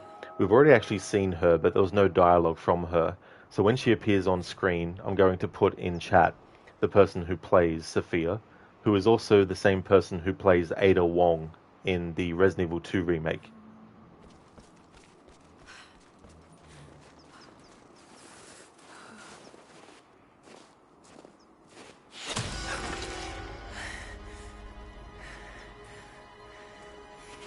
I'm not your enemy.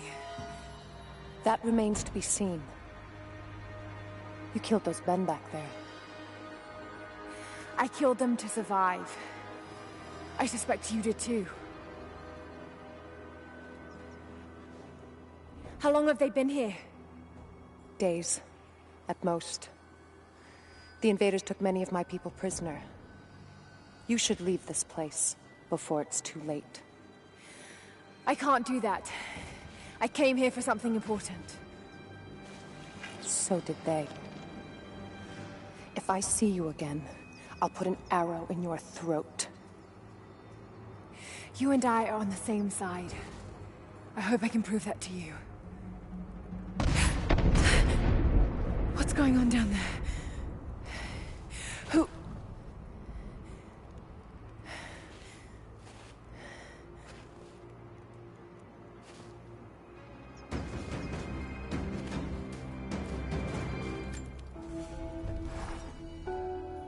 So, there are people who live out here, and they appear to have been here for a very long time, living in isolation for decades, maybe even centuries. I notice elements of her dress, small adornments that would not have been out of place in the Byzantine Empire. Could they possibly be descendants of the Prophet's people?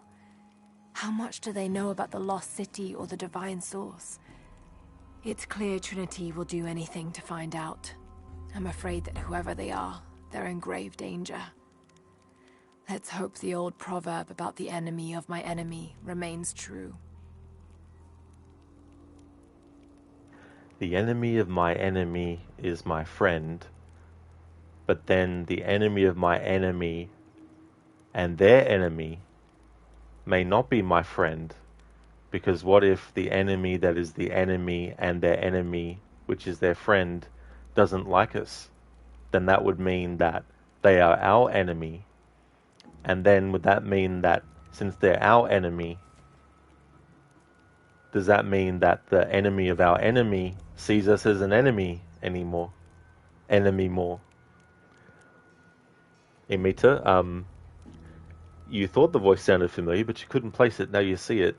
That was the thing that happened with me too in Mita. Like, when I found out, and then I played Resident Evil 2 remake again, and then I played this, I was like, I can always hear it now. Afro, kill her, Lara, immediately. No! Otherwise, the plot wouldn't turn out the way it does. Hey there, Afro. How's it going? Hey there, Raid. Interesting accent for a Rusky. Yeah. Although Jacob's not actually originally from Russia. And Sophia is his daughter. But I'm not too sure I think they originated in Syria. In Mita, Ada, wait. What's going on in this town? That's right, Afro. Yeah, as Raid says, yeah, it's Siberia. Raid, enemyception? That's true, yep. Hey there, Lucinda. Good morning. Welcome on in. How's things going today? Rise is going well. Still very early in the story, but I'm taking my time listening to enemy dialogue and all that kind of stuff too. I also discovered some things that you can read, or rather, if you interact with them, they actually have Lara say some dialogue. Like there's murals that you can find on walls, and I didn't know that you could actually go in and have Lara talk about the mural, but say more stuff than what she did initially.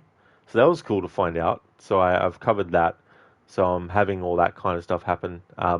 There's also these journal entries that the game doesn't necessarily point you towards. You have to go into the documents menu and discover them, and then just listen to them. So I've done that too, as well. But it's always cool to find out something new in a game that you've played so many times.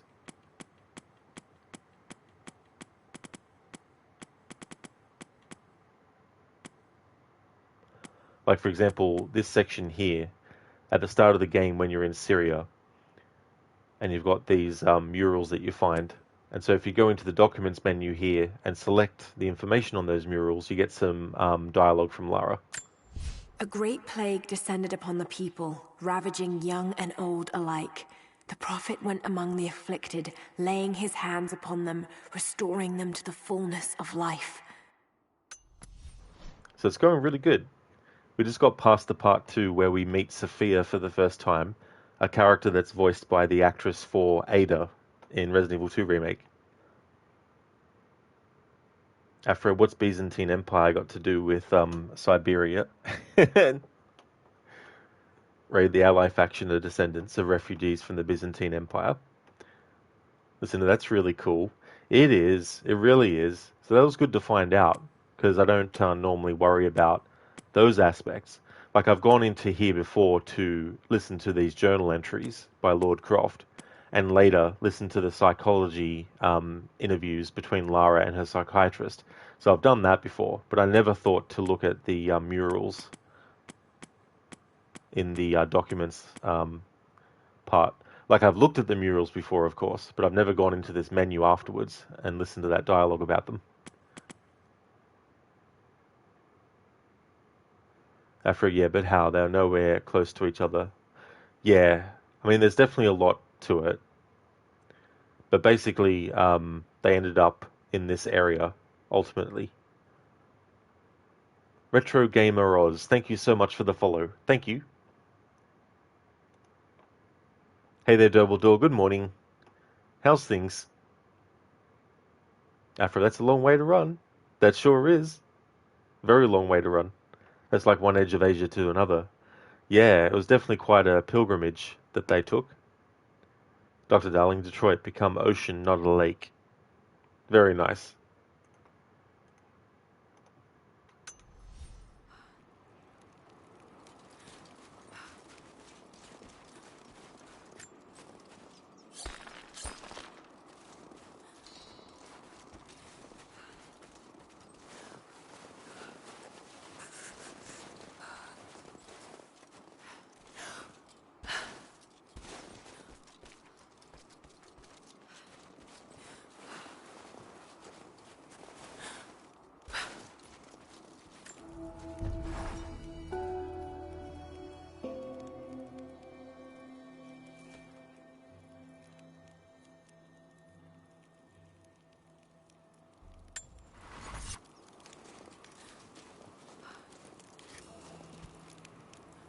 Listen, are you doing alright? You were sleepy last night, also sleepy this morning and didn't want to get up, but it's okay, today will be chill.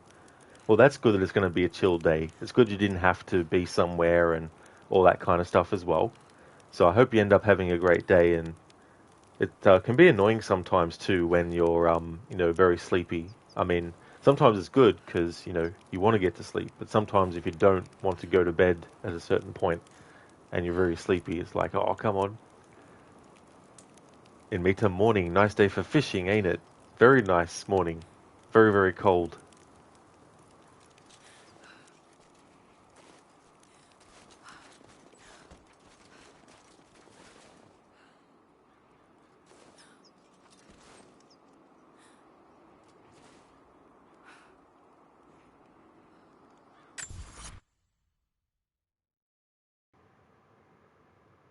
There's no photo mode in this game, unfortunately. There is in Shadow of the Tomb Raider, though, which is quite good that they added it. It'd be good in an update if they actually added it.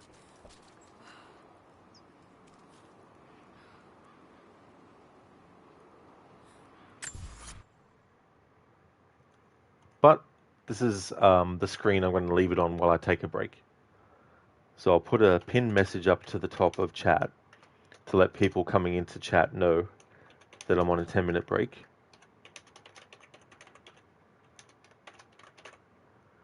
And then those who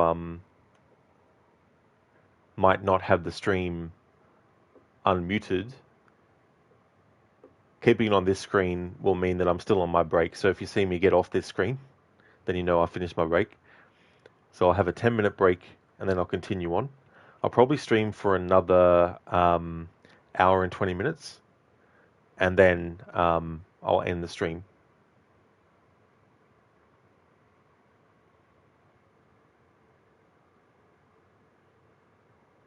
That's true, Oliver. Yeah, only mods and myself can give shout-outs. I usually give shout-outs to people who are streamers if they pop into chat and they say hello and stuff, and then they might, have to leave, and stuff like that, and also at the end of a stream as well. But sometimes I'll do shout-outs to streamers when they enter chat as well. So I'll be back in 10 minutes.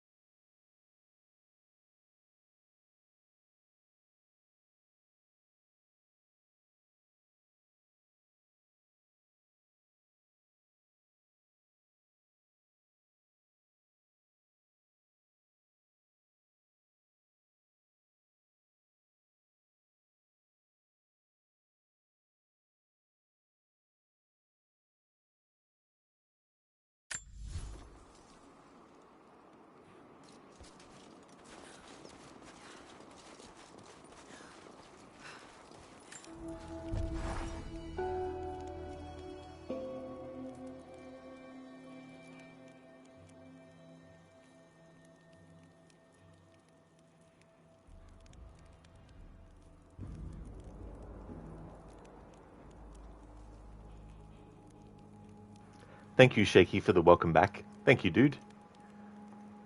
Alright.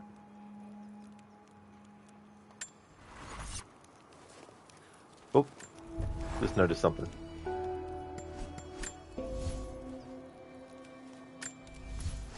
Alright, so next upgrade. Wrapped string. Hide wrapped bowstring around the nock. Decreases finger tension for additional hold time. Applied to all bows. Thanks for the welcome back in Mitra as well. Thank you. And thanks, Oliver. I enjoyed the break.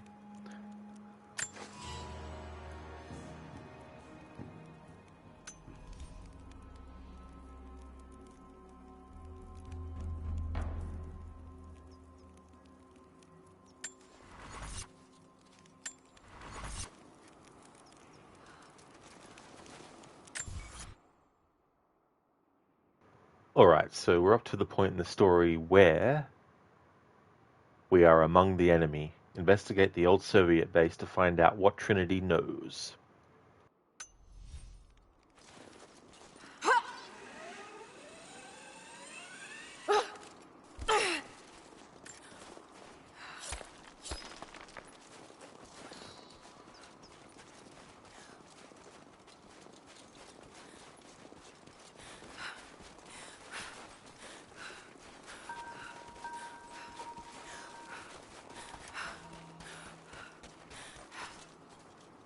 There'll be some things that, for the rest of this stream, I won't worry about. But I will do, of course, in the next stream because I need to do it for the 100%. But I think what I want to do is just focus on the story for the rest of the stream. Thanks for the welcome back, Oliver. Thank you, dude.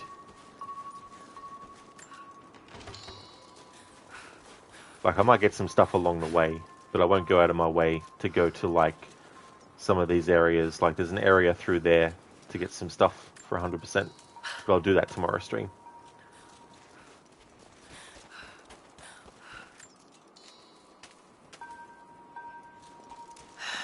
Nothing I can do for him now. All unit. First day in Siberia, and it happens. 2 years in Afghanistan and another in Indonesia, nothing. But one day out here on the ice, and pop, I get a kill. Watch the man's eyes go glassy as he begged me for something. Not Russian, no clue. I waited with him and watched. One minute he was there, and next, nothing. Just meat. I got sick on the snow, all mixed in with the kid's blood, but he's just meat now, and I'm alive. Constantine keeps telling us we're out here for a special reason, tells us we're doing God's work. I'm starting to see that now. First kill, Heart of Darkness. He's a psychopath. If these are the kind of people Trinity hires... Just got word. Constantine is on his way down from the prison. We need to get this mess in order before he arrives. Hey, can anyone hear me? God damn it, we gotta get comms back up.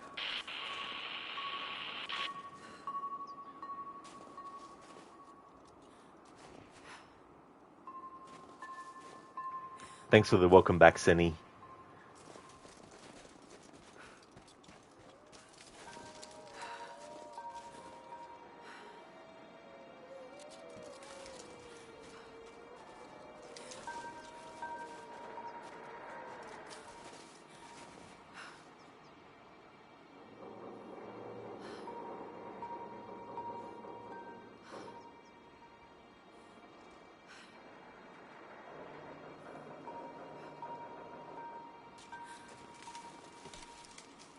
What the hell?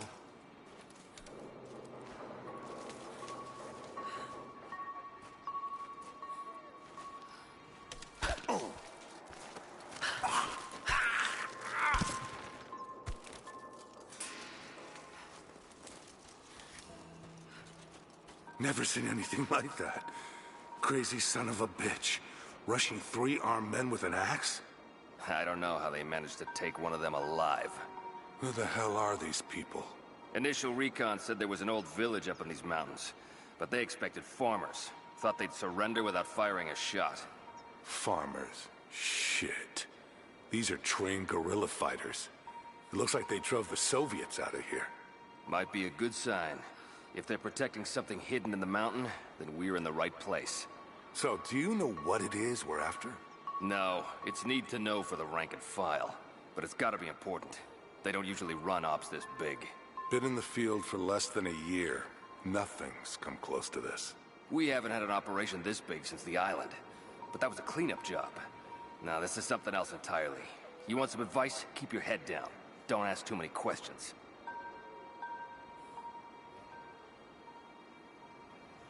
The island is referring to Yamatai in the previous Tomb Raider game to this one. Tomb Raider 2013. Just called Tomb Raider.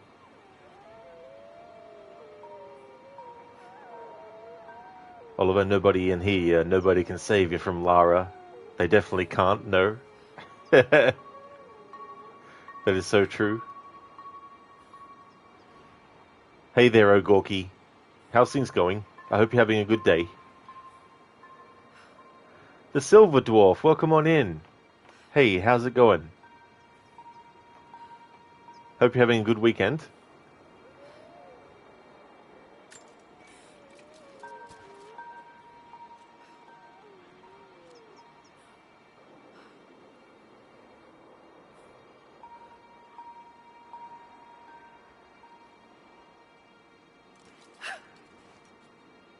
Hold up. Gonna check it. Understood.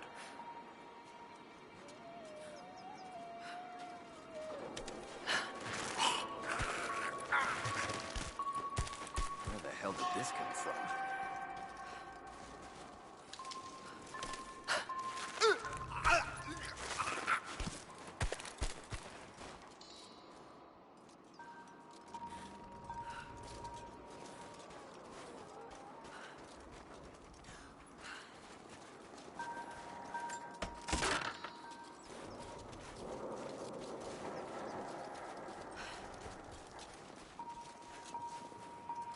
Oh, that's great, Ogorki. Glad to hear that you're going good. Especially on the weekend. Oliver, Yamatai? What's that word mean? But yeah, the island in Tomb Raider 2013, Yamatai, Yamatai, gets shipwrecked on the island, and they find out that there's an entity, Queen Himiko, who lives a half-life, but she's still able to control the weather. So she makes sure that anyone who lands on the island can't leave, no matter what rescue attempt gets made. Any planes, any ships, anything like that, basically ends up getting destroyed in the storms that she can create. Oh, that's awesome, Silver Dwarf. You're going great. You're conquering England. Excellent. That's really good. So what do you think of Valhalla? Do you think it's a good one? It's a long one, that's for sure. I like the game myself, but I don't think I'll ever do a 100% playthrough, though. There's just too much content. As for me, though, I'm going really good. I'm doing phase 1 of celebrating this game's 10th anniversary. So doing 100% for it. But not just what the game considers 100%. I'm also listening for all the dialogue, as well as upgrading everything, getting all the ability points as well.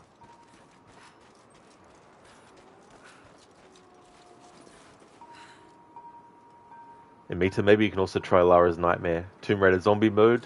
Yeah, I don't know if I'll do that, because I did do it in the past. There was also another element of the game that I did a long time ago, but I just couldn't finish it.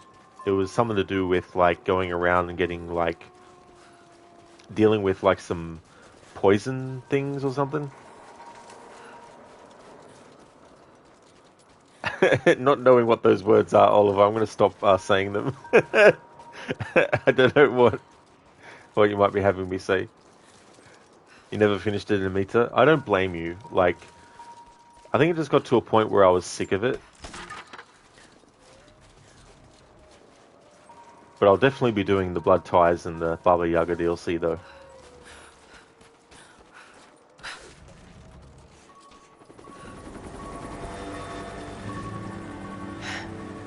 there's more of them arriving.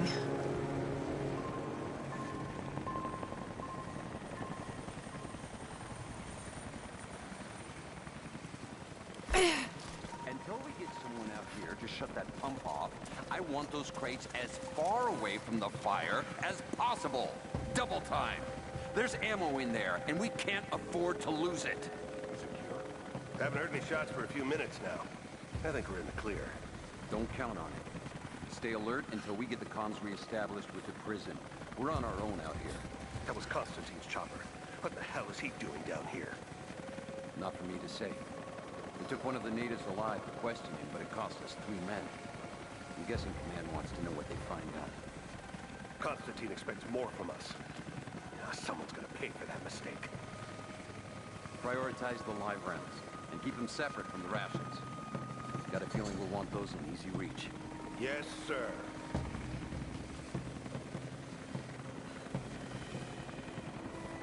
Shit. Most of these rations were burned in the blast. I think this one's a loss.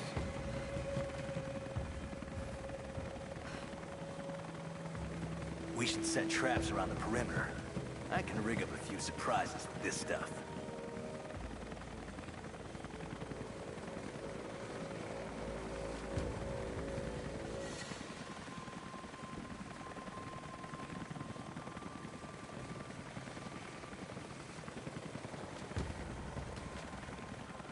Oh, thanks, Silver Dwarf. Thank you. You're doing the same for Valhalla till Kingdom Come 2. And being through the Witcher 3 so many times, AC Valhalla is fantastic for that large world. Oh, very nice.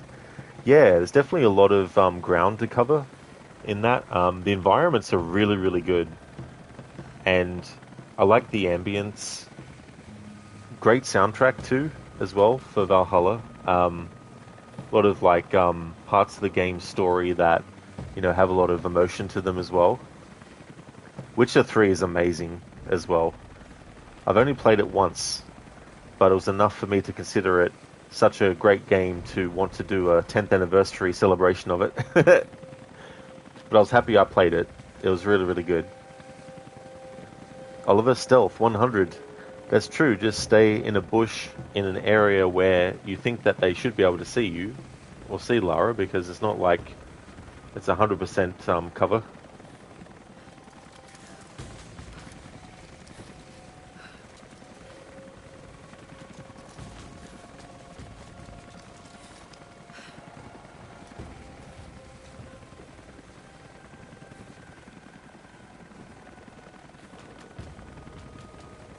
Nah, bro, rest in peace to you, guy Testicles. My peoples needs me. Yeah, you knows. Yay, Sparta! Woo! Silver Dwarf, thank you so very much for the follow. Thank you.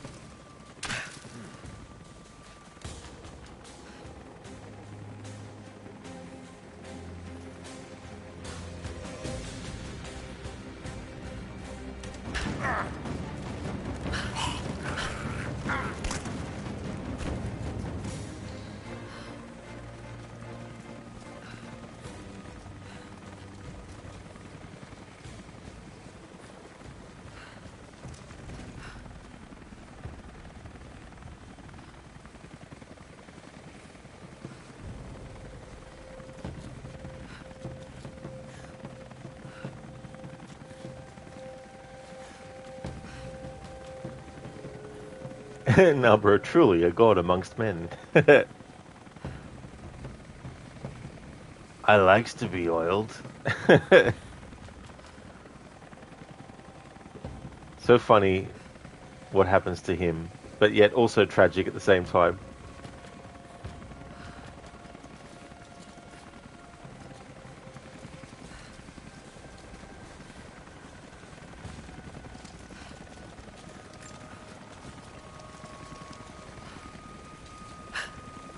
what's that?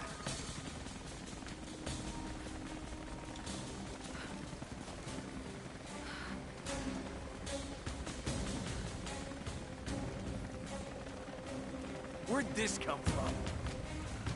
It just fell from the sky. It's raining bottles of alcohol. Must have been this way.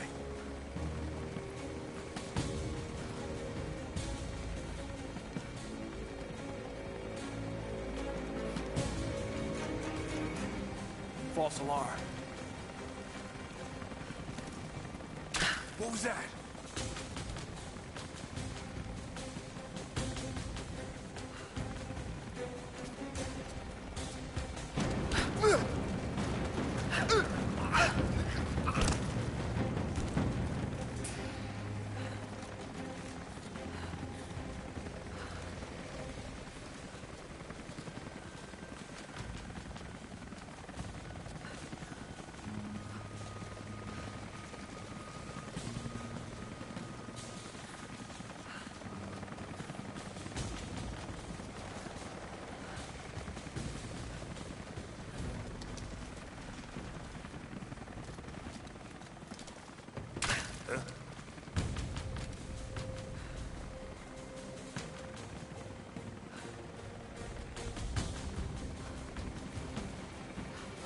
It's an air.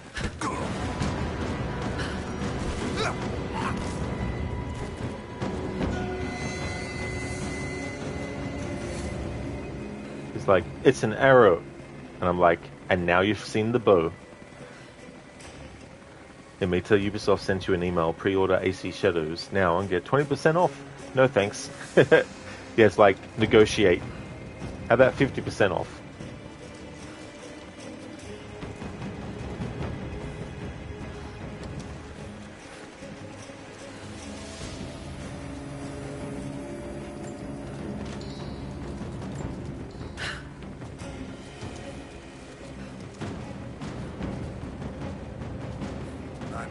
Rounds, flares.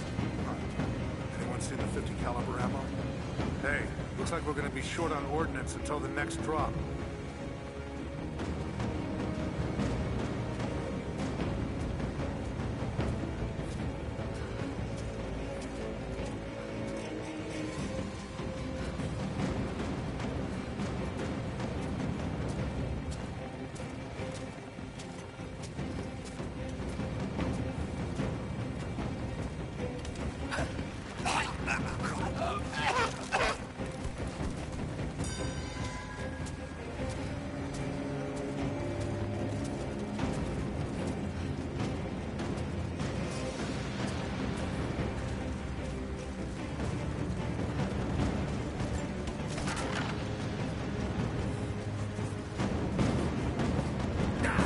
Ah, damn it.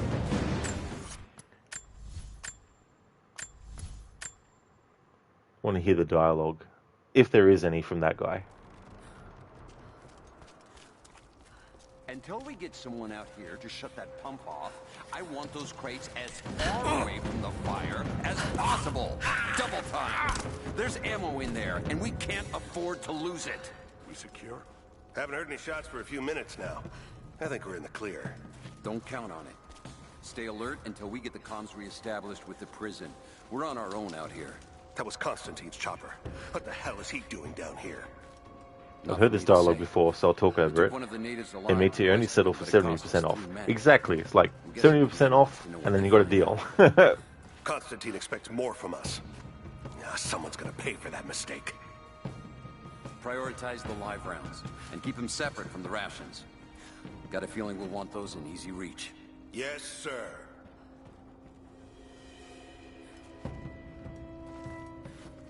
Shit.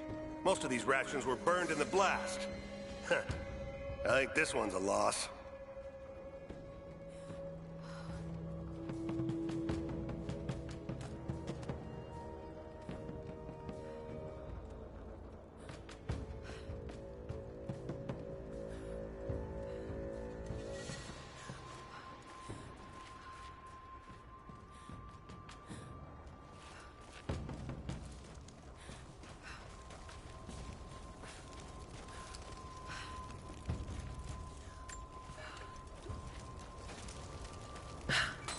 What the hell?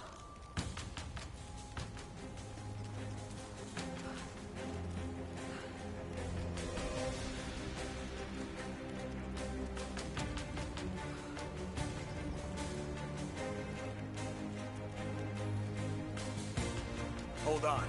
Something's up.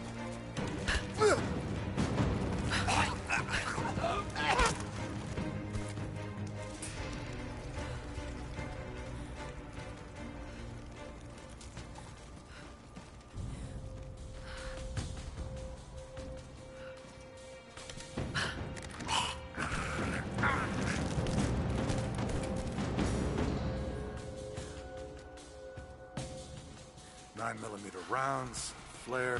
Anyone seen the...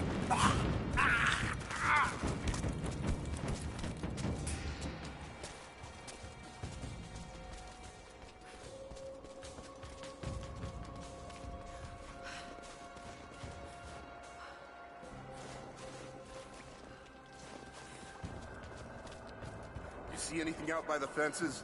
Nothing. But we didn't see the first ambush until they were already inside. They knew the layout of this place. Shit, this was supposed to be a routine op. The path is never easy, but Trinity expects us to walk it all the same.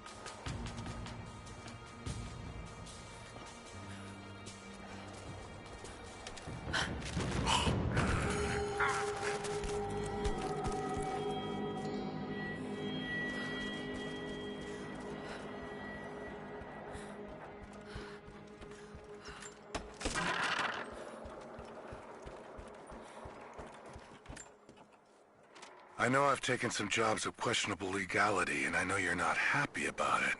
But I couldn't pass up this contract. Been trying to get work with Trinity for years. They're discreet, the pay is obscene, and they always have opportunities. Now here I am, and I already want out. We're at an abandoned Soviet installation in the middle of nowhere. No one's telling us low-level contractors what's going on, but I think I might be helping some seriously scary people get a nuke or something equally awful.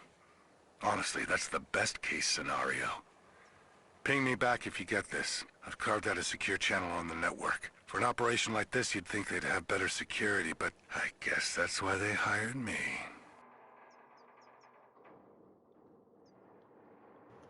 Mistakes. Conspiracy theories. It seems Trinity keeps some of its men in the dark, not telling them what's going on. Crooked, Lara really likes hugging these guys. How nice of her. Especially in a climate like Siberia where it's really, really cold, you know? And later, when she gets some of the alcoholic, alcohol, and then turns it into a fire bottle, she's only just, wanting to make sure that they're nice and warm. Indeed, Amita. That's true. Yeah, they need it. They definitely do. Oliver, good man, knows when to buy. Yeah. I was saying earlier in the stream, because we were talking about the price of Assassin's Creed Shadows here in Australia, and it was $109 for the base game, and it's I think it was $139 or something for the deluxe edition or whatever it is.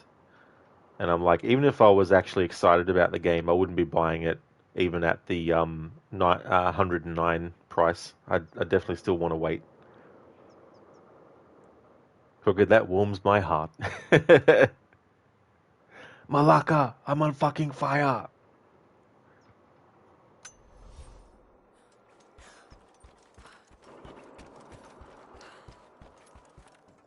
An old Soviet plaque.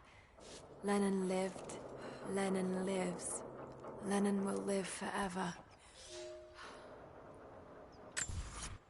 Oop, wrong button. Alright, so let's have a look. Soviet crests. Alright, so we have discovered a Soviet crest, and even though they're not in order, I'm still going to read them as I come across them.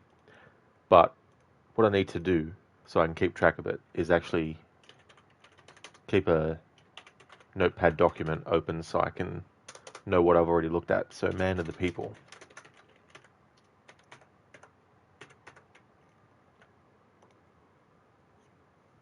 Dr. Darling, ancient writing from the Soviet kingdom. Crooked, fuck. No, no, no, no, no, no, no, no, no, no. Put it out. Can't wait to hear the Japanese version of Malaka in Shadows. Yeah, and when enemies get caught on fire as well. Hear what they yell. The text reads, Lenin lived. Lenin lives. Lenin will live forever. Alright, so in the case of these, it doesn't seem like there's any additional dialogue that Lara says that is different to what she says when you actually interact with it. But still, as we come across these, I'll go into the menu and just double check to see if the audio Lara says is the same for each one, or if she says something different. Because in the other part of the game where we found some murals, and we went into the menu to actually hear about them, she said some different stuff to what she did when we actually first interact with them.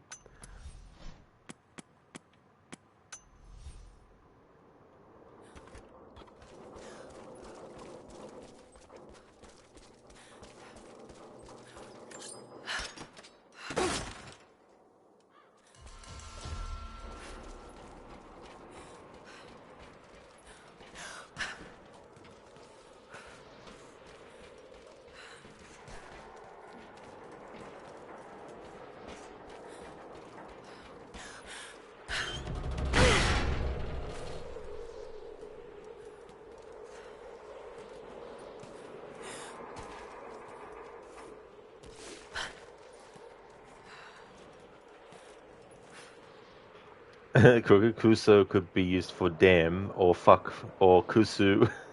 Kuso Jigoku for fucking hell.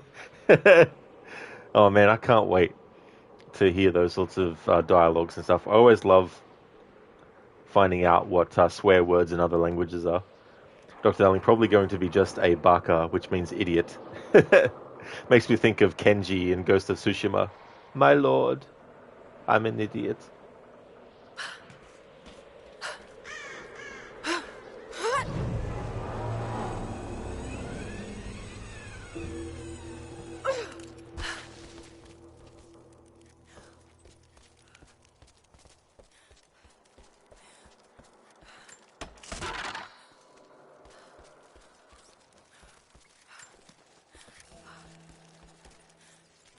Crooked, lol, you had that Kenji dialogue yesterday? Oh, very nice, dude. That's cool.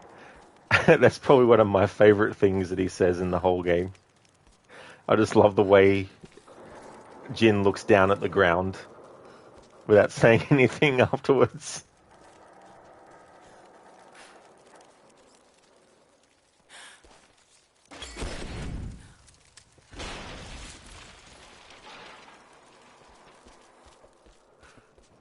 That's it. We're out of time.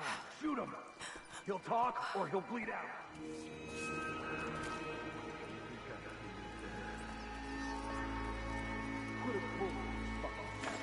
Now. Oh, let's go. Clock's ticking.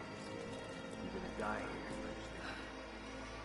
Unless you tell me what I want to know. Not just you, your whole family, everyone. They'll all die slow while we watch.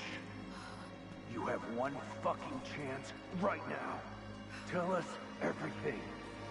Where are the rest of your people? You may have knocked out a few fuel tanks, but that won't even slow us down. You think you can stand in our path for long? It's pointless. So help me God, answer us. I'm gonna pour salt into that wound. Where is your next target? Is he even listening to us? We don't have time for this. I have to report back to command. Stick with him. See if you can convince him. The longer you hold out, the worse we're gonna make it for your people. We can be merciful. Show me you deserve it. You think we're gonna take prisoners after what you did? No one knows you're out here. No one's gonna give a shit if you all just vanish. No one's gonna hear your children screaming. No one will ever know. Right now, you're the only person who can stop that. So why aren't you? What, you think this is strength? Staying silent? They're all gonna die. And you might as well have pulled the trigger. You're wasting your time. Yeah, you might be right. They sure as hell aren't the farmers the recon told us to expect. God, shit. His eyes are getting glassy. How long until he bleeds out? A few minutes, maybe. He's not already gone. You could have stopped this. Whatever happens next, it's your fault.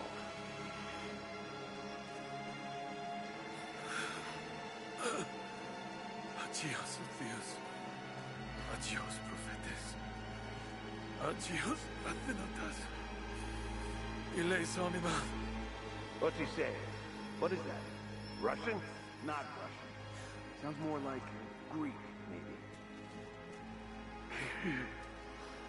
Iles.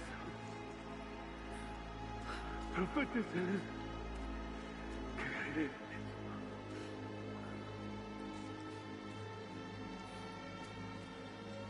He's almost gone.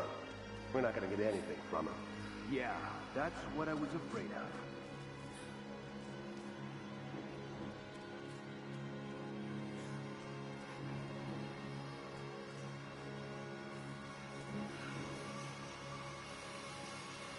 Oh yeah, Crooked, no worries at all, dude. I hope that you enjoy the walk with Nalu. I hope the weather's nice for it too. Thank you for leaving the lurk.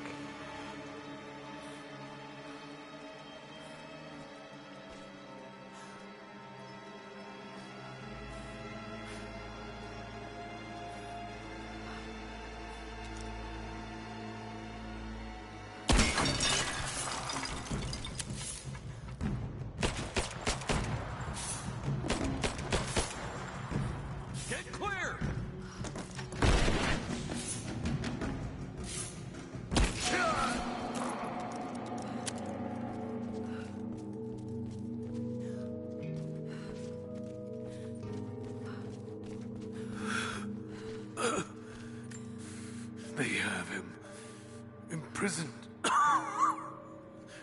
Got it. Oh no. No.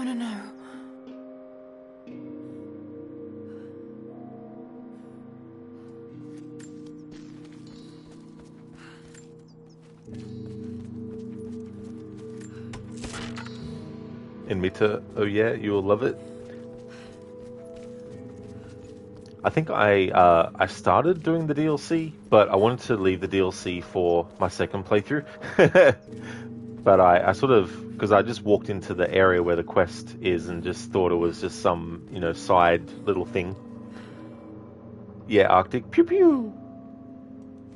I don't think I've ever actually stopped to listen to that whole dialogue where you don't actually make your presence known to the enemies, and they just keep on talking and talking and talking.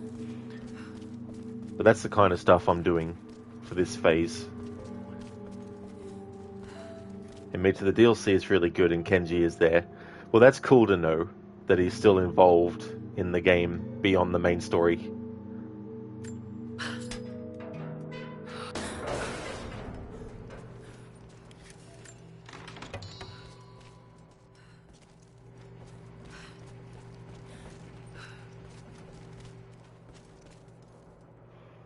Coming up is such a sadistic thing that we see Constantine do, which shows how messed up he is in the head, but how deadly he is because he's got other people that see him do what he's going to do and they're fine with it. It's just part of the whole following his lead.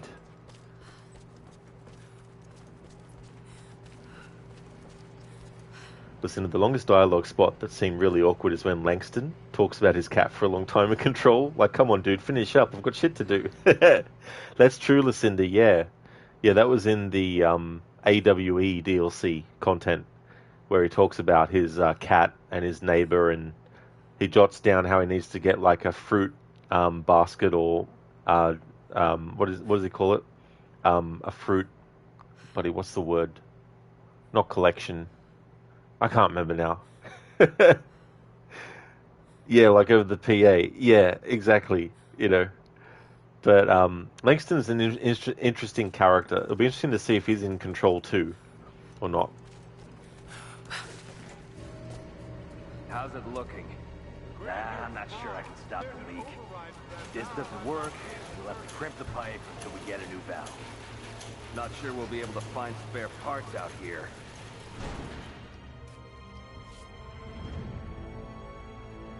I left you in charge here. Yes, sir. But we didn't expect such heavy resistance. You were to be my eyes. I expected you to see.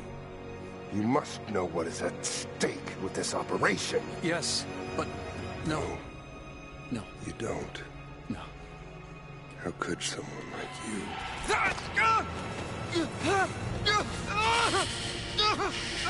Go easy. Go easy.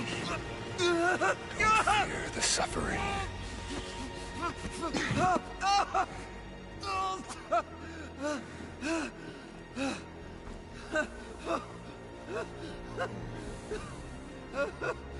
Our goal is within reach, but we must be vigilant.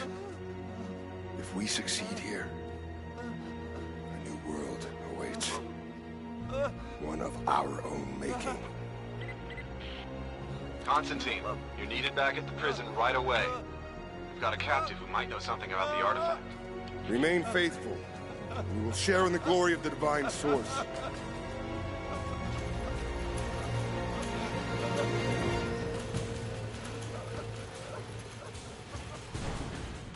Oh God, please. What do we do with him? No. Nobody touch him. Looks like we got another fuel leak. What the hell happened? This thing is 50 years old. Yeah, it looks like the valve failed. All right, let's get it shut. We can't afford to lose any more after that attack.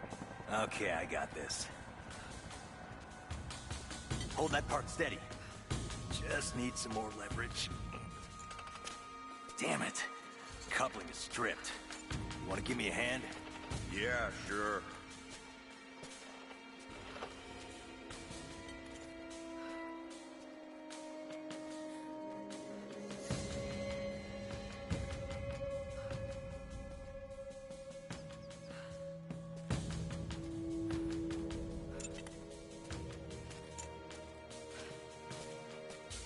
We're gonna lose all this goddamn fuel. How's it look? Damn it. Come on. Hold on, that's too much force. Take it easy. Goddamn thing is rusted through. How's it looking? I'm not sure I can stop the leak. If this doesn't work, we'll have to crimp the pipe until we get a new valve. Not sure we'll be able to find spare parts out here. Arctic, thumbs up. Yeah. I see what you did there. With that eye saw.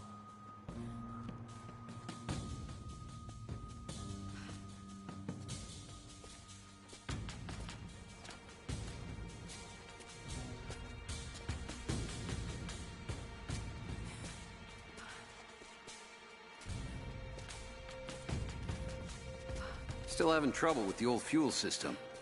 Don't raise any red flags yet. We're working on it.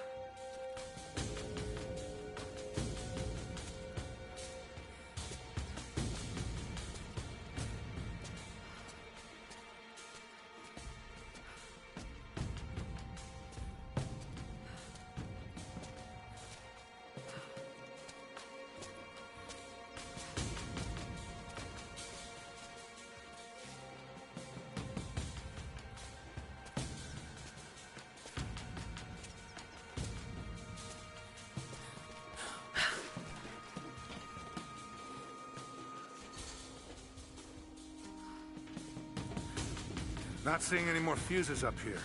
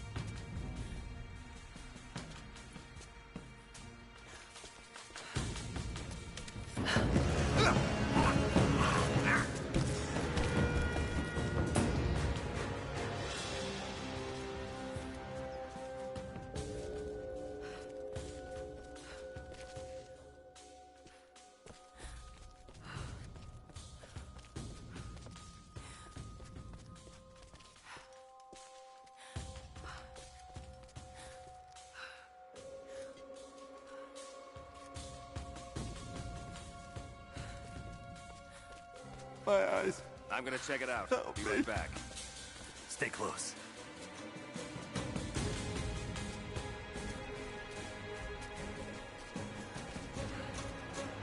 Something's up.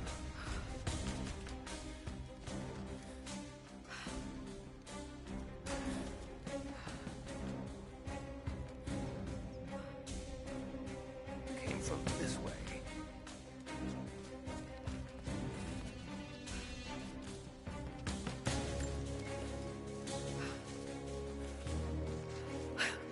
False alarm. Roger. We're clear.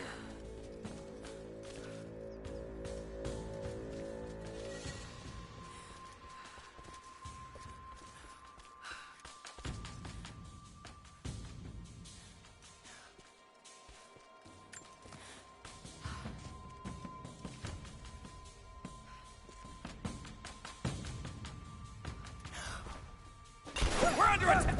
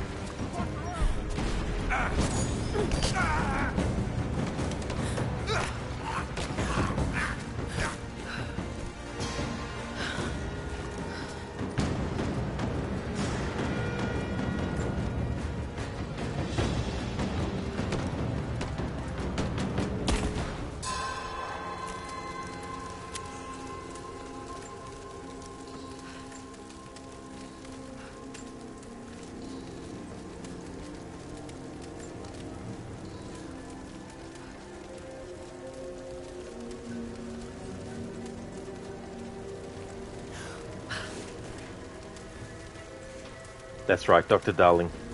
Must have been the wind.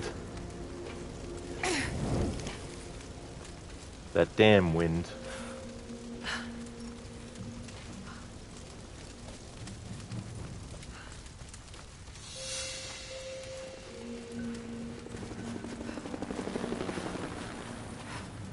More Soviet propaganda. Night won't prevent us from working.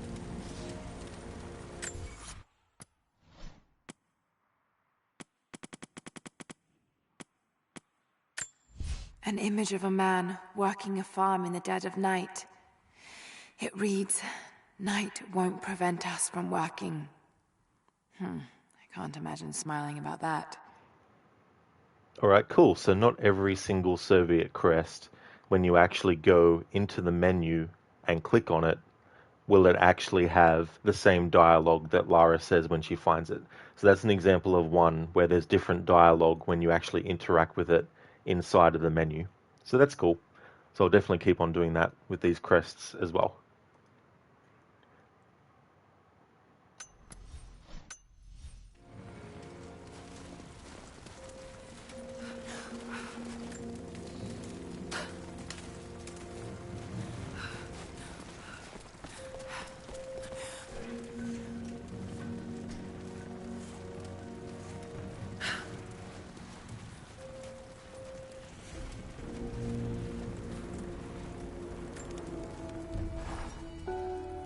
Constantine is here.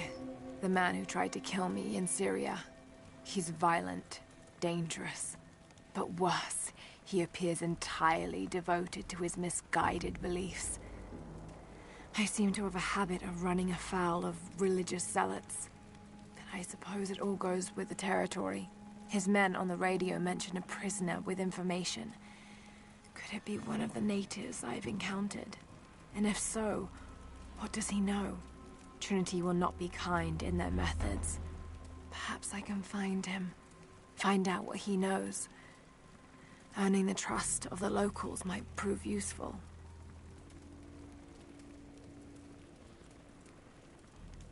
It always is, Oliver. It's always the damn wind. The wind should just, go away. Duelist reflexes. Increased timing window available for a dodge counter and earn extra XP when successfully performing a dodge kill.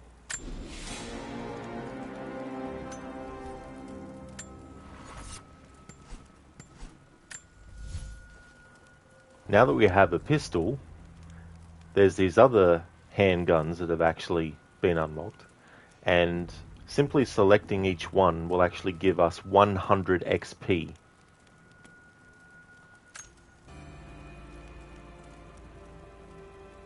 $100,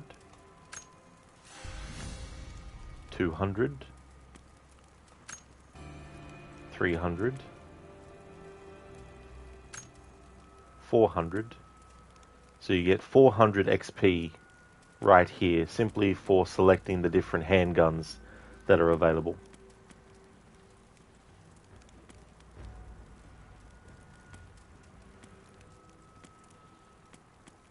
But I'm going to have Lara use the Venom hand cannon. But I'll read each description for these since I'm here. Revolver, an older pistol balanced for a variety of situations. Venom hand cannon. Limited ammo capacity doesn't stop this pistol from dealing heavy damage. Moonshadow, matte black semi-automatic heavy pistol with an ivory grip inlay. Accipiter Nox, matte black semi-automatic pistol. Hailstorm, automatic machine pistol with a nostalgic engraving. And the semi-auto pistol, which we don't have all the parts for yet, but it's a standard issue pistol focused on rapid firing.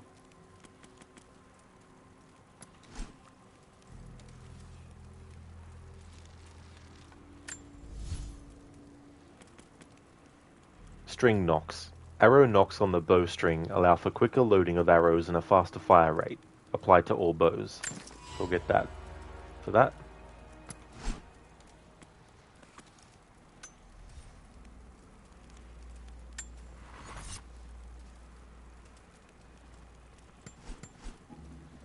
And then I got another skill point simply for getting the XP for looking at the other weapons.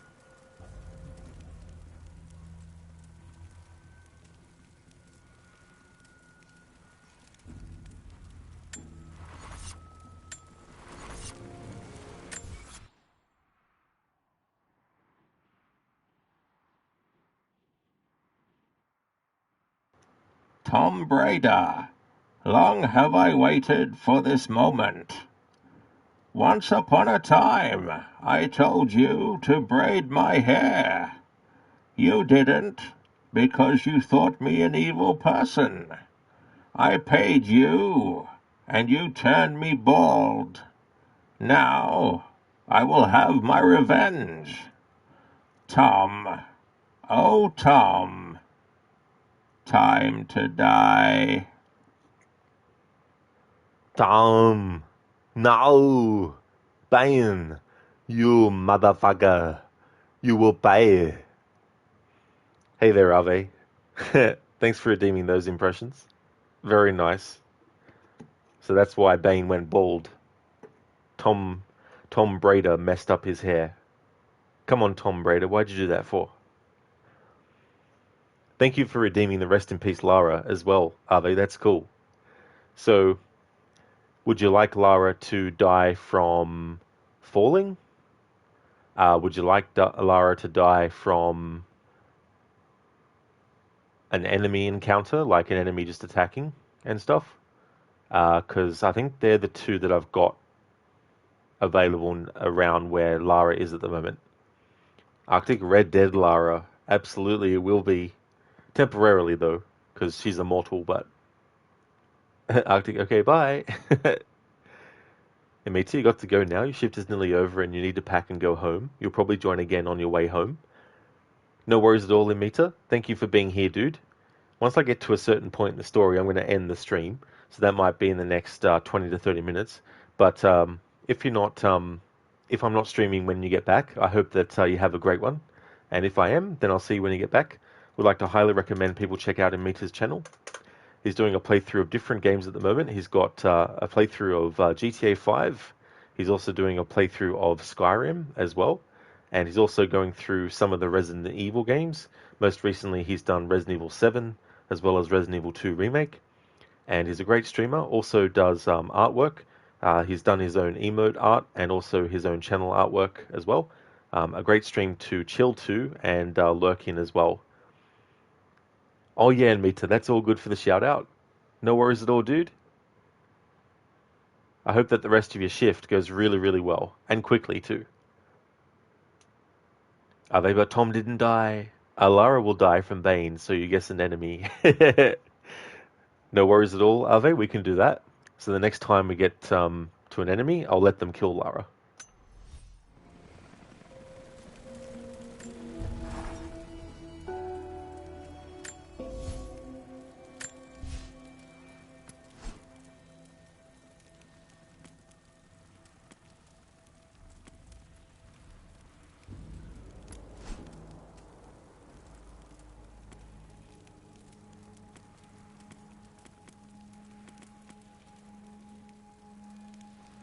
Alright, so I'm going to go for incendiary bombs. Craft explosive bombs from red gas cans and deadly proximity mines from enemy radios.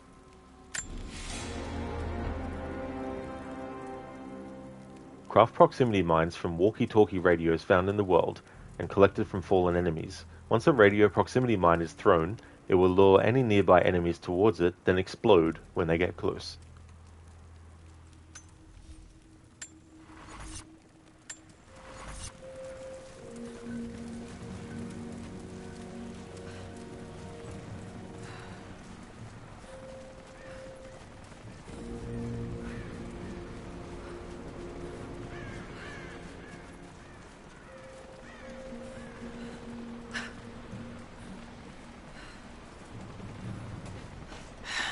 Getting in that way without being seen.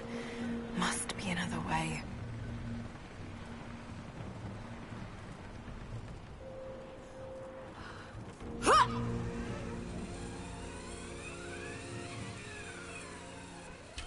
Man down! Don't shoot. I'm not your enemy.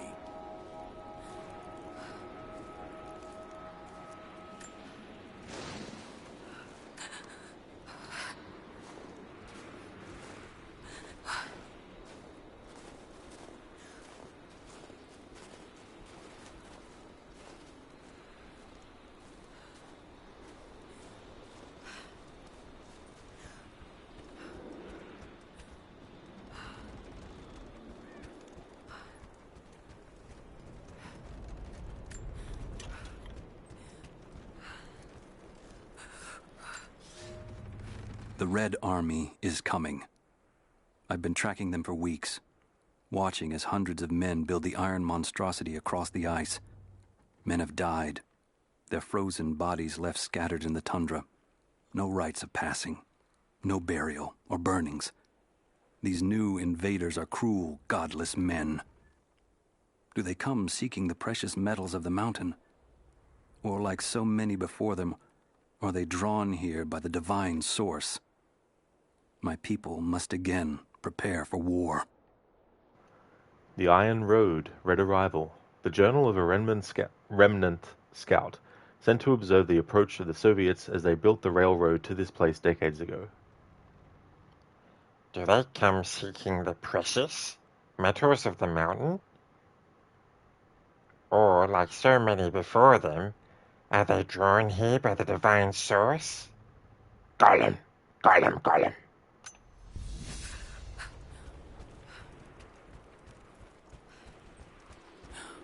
The loss of the fuel tanks will slow them down, but it won't stop them.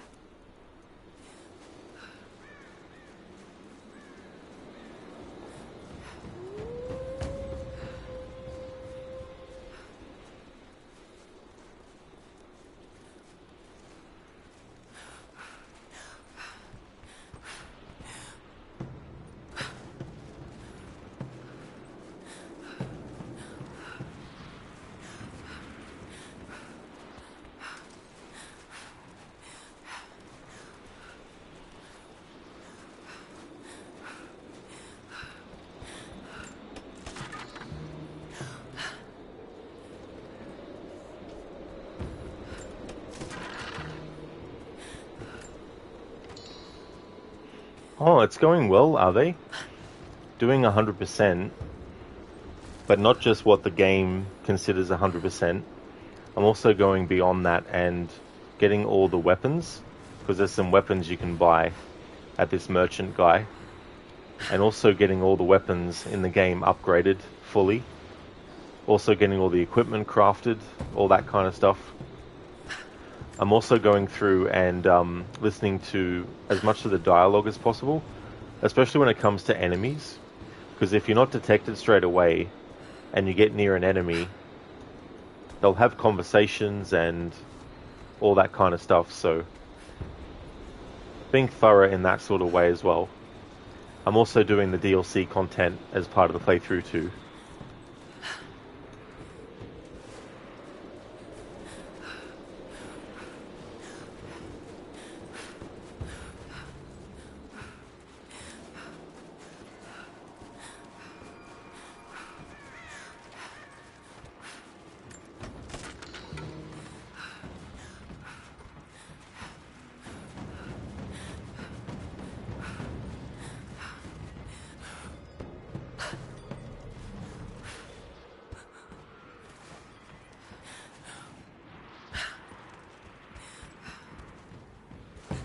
Oh yeah, are they?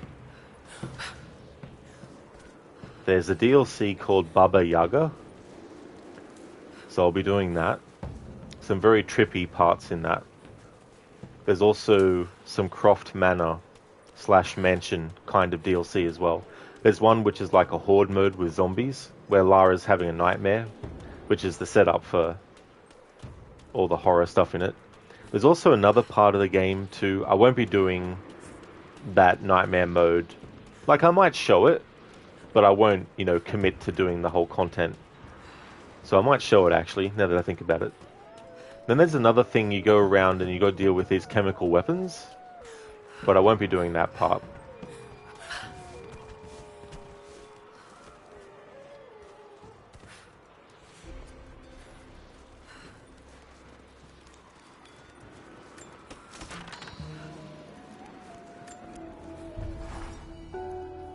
I hope you received my last tape in good time.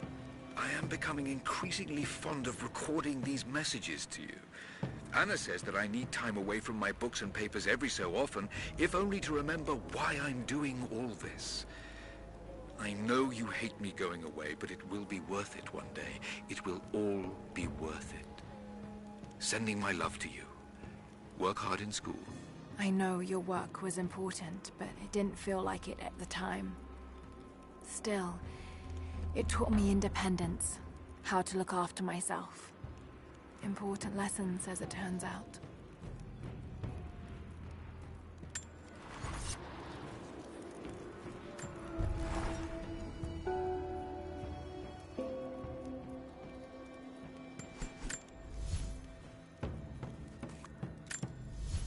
Okay, we can get some upgrades for the handgun. I'm going to go with Polished Barrel. A polished barrel decreases shot deviance, increasing damage, applied to all pistols.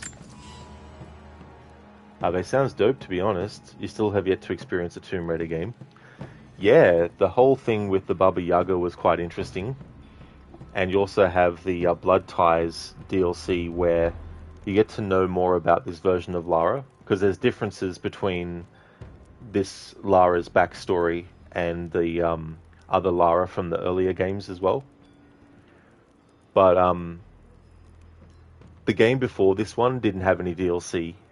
The next one after, Shadow of the Tomb Raider, that had DLC content. The older school Tomb Raider games, they also had their own DLC as well, back when they called them expansions.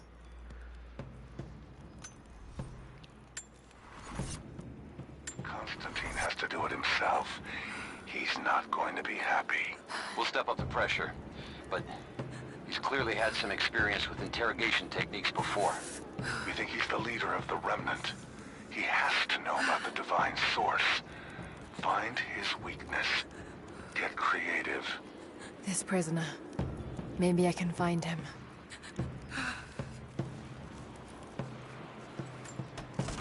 Sorry, Ave, I haven't forgotten about the rest in peace Lara. When we get to some enemies, I'll have them kill her.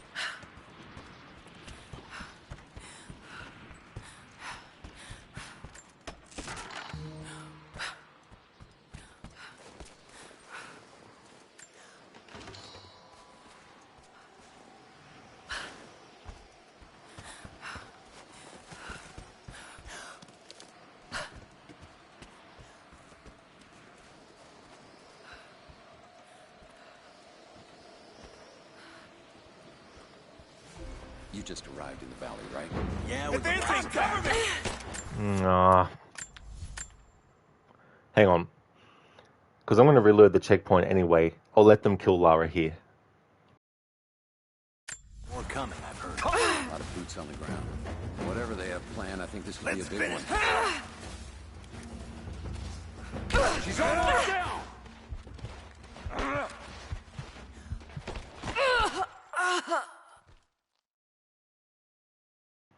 There we go, Ave. Thanks for redeeming the rest in peace, Lara. Oh, you had forgotten about it, did you? Oh, that's fair enough. Yeah.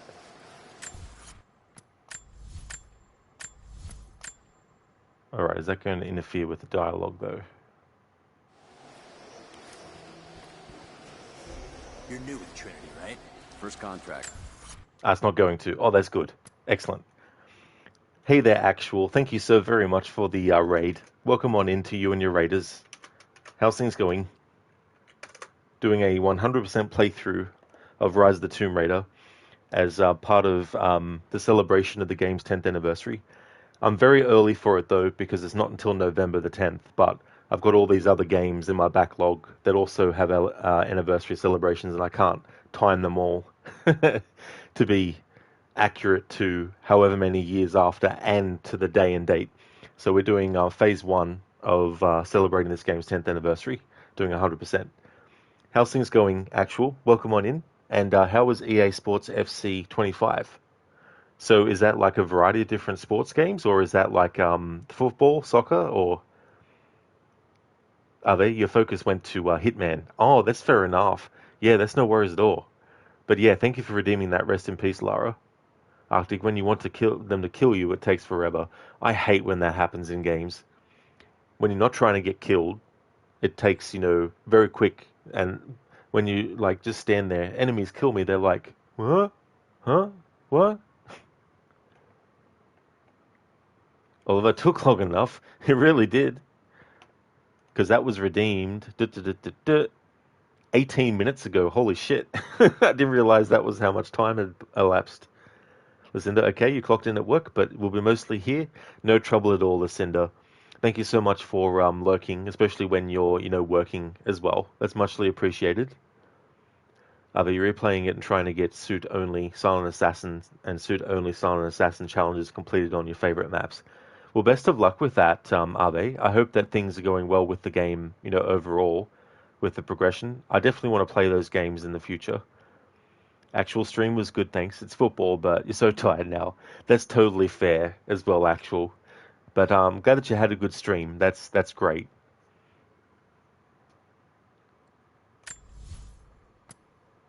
Hey there, Maxi. How's it going, dude?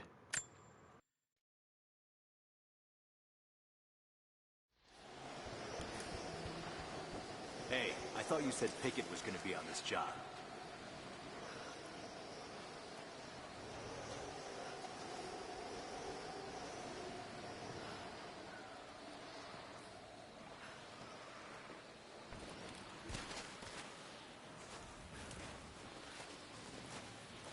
I think there's someone out there. We've got company! Game, what are you doing to me? What the fuck?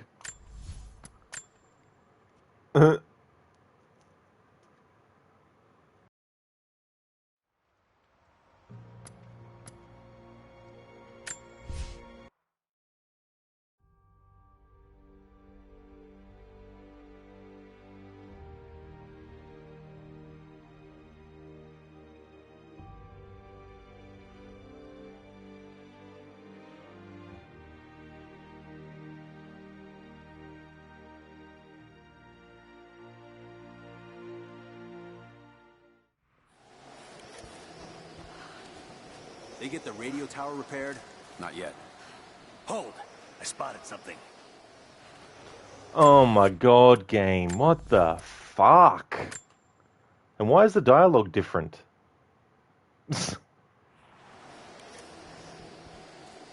They get the radio tower repaired? Not yet. I don't think any of the techs thought they'd be repairing a 50-year-old comlink. Well, they better figure it out. Who's there?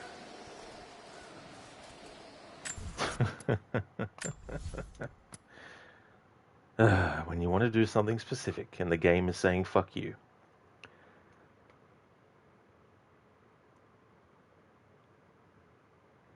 I am, thanks Maxi. Yeah, I'm doing really good. Just trying to get this dialogue, but it seems like there's some dialogue we've missed now, and then it just loops to this other dialogue. Oh, it was a 21-hour stream, actual. Holy shit. I don't blame you for being tired then. Holy shit. Glad to hear that it's going good, Maxi. That's excellent, dude. You finally platinumed AC Valhalla. Oh, very nice. It took you 80 years to achieve. Although, it probably feels like it took 80 years to achieve. The annoying part was settlement level 6 for some reason because you didn't have enough materials. Oh, that sounds frustrating as all hell. Are they right about to go insane? Yeah, it's like, come on, game, seriously? Listen, I think it's bugged to detect you. Yeah, I mean, because that was strange how we saw through the tree. Maybe I need to hang back a bit. Oliver, Stealth Master, 3000. Yeah, I've actually done a stealth challenge with this game. There was one really tricky part that I tried for almost an hour to get past without being fully detected, but I discovered that it's impossible because the game is programmed to detect you eventually. Skull, well, the only reason you don't like this game is this. They want you to do all kind of shit. It felt very overwhelming. Yeah, that's fair too. Some games don't give you a chance to breathe. Listen, that this took you 80 years to achieve. It's alright. I don't like it anymore. Ave, to be fair, that's you in Hitman when you forget to save. If you're detected, you have to restart. Ooh. Yeah, that can be frustrating too. Maxi, so now you're ready for AC Shadows. You'll play the Valhalla DLC maybe much later. And there could be Mirage DLC as well.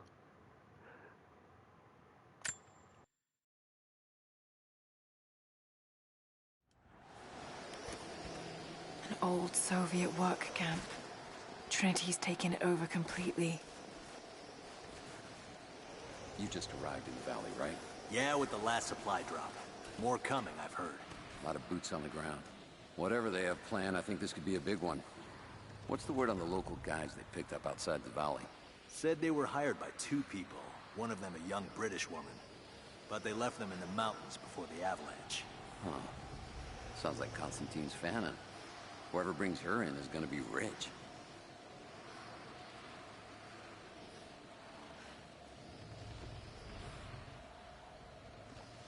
What were they pulling out of the mines here? Officially, copper.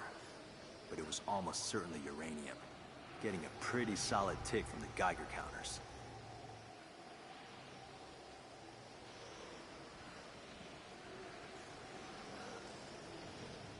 I mean, I can see why the natives would want to stay here. Yeah, considering what the rest of this frozen shithole is like, this place is paradise.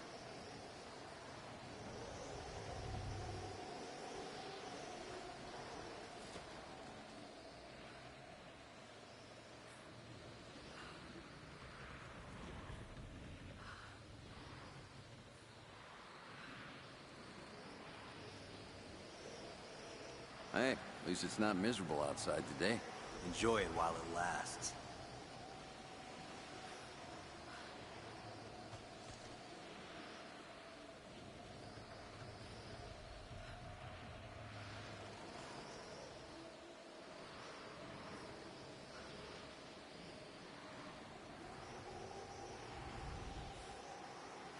We lucked out with this one. I've been doing night patrols all week. That's not luck.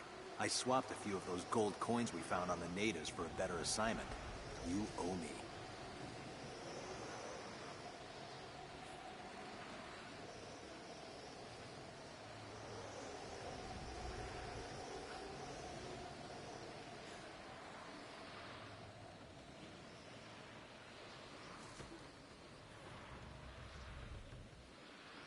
We lucked out with this one. I've been doing night patrols all week. That's not luck. I swapped a few of those gold coins we found on the natives for a better assignment. You owe me. Scar, I mean, you have the main quest, then you meet a guy. He wants you to do all kinds of shit, and all of a sudden, your main mission turns into doing work for others. Yeah. The only thing is, though, you don't have to. Like that guy that we met, for example, he'll, like, talk to you and say, hey, I've got a mission for you. But if you don't want to do it, you can just leave him and then continue on as well. But if you do like to do a lot of stuff in games, then I can understand why you'd want to just, when something new pops up, go off and do that and go on tangents and stuff. But it might be annoying too, Shilly, you back from your nap? How's the game? Welcome back, dude. I really hope you had a great rest. And it's going well. I had a bit here where some dialogue wasn't triggering again and all that kind of stuff because I died to redeem a Rest in Peace Lara. And then when I reloaded the checkpoint, some dialogue had changed and was skipped. But I finally got it to actually trigger again. So now I need to trigger that other dialogue before. So I don't know how that's going to go, but it's going well. We're almost up to the point in the game where we meet Jacob. Listen to the law. Imagine you're just sitting there hanging out with your buds.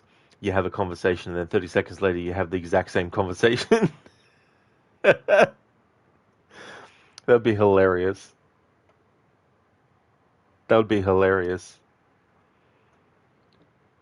Ave Bane fugged the game up. Bane was like, we're going to do this. We're going to fug it up.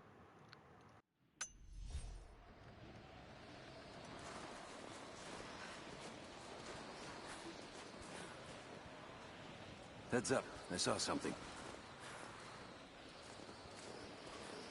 Somebody's fucking with us. Contact! Alright, now to get this other dialogue.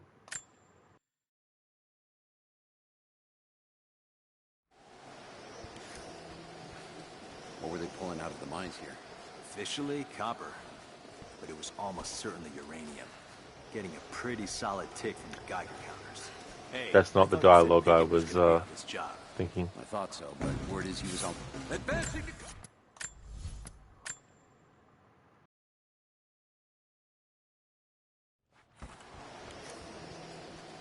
You just arrived in the valley, right? Yeah, with the lap. That's the dialogue I wanted to hear, but it got cut off. Oh, thanks, Sheila. Yeah.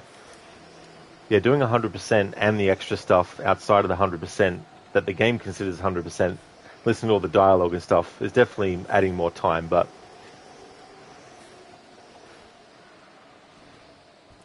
You're new with Trinity, right? First contract.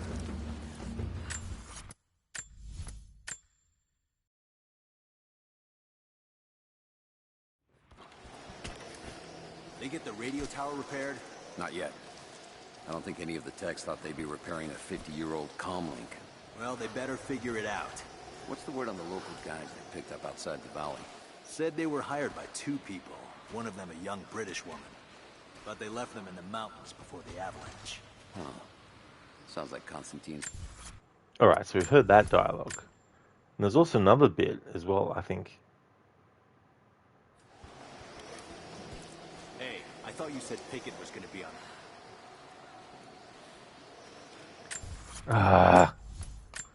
It's like, hey, I thought you said Pickett was going to be... And then stops. It's like, come on, game. Fucking hell. You just arrived in the valley, right? Yeah, with the last supply drop. More coming, I've heard. A lot of boots on the ground. Whatever they have planned, I think this could be a big one. They get the radio tower repaired? Not yet. I don't think any of the techs thought they'd be repairing a 50-year-old comlink. Well, they better figure it out.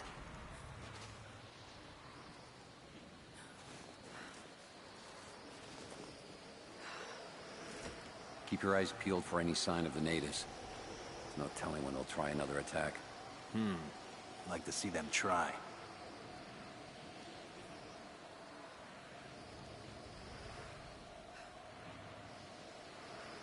Hey, at least it's not miserable outside today. Enjoy it while it lasts. Alright, so we've heard that one. But now I want to try and trigger the one about the Pickett, or wherever his name is. You saw the bodies hanging in the mines? Wearing Soviet uniforms. Yeah, I heard. You just arrived in the valley, right? Yeah, with the last supply drop. More coming, I've heard. A lot of boots on the ground. Whatever they...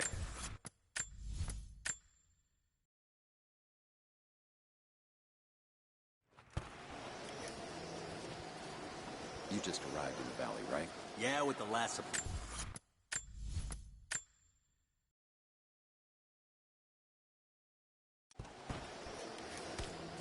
What's the word on the local guys they picked up outside the valley? Said they were hired by...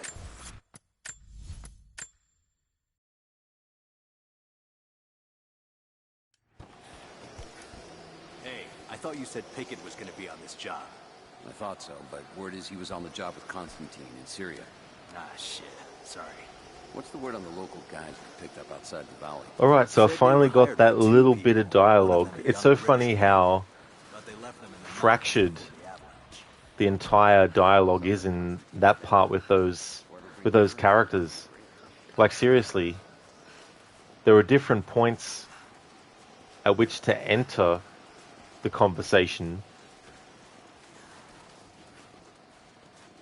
So finally got that dialogue. There we go.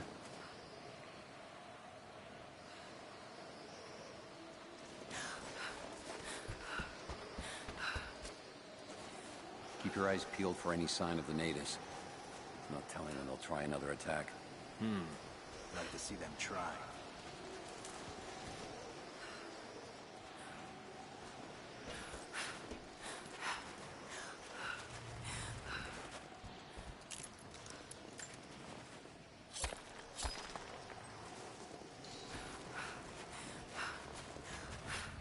I mean, I can see why the natives would want to stay here.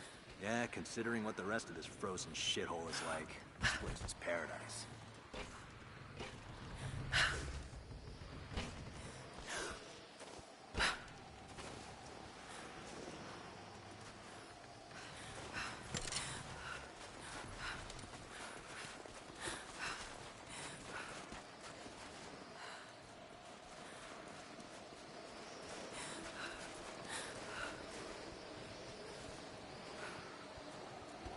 I think someone's out there.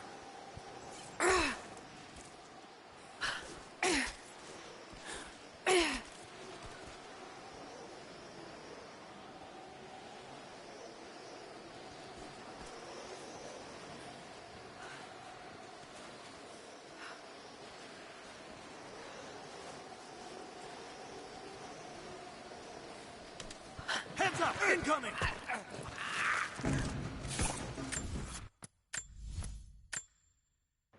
Just wanting to see if one of the other enemies has dialogue. The one that's actually separate from those two guys. Pulling out of the mines here. Officially copper, but it was almost certainly uranium. Getting a pretty... Got contact!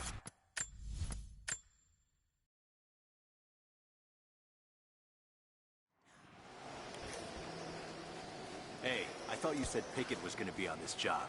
I thought so, but word is he was on the job with Constantine in Syria. Ah, shit. Sorry. You just arrived in the valley, right? Yeah, with the last supply drop. More coming, I've heard. Not boots on the ground. Whatever they have planned, I think this could be a big one.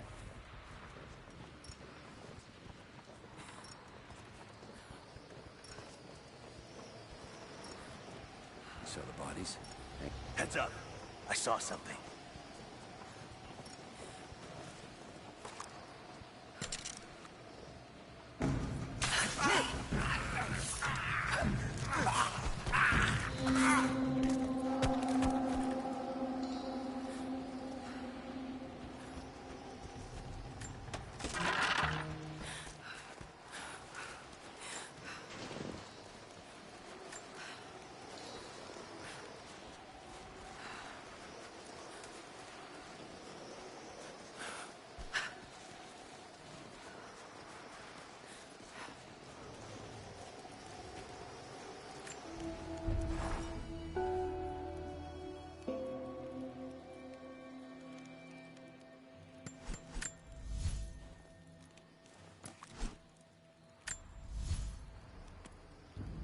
Hollowed hammer.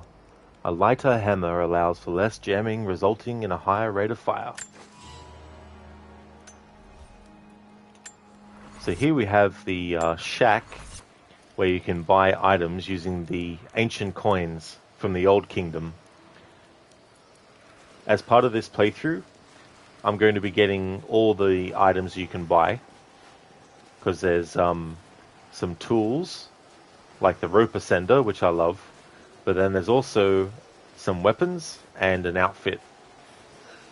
So I'm doing that as part of the 100% as well, getting all the weapons you can get, upgrading them fully, crafting all the things you can craft.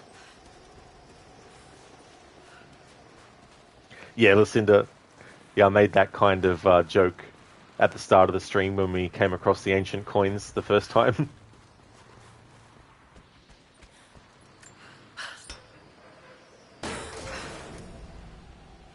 Supply Shack. Use Byzantine coins to purchase items from the Trinity Equipment Technician. Walk up to items and hold square to purchase. Return to the shack to purchase items at any time. Look, I'm on your side here. I've been working as a maintenance tech for Trinity out here, but I've got to get out of here. These people are insane. I've been stockpiling gear. It's yours, if you can pay for it. They won't notice a few missing items, but if they catch wind, or if they see me with you, I'm a dead man. I'll need some untraceable currency in case things go south. Gold, preferably. You think we can make a deal? I'll see what I can dig up.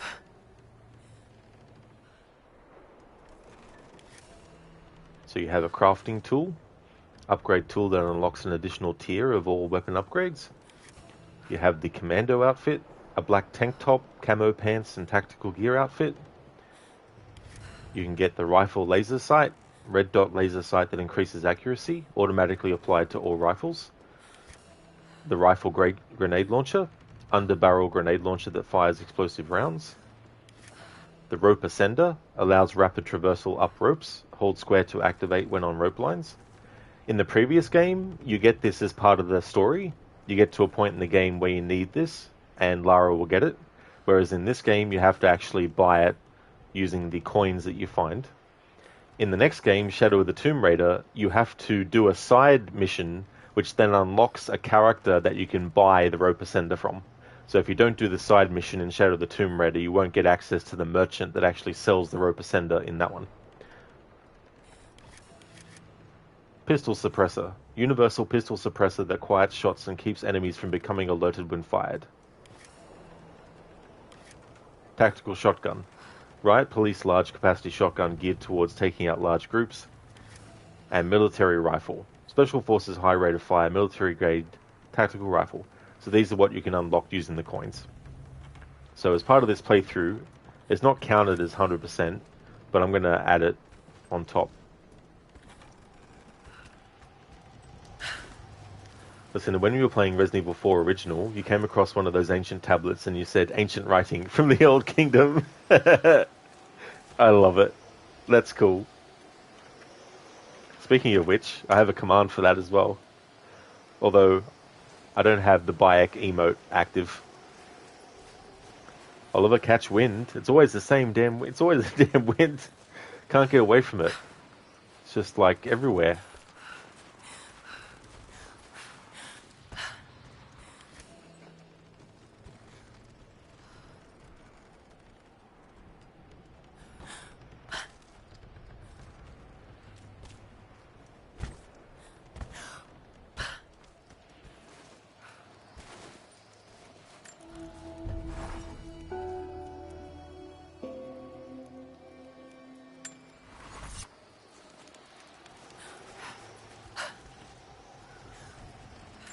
More Soviet propaganda.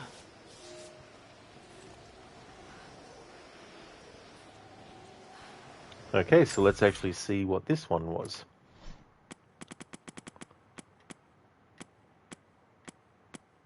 A happy land.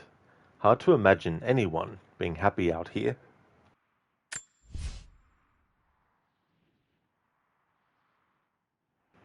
Ah, they didn't record dialogue for Lara here.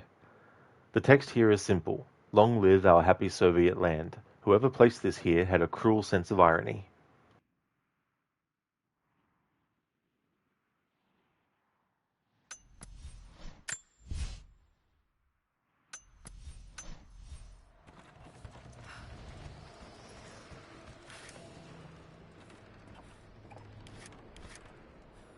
So I'm going to buy the rope ascender now.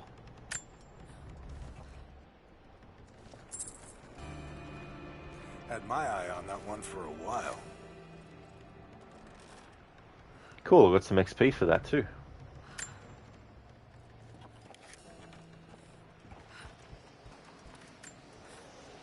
It's not nukes. Creepy looking guy with a scarred face named Constantine gave us a big speech, talked about destiny and something called the Source. And frankly, I'm even more baffled. The other contractors seem to be just as antsy and nervous as I am. But the company men, the guys who've been with Trinity for a long time, they're drinking it up and asking for seconds. It's fucking Jonestown out here. We're preparing for an assault. Against who, you might ask? I mean, there's people here, like natives, lost in time. We're talking furs, skins, and iron arrowheads. We're about to go meet them with attack choppers and 50 cal machine guns. I'm on the wrong goddamn side of history. New intel, conspiracy theories. This won't end well for him.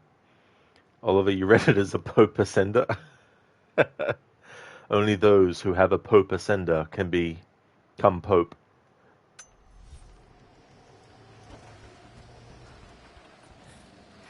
Be careful, you'll pope someone's eye out with that thing.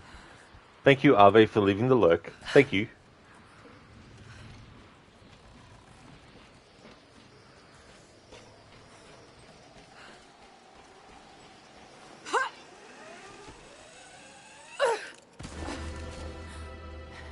Your reports have ceased. Trinity's growing concerned. We've had trouble with the natives. Our communications were offline, but everything is now under control. If the situation becomes untenable, we will step in. It won't. You sent me for a reason. I was chosen for this. I will succeed. See that you do. Hey!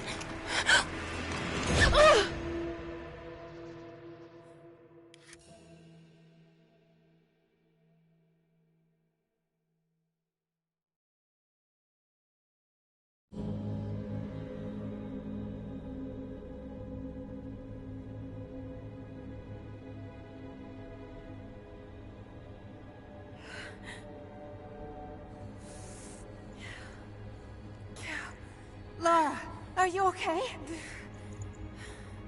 Oh, thank God. Anna, what are you doing here? I don't know. I can't remember. What's happening, Lara? I'm scared. I'm so sorry. I didn't think they'd come after you. This is all my fault. Who? Who are they? What did they want? The same thing my father was after. Oh no, Lara. I told you not to do this. Whatever they want, just give it to them. It's not that simple. Just hold on. I'll get us out of here. Somehow.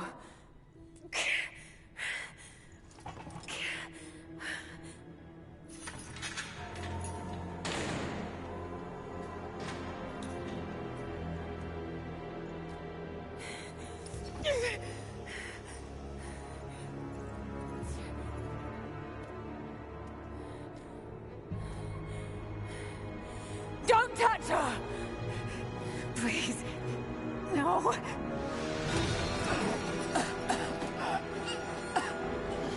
Talk! No! No, you bastard! Where's the divine source? Please! Just stop! I don't know where it is!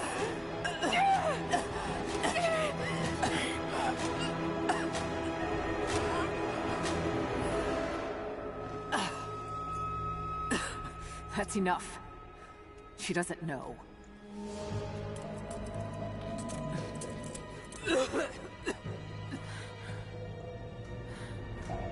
What? You... No. You're with them! I can't believe this. You can't!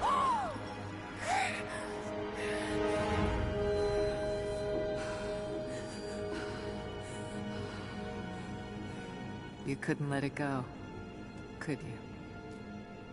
I knew you'd find your way to this place. What did you expect? It doesn't have to be this way. We seek the same thing. We could use someone like you. You want a purpose in your life. We can provide that. You've got to be kidding. I've seen how Trinity operates. Is that a no? It's a no fucking way! Tell me, Anna, were you recruited by Trinity before or after you started screwing my father? I loved Richard. But he was blinded by idealism, and it destroyed him. What would you do with the artifact?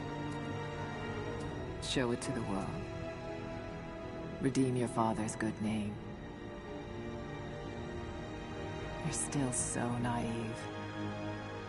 Just a frightened little girl trying to walk in her daddy's shoes.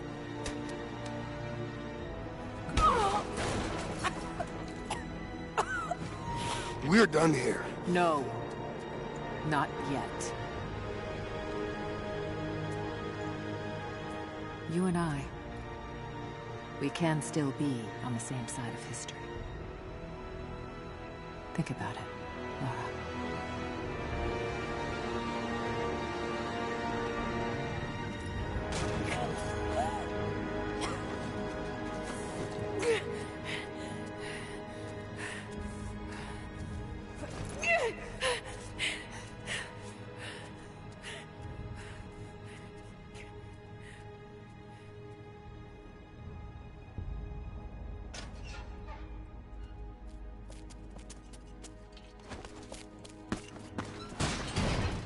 This isn't over.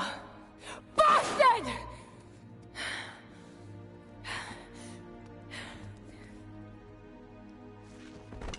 Perhaps that's all he knows how to be. I thought I was alone. So did I, but here we are. So what should I call my new acquaintance? Nothing. I won't be staying.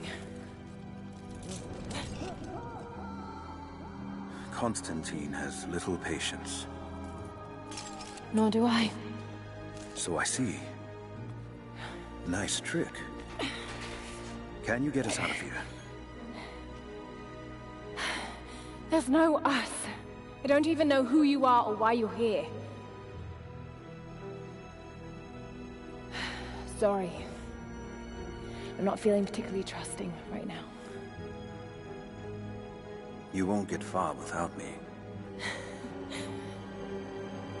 You don't know how far I've come.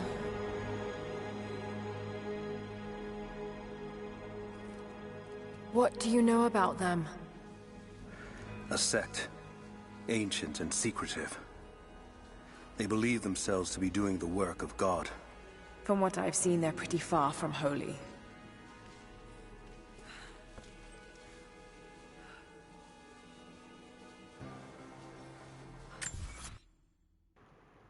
Oliver, how dare you leave, Ave? What are you doing? What great acting. What a twist. You totally didn't expect this. I like the change that happens on Anna with the lighting. There's just something about her eyes and her face that changes when the twist is revealed. Whereas before, the lighting made her look very sort of like innocent and caught in the crossfire. The lighting changes subtly on her face, and then she has that evil look. Crooked, ooh, Lara with the drop. Very convincing arguments. I think Lara's definitely going to consider. Yeah, Lara's like, I'll just pretend that I don't want to, but I will, you know. But that's not actually what's happening, of course. But yeah, very convincing arguments. I think Lara definitely would, yeah. Oh yeah. Trust me, bro. I still wish they let Lara get away with the C by saying, you know, you cunt. It's like, come on. Let us say it. Good emo chiller for the situation with Lara. Very nice.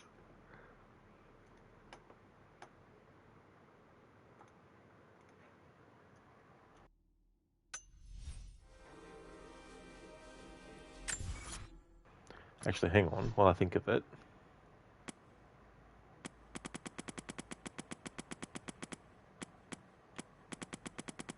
Oh yeah, so it hasn't actually popped up yet. But there's some recordings that were made without Lara knowing between Lara and her psychiatrist. And Anna was listening to the recordings and recording her own commentary on it and stuff.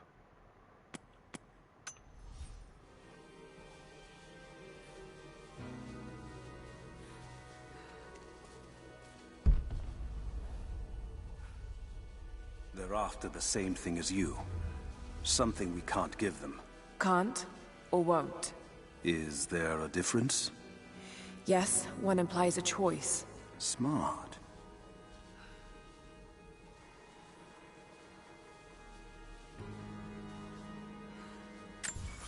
I like that dialogue because it plays into a theme that the whole trilogy has, which is the idea that the choice, there's things where it's like sacrifice is a choice that you make, whereas loss is a choice that's made for you. So I think that's a kind of really cool little bit of a thing that relates to that. Can't or won't, you know. One implies a choice, and that part is the won't versus the can't, which is, you know, when you can't do something, well, depending on the context, obviously, but in the context of being prevented from doing something, that's something that's out of your control. That's not your choice. That's something that's a choice that's made for you. Whereas if you won't do something, that's because you are choosing not to.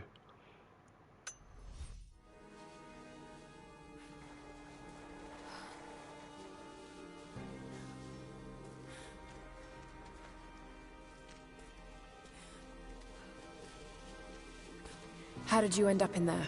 When Constantine and his men arrived, we thought we could fight them, but I didn't know who we were dealing with.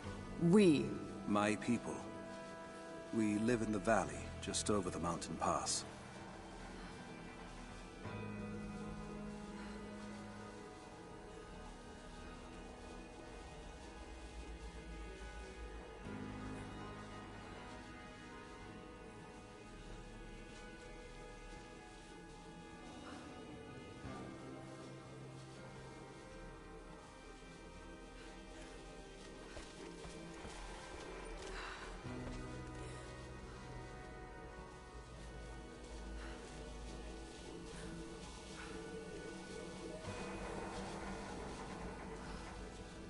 Look around your cell. There must be something you can use. There is, Jacob. I was just listening for all the dialogue. I'll see if he says anything else. But for those wondering why I'm not doing what I need to do, it's not that I don't know what to do. I want to get as much dialogue as possible. And part of that is doing the opposite of what I need to do on purpose.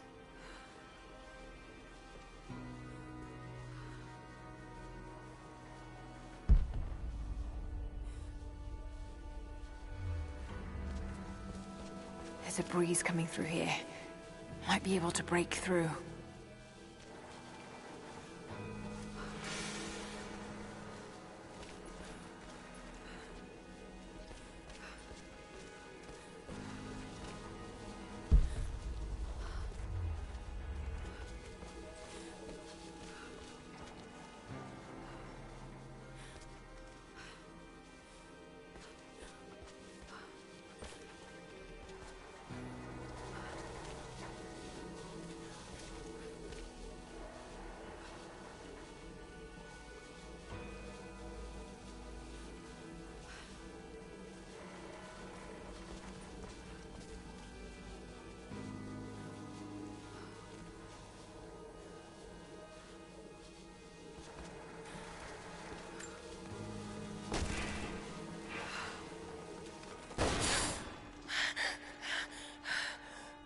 And what do you plan to do with that? I'll let you know when I think of it.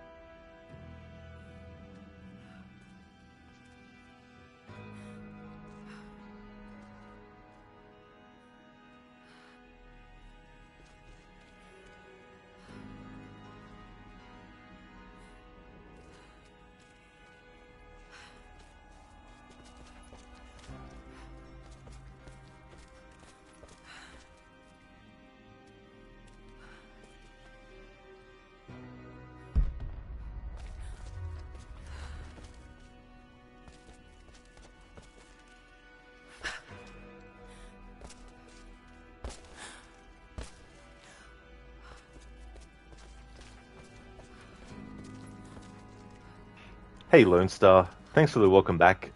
How's your day going today? Hope you're having a good weekend.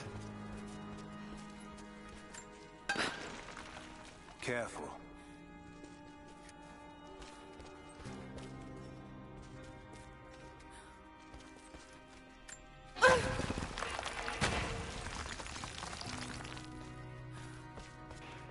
Oh, nice, Lone. That's cool. You just woke up. I hope you had some good sleep. I'm currently at the point in the story where we're imprisoned here with Jacob, doing 100% playthrough.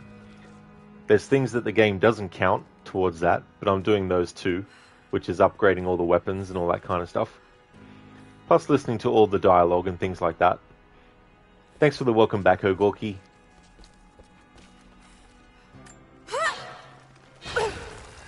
They'll have heard that. All the more reason to get out of here.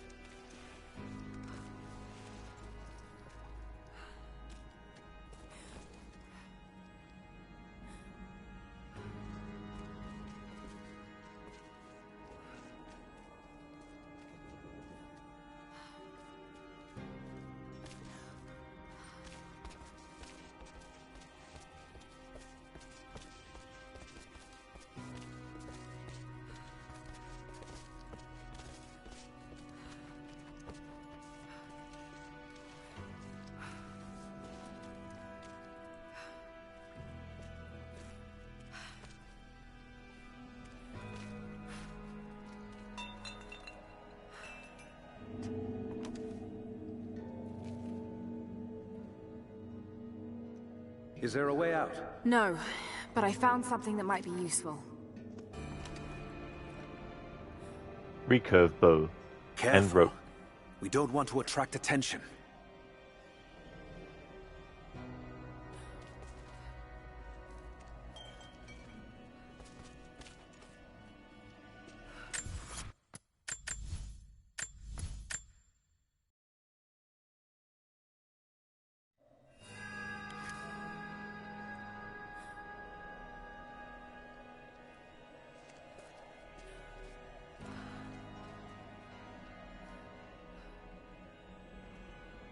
Lone, you would have been here on your first stream back, but work stops you from being here.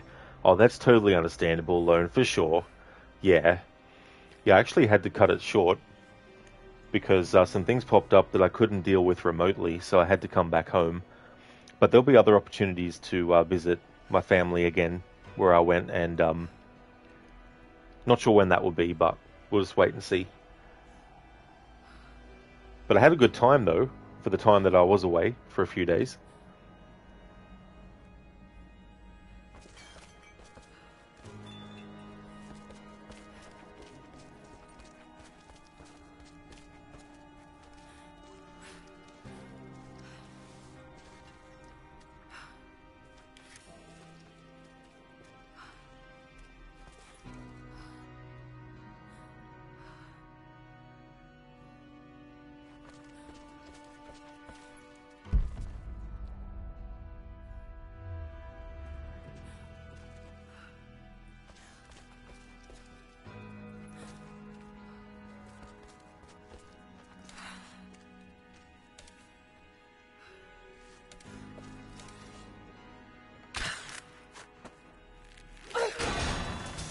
It worked. Can you get out?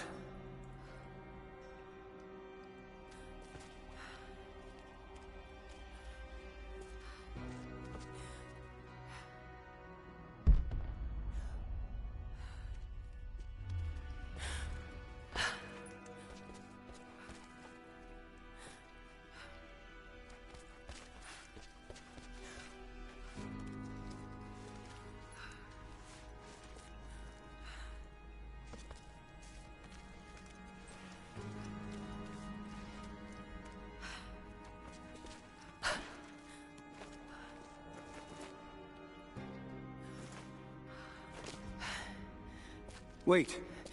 Let me out. I can help you. I can't trust you. We may not be enemies. I can see that. I suspect you do too. I work better alone. I know the layout. I know the land. I'm a fast learner. I've no doubt of that. Maybe I can offer you something more valuable. I know what you're all after.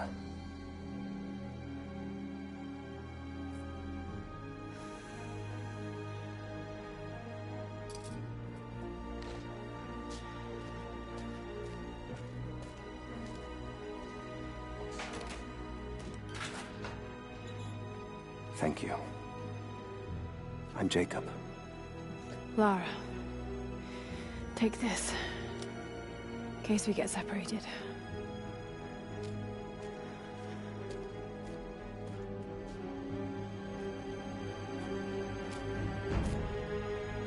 We have to move.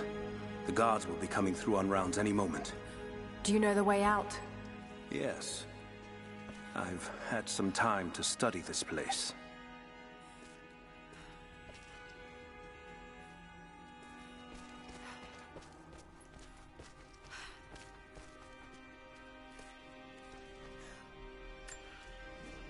We began invasion of the valley not 24 hours ago. I expected resistance and have not been disappointed. The people of the valley think they defeat us, but the harder they fight, the stronger my resolve grows. If they weren't protecting something, they wouldn't martyr themselves so. They wouldn't endure tortures with such resolve. They are believers. I respect that. But they are on the wrong side of this battle. It will not be long now. A new, better world is at hand. Resistance, operational report. Trinity is here in force, with a lunatic in command. Lunatic. Stay in a walkie-talkie for me? Absolutely. Lucas, Johnny Depp. Uh-huh. Sorry, what's that in relation to in the game?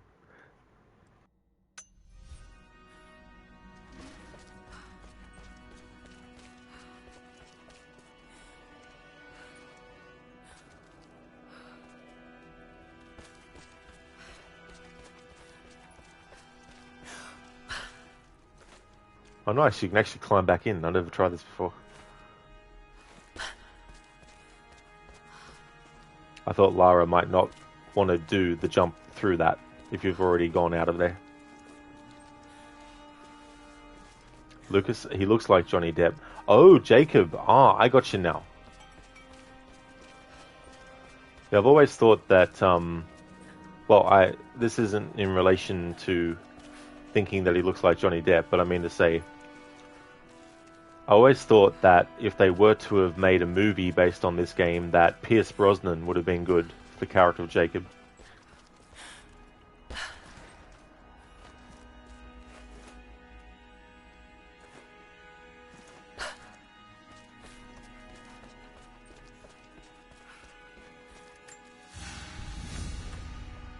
A silver cigarette case. Looks like it's been through a war, which is likely.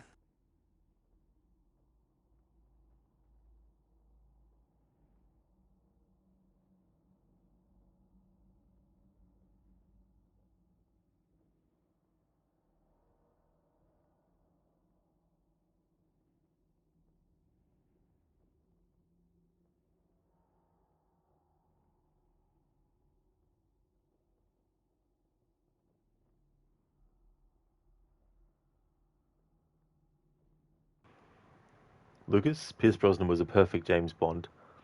He was the James Bond when I became a fan of the character and the series and stuff. I'd seen little bits and pieces of the Bond movies growing up as a kid, but I never watched a full one. But when I finally watched a full James Bond movie, it was GoldenEye, and that in conjunction with the Nintendo 64 game made me a fan of the franchise. And he was a good Bond.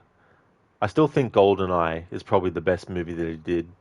I didn't go much on the other ones, but I did like him as Bond, though.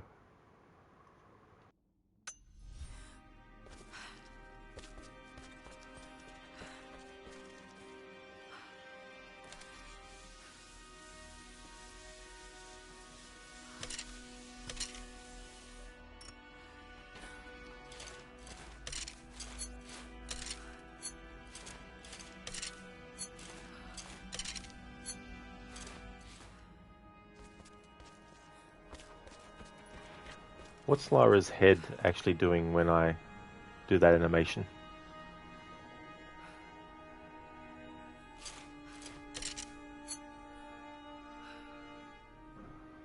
I was just wondering how she'd move her head. She sort of does this like side thing.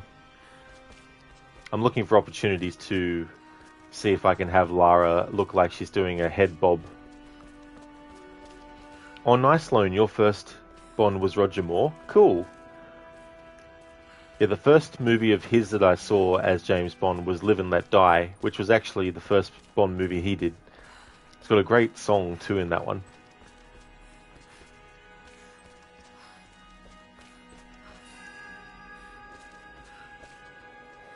How long were you in that cell? Long enough to learn that Constantine won't stop until he's found what he's looking for. The divine source. Is it here? Trust must go both ways, Lara.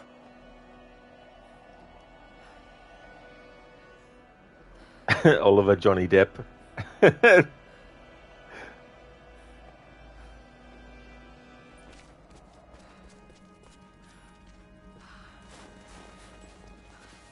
Oh, cool, Lone. Live and Let Die. That's your favorite Bond movie? Nice. Haven't seen a lot of those movies for a very long time.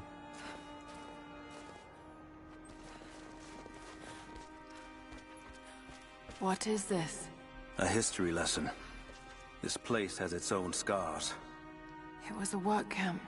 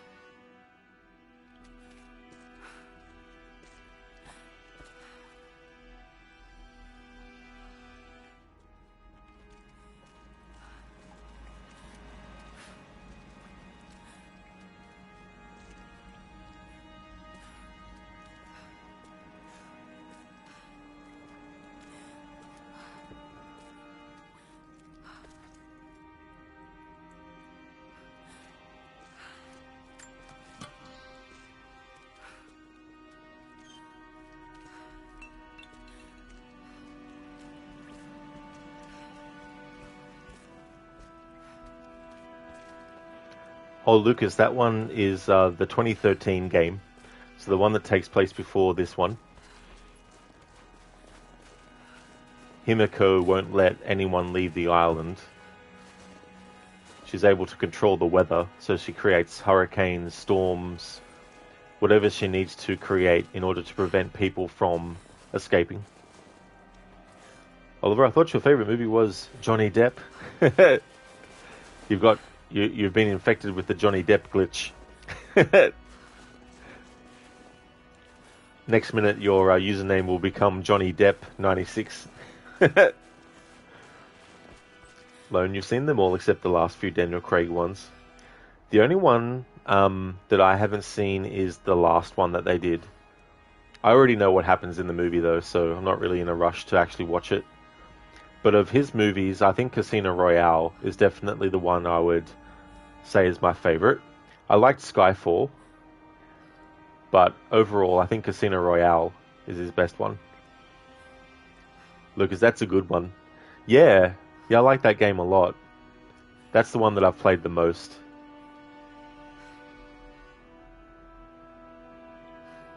Oliver, Lucas, I'm sorry, it was so funny when a random Johnny Depp came into the chat. Hey there, Anmita, welcome back. You on your way home now? Excellent, that's good. We finally met Jacob. And, yeah, Casino Royale was a great film for introducing him as Bond. It was, it was a good reboot too. I like how they played against sort of like the whole, shaken, not stirred thing, where it's like, do I look like I give a damn? I mean, some fans would probably feel it was sacrilege, but I thought it was funny.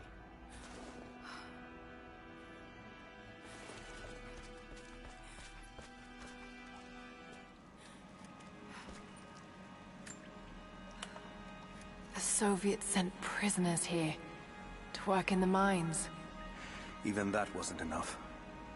They captured our people, took children from their mothers to work as slaves. God, it must have been horrible. Anyone who survived those days has stories to tell.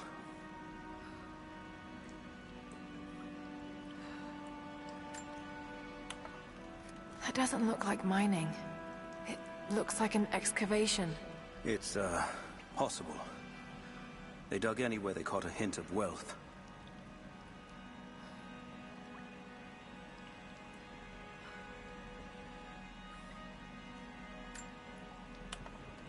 Those are ancient.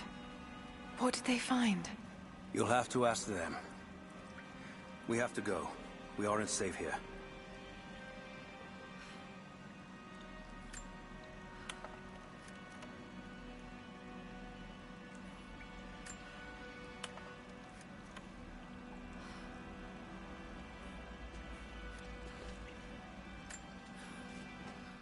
I've finally laid my betrayals bare. Lara knows the truth. Now a strange series of emotions has gripped me. Remorse, certainly. Remorse for a piece of me that was left inside that torture cell. But something else, too. I know Constantine thinks that I've lost my edge, that my time with the Crofts has made me soft, but he's wrong. It isn't softness. It feels instead like a new kind of resolve.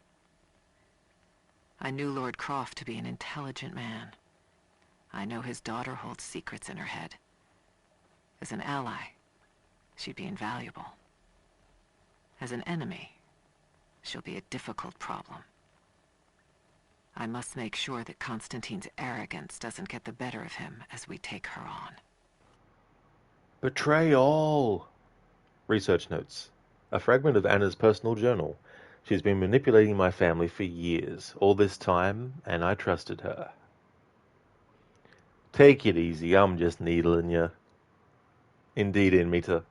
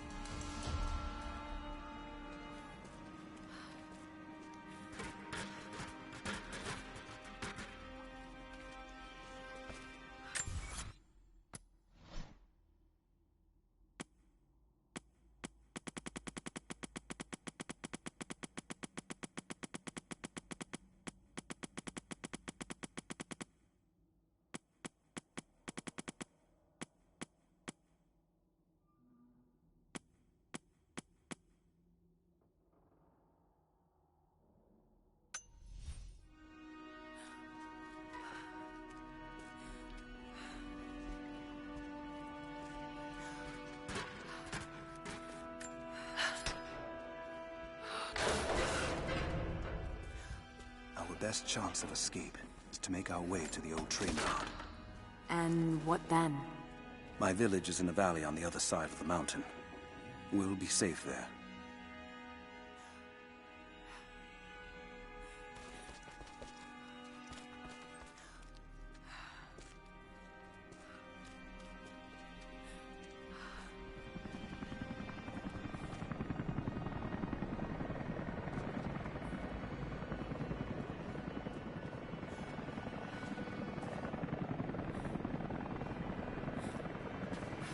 Command Post 2, last chopper outbound. Roger. That'll be the last shipment. Reports of trouble at the communications depot. More natives? Negative. We caught an armed intruder from the outside. Some woman. She stirred up trouble on the perimeter. Are we expecting others? Possibly. After the initial attack, we stepped up the patrols. If there's anyone else out there, we'll find them.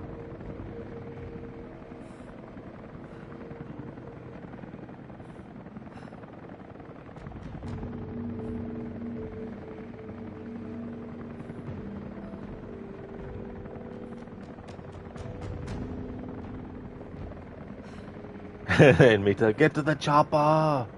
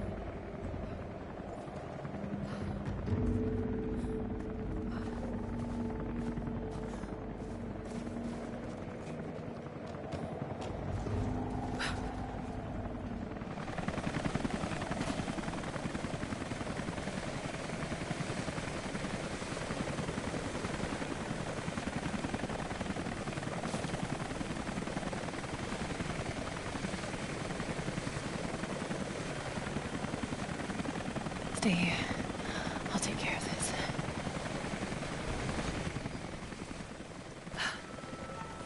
All right. Hold on. Almost got it. That's it. You're good to go. Okay, let's move this thing out. Constantine wants a team up at the copper mill before the storm sets in.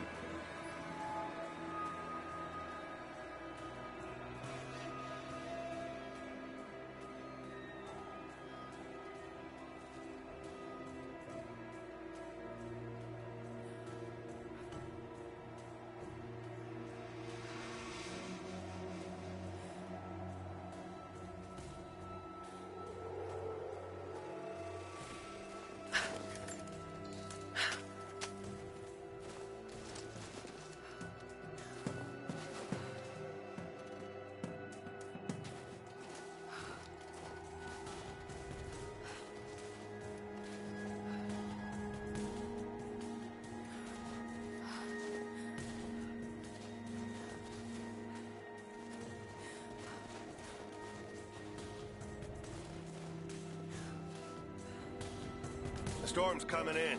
We'll have to ground the choppers soon. Still a lot of territory to cover out there. Yeah, we'll just have to get more boots in the snow. Constantine wants eyes inside the copper mine. Something up there? Yeah, they found some old records in the prison. Pictures of ruins and maps of the mine. Think the Soviets knew what was up here? Not at first, but it definitely looks like they figured it out. Well, most of this stuff is decades old. Doesn't even look like they cleared out before they left. Yeah, that part has me worried. Maybe they didn't leave. How many more natives do you think are out there? Can't be too many of them. They're coming from somewhere on the other side of the mountain. When the storm clears, we'll get some men over there to burn them out. You see them up close? Goddamn primitives.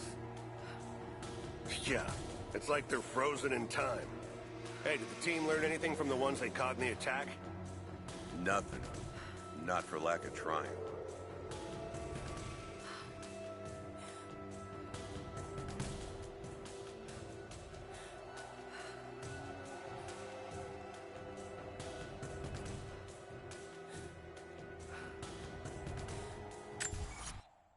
In Meta, a storm. Oh, one's turned up on you. Oh, damn.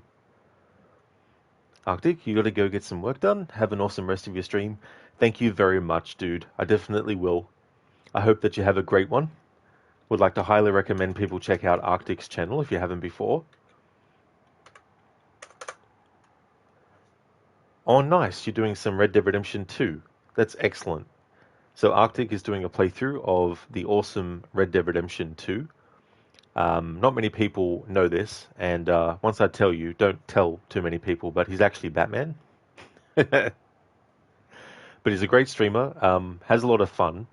Very funny streamer too, as well. Has a lot of humor. So definitely recommend checking out his channel if you haven't before. And catch you next time, Batman.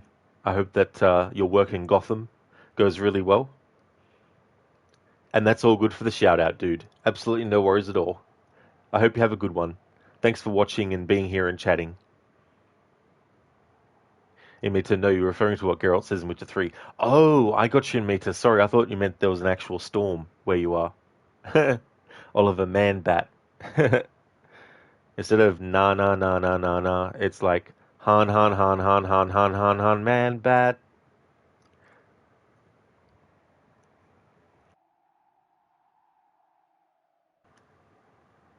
Bring me Batman.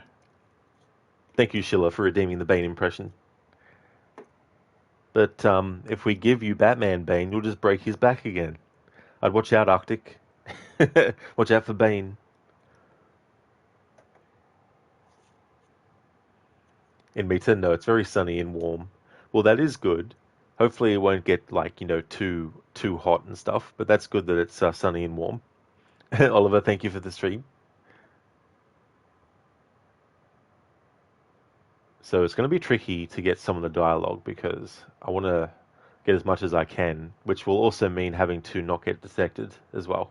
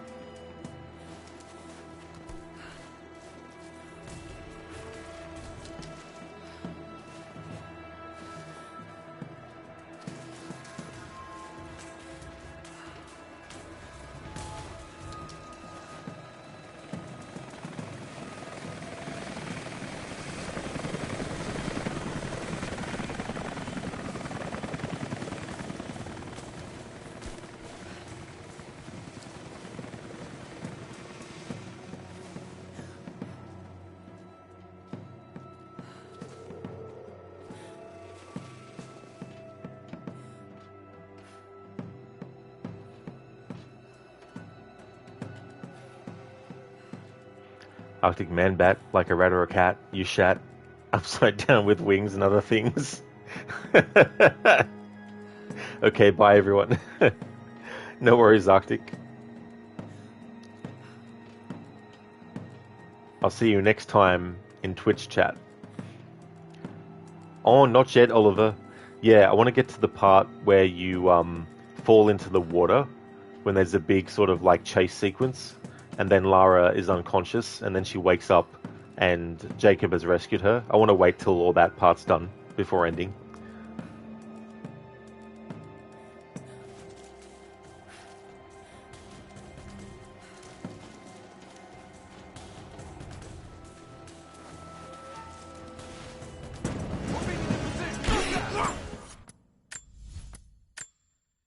Alright.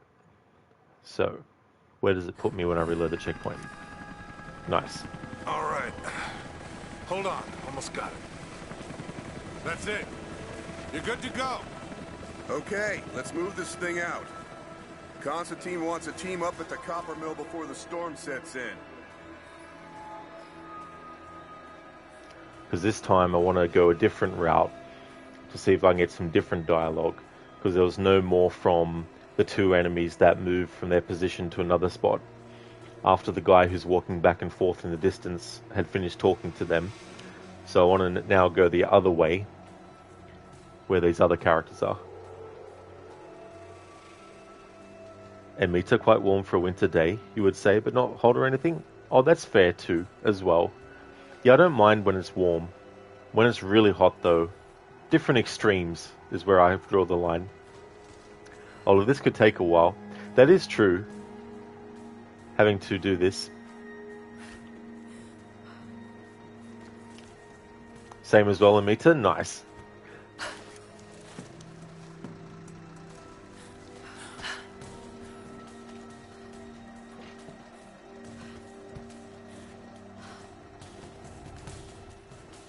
God damn it, it is fucking freezing in this place. Should have brought my damn cold weather gear.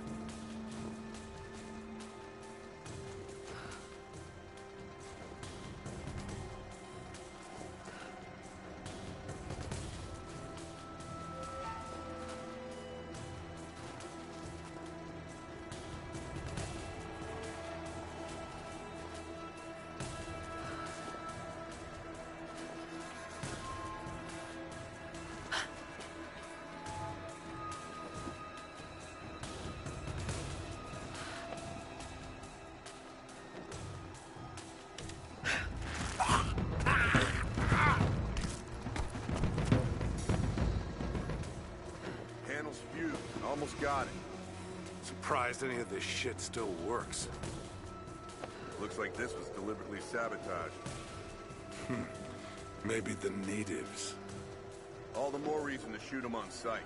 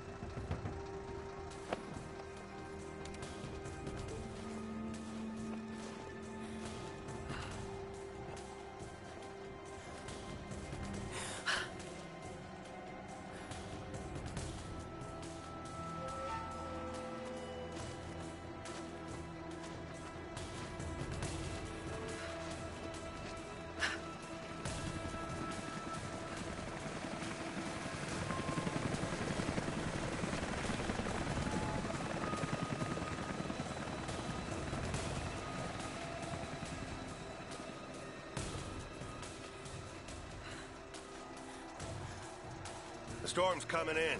We'll have to ground the choppers soon. Still a lot of territory to cover out there. Yeah, we'll just have to get more boots in the snow. Constantine wants eyes inside the copper mine. Yeah, they found some old records in the prison. Pictures of ruins and maps of the mine. Think the Soviets knew what was up here? Not at first, but it definitely looks like they figured it out. Well, most of this stuff is decades old. Doesn't even look like they cleared out before they left. Yeah, that part has me worried. Maybe they didn't leave. How many more natives do you think are out there? Can't be too many of them. They're coming from somewhere on the other side of the mountain. When the storm clears, we'll get some men over there to burn them out. You see them up close? Goddamn primitives. Yeah, it's like they're frozen in time. Hey, did the team learn anything from the ones they caught in the attack? Nothing. Not for lack of trying.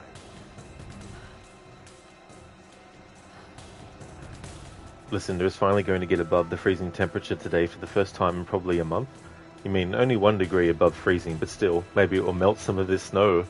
Hopefully it does, so you don't have to worry about trying to get rid of it otherwise as well. Hopefully that ends up happening. In Mita, have you ever done a stealth challenge for this game? I have, dude. Yeah. Yeah, I had a rule where if I got detected, I had to just reload the checkpoint. But there was only one part of the game where I took like an hour at least to try and get past it without being fully detected.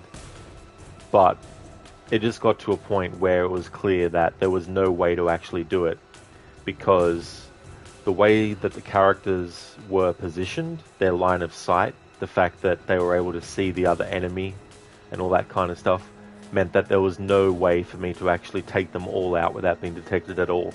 So I ended up making an exception for that part. So I want to do it for Shadow of the Tomb Raider next time. Yeah, I definitely recommend doing it in Mita, because there's definitely a lot of sections where it is very doable. Listen, the ice melt salt is effective to a certain degree, so your streets have been clear for a while, but there's still snow everywhere else. Oh, I see. Yeah. We'll definitely want to get rid of that so it doesn't, cause problems and stuff. Hey there, Necro. Good morning to you, dude. Good morning as well. Hope you're doing well.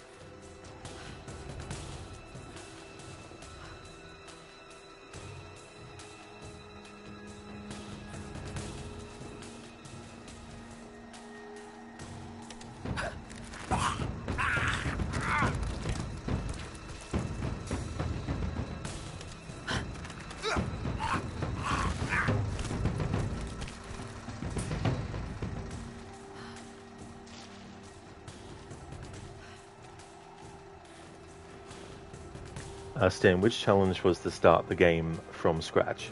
So with the reboot Tomb Raider games, I've done no death, which means when I die, I have to restart the whole game from the start. And I've done bow only, where if I accidentally used a weapon that wasn't a bow, even if I didn't hit anything, I had to restart the game.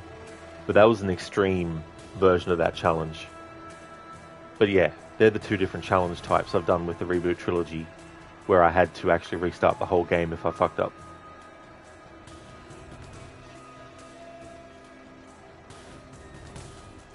And the thing about these games is that the games like to change what weapon you have equipped automatically. So you can't just equip the bow and expect the game to have the bow equipped every single time. So you have to sort of be very, very mindful, especially when you get a new weapon, because the game automatically, of course, gives you the weapon. And there's moments where everything goes slow motion. But if you actually wait long enough, the slow motion will stop. So then you can switch to the other weapon. Listen, the RE6 does that at some points too.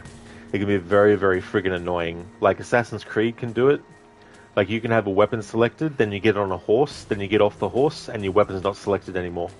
I've had that happen so many times. Where I've gone to kill an enemy, but Ezio punches them instead, and I'm like, what the fuck? And then I'm like, oh, that's right, I was on a horse before.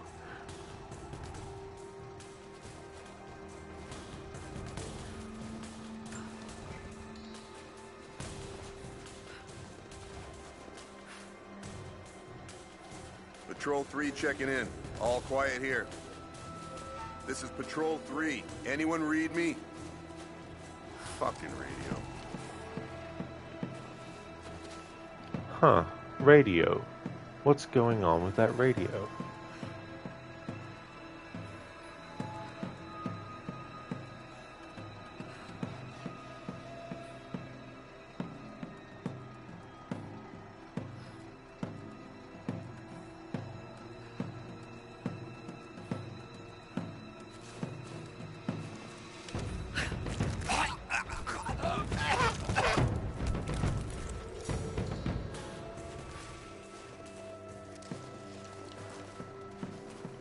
Listen to that logic, though, in real life. Oh, I meant to kill this guy instead of punch him, but I forgot. I rode a horse recently.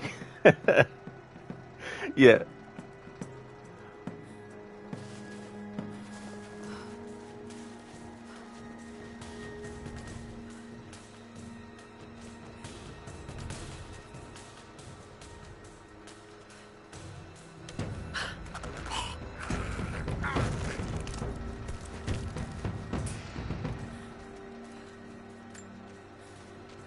Anna has let the mask fall. She and I are finally fully reunited. It has been difficult without her these past years. When I'm weak, it's always been her voice that gave me strength. When she loses hope, I ignite that hope for her. That being said, I must confess that I am worried about her. Her health falters, yes, but my concern is with her resolve. I fear that some piece of her was lost in her time with the Crofts. She must have faked her emotions for Lord Croft so powerfully they became real. And now I feel that fear has spilled over to Lara. Reunited. Operational report. Constantine wonders if Anna has become too sentimental. That's not exactly how I would characterize her behavior.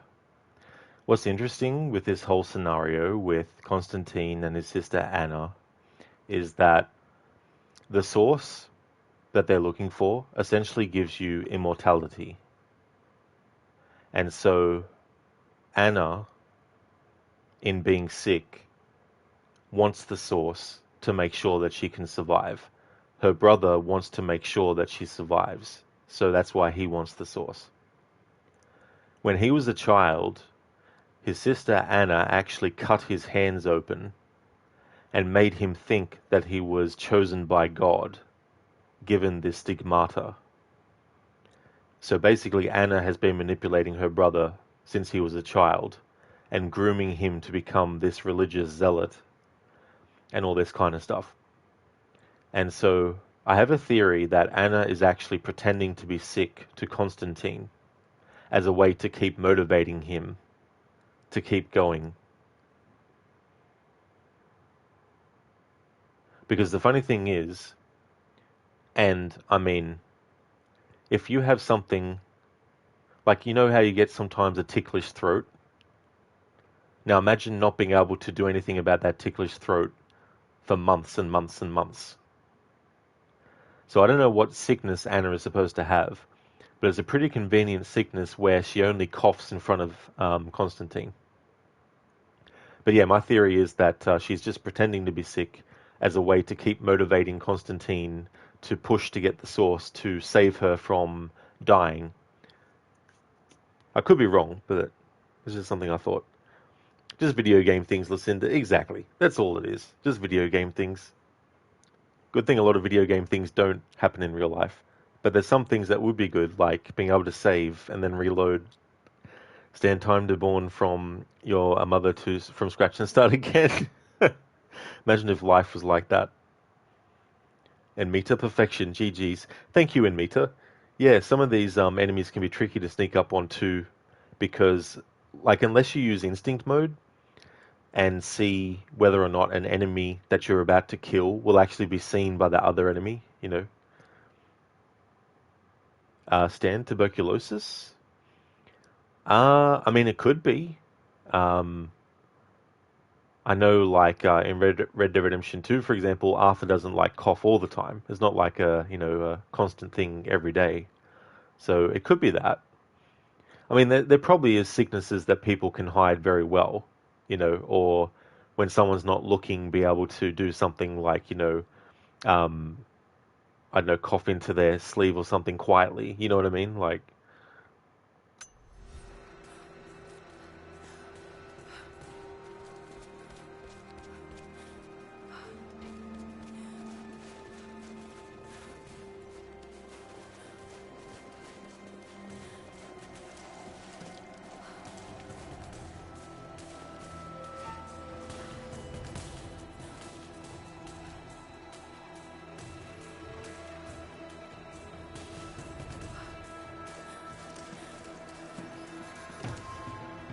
Hold up. Gonna check it. Understood.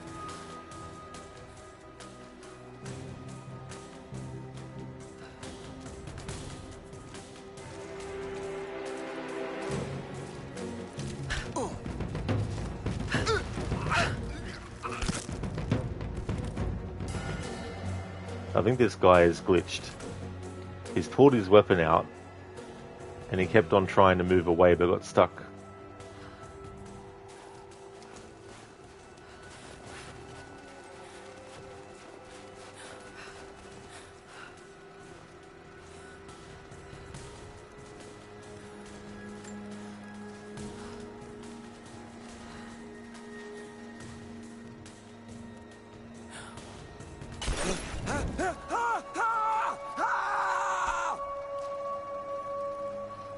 Toasty!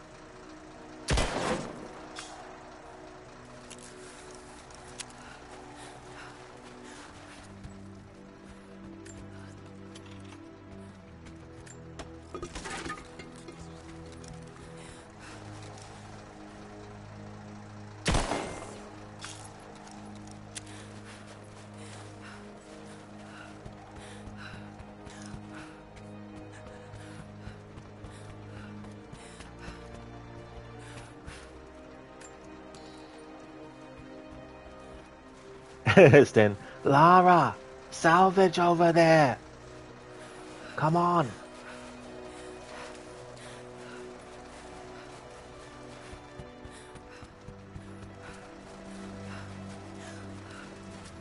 Salvage.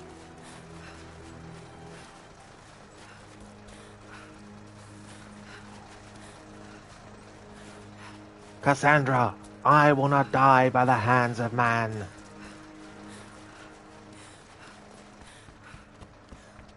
No man can murder me.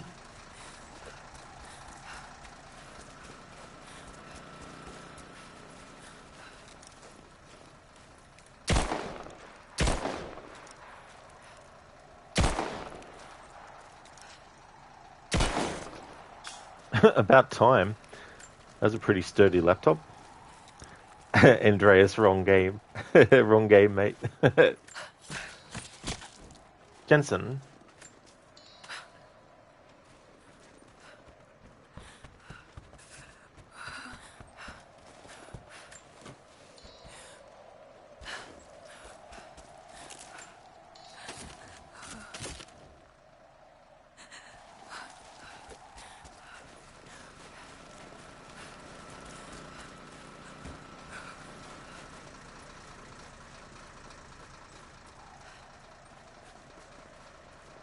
Although a Nokia 3310 is still stronger though.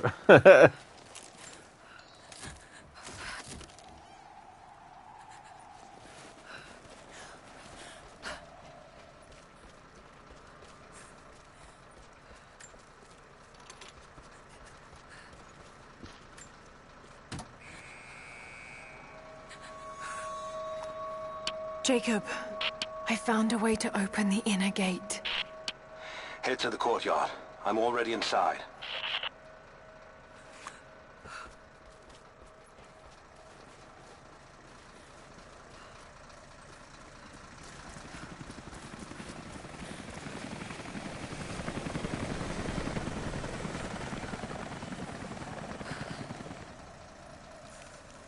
Oliver, did you have those phones back then? Quite possibly.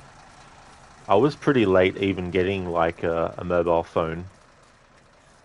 I think it was probably just a couple of years before smartphones started to come in.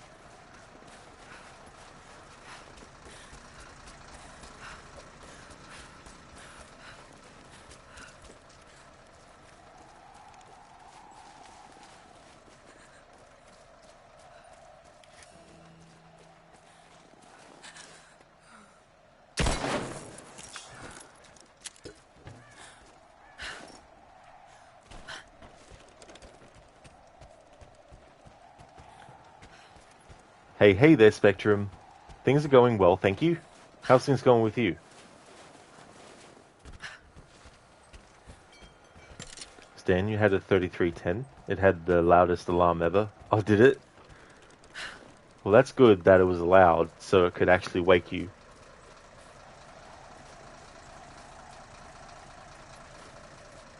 There's some dialogue that you hear from Constantine and Anna as you're climbing around the building, so I'm going to have to be very cautious to make sure that I actually get it all, that I don't go too quickly, otherwise it'll cut off the dialogue.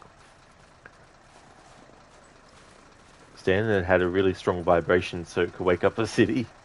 It's like, is that an earthquake? Nah, sorry, that's just my phone. Oh, great, Spectrum. You going good? You had a great sleep? You got to go bowling last night. Oh, nice. So how was it? How was the game?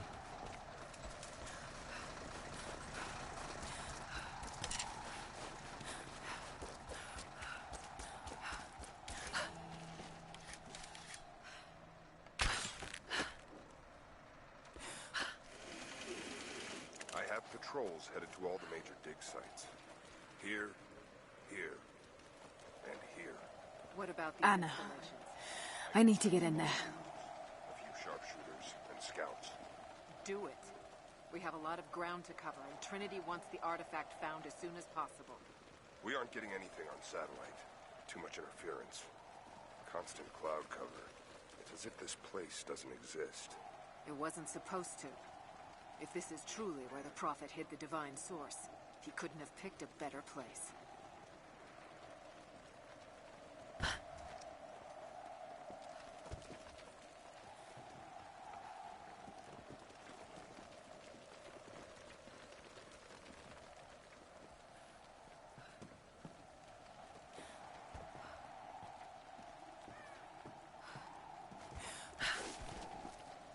Jacob, what is he doing?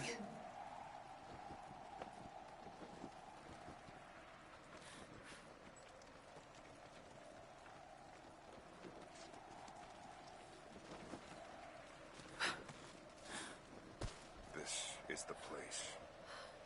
I can feel it. The Soviet records are quite convincing. But I want to get into those ruins myself. And Croft? We keep her alive. For now.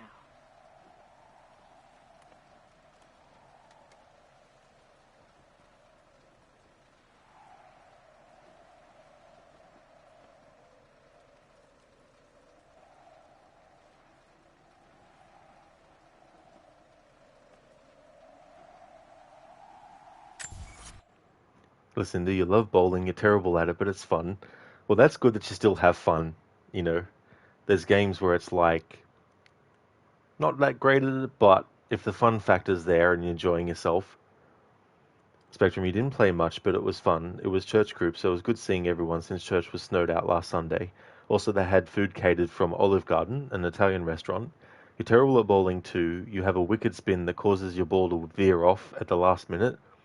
Well, that's definitely fair too, you know, if you didn't play as much, but that's good that you're able to get together with the people from church and catch up as well.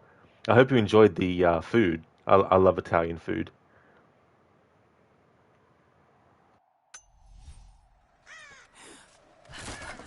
Shit. Be careful, Lara.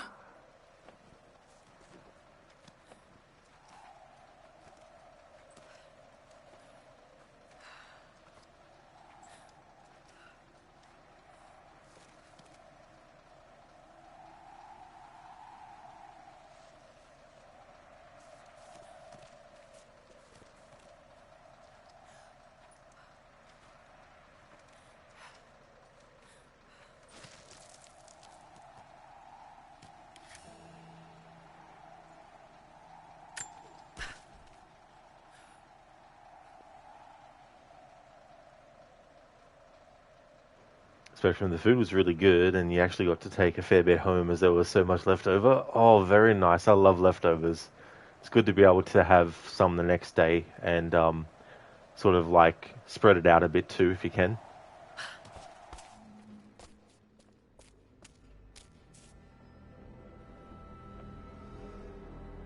I cannot wait to leave this frozen hell.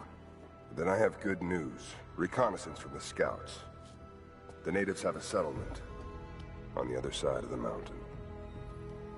Soon. You will have your day. We both will. Just as long as you don't lose focus again. What do you mean? You're sentimental about her. The Croft girl, I can tell because she's still alive. We can't afford to dwell in the past. You doubt me? You know what I've given to Trinity, what I've sacrificed, what I face!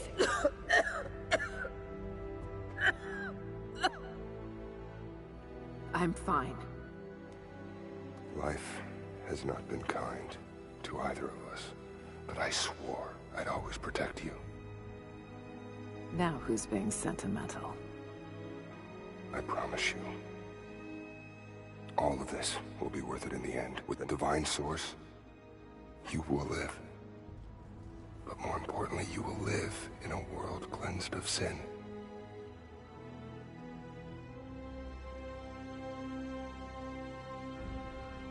Send your men to this settlement.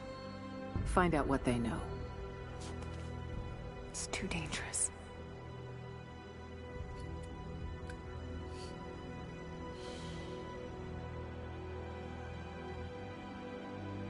Let me have my pleasures. None of this will matter the day our work is accomplished. Constantine, you're needed in the holding cells. We're in this together, sister. Remember. Always.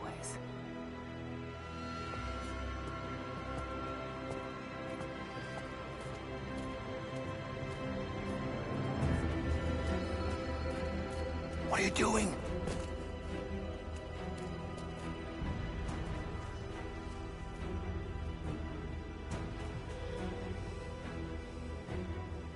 Mankind shall be judged, the non-believers turned to ash and swept away, and the pure of faith will be raised up and given life eternal.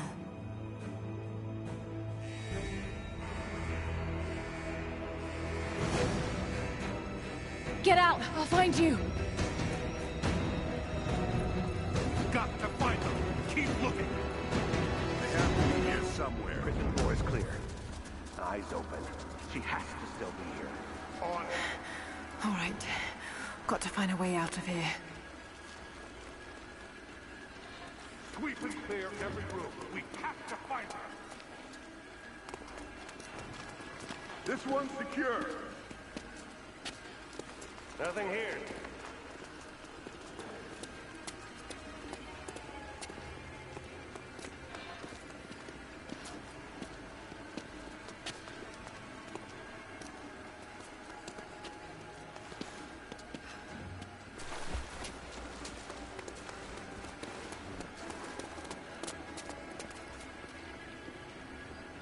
Hey, Anna Moon. How's things? Welcome on in. Listen, why does this guy sound like Clancy Brown? Doesn't sound like a role he'd play, but Although, wait, he's helping the bad guy girl, so maybe. Yeah, you're actually not the first person in the stream today to mention that he sounded like Clancy Brown. But I could definitely see Clancy Brown playing a role like this. One of the first roles I saw him in was the main villain in the movie Highlander, where he plays the character of the Kurgan, who's basically a psychopath with a sword. Essentially. Yeah, Spectrum. Yeah, Anna is sick, but I've got a theory that she might be putting it on, or at the very least making it out to be worse than it is, because there's an artifact that they're looking for to make people immortal, and from a young age her brother has been manipulated to think that he's the chosen one by God, and she cut his not his wrist, she cut his palms of his hands when he was a child, when he was asleep. And when he woke up screaming, she reassured him and told him that he was chosen by God. So essentially, making him think he got the stigmata as well. And so I've got a theory that she's not sick at all. She's just pretending to give Constantine more motivation to go after the source. Or she is sick, but not as sick as she's claiming to be. But then again, she might have a sickness that is easily concealable for people.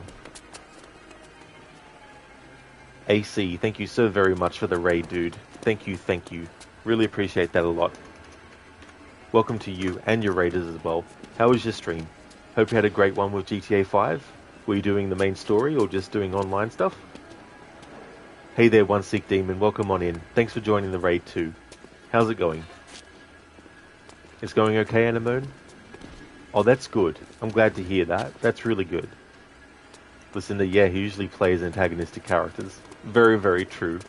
There was a horror movie, Pet Sematary 2, where he played this stepfather, and when he gets killed and then buried in the pet cemetery, he comes back to life again, and he's more like a trickster, like a clown. He doesn't look like a clown, but he's more like a trickster type character. And the movie's terrible, but he's good in it though. I'm doing well, Anemone. Yeah, things are going good. Having a good weekend as well. It's now Sunday here, well and truly. It's almost 2 a.m. But yeah, things are going good. Anemone, you got this sub gifted. Oh, hell yeah. That's awesome. Nice Detroit Become Human emotes. That's so cool. Oh, nice. That one with Cotter and Hank. That's awesome, Anemone. Cool. And cheers, yeah. Yeah, I've been playing this. This is my weekend game at the moment. And Wednesday through to Fridays, I'm doing Mass Effect 3.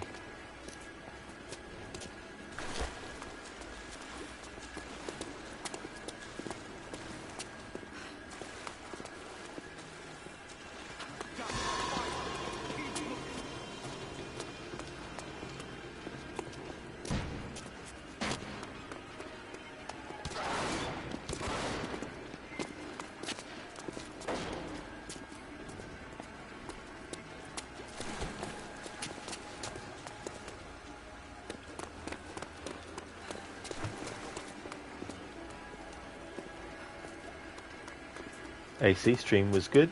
You got some stabies built in Conan and some GTA Online with One Sick Demon making lazily earned money. Oh, very good.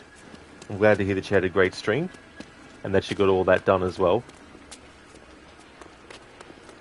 So what is the tactic for the money thing in GTA Online? Is there like a money glitch that you can take advantage of, or is that only in the main game?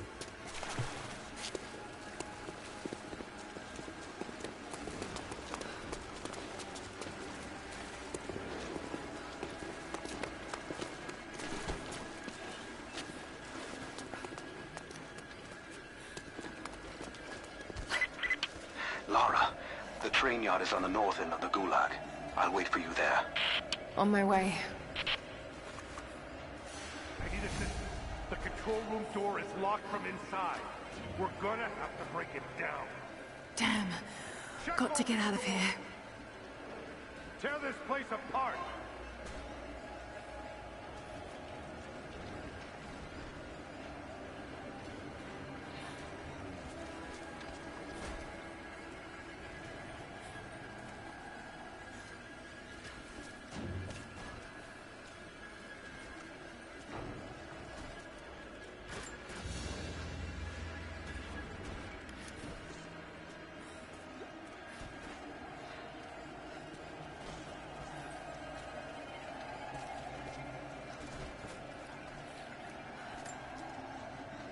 Strange being in the field again.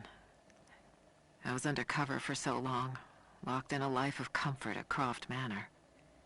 Here there is no comfort at all. The air is frozen, the food is canned and cold. The company, aside from Constantine, is abysmal. But I asked to be here.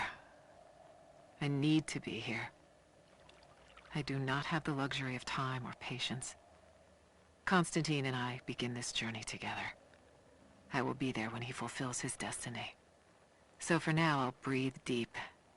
I'll let the cold air burn my lungs. I'll let it remind me that I'm still alive. And let it fuel me for the final push towards our destiny. Fieldwork, research notes, more pages of Anna's personal journal. She's been working for Trinity longer than I've known her. Everything I know about her is a lie. AC, yep, you do Doomsday Act 2 finale and leave during the cutscene. Your partner still gets paid 1.5 to 1.7 million while you get nothing, but you can redo the finale right away and make the money in a short time. That's crazy that something like that hasn't been patched. But that's definitely interesting, doing that kind of tactic. as well.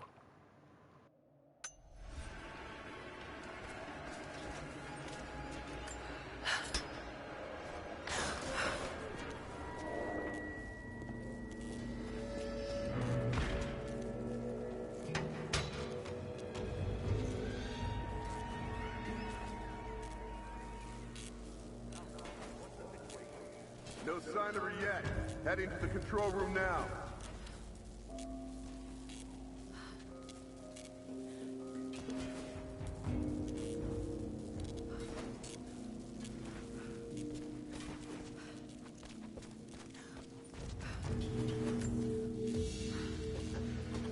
A military patch for Trinity soldiers. Aside from the design, there's no identifying text. They keep themselves hidden, even from their own foot soldiers.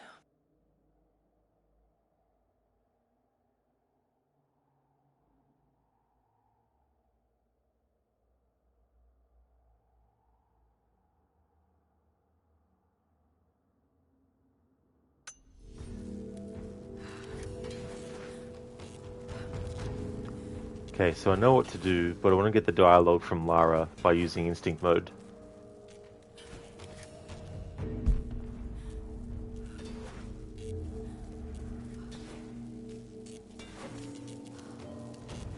You know, it'd be a real shame if Lara was to jump into that electrified water right now.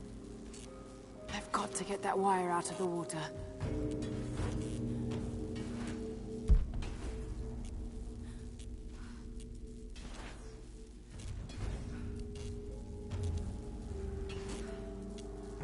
AC, yeah, you've spent 3,000 hours doing it the hard grind way, and heckin' lazy, you want to enjoy your retirement. Holy friggin' shit, that's a lot of hours. I don't blame you for wanting to do a tactic like that, though.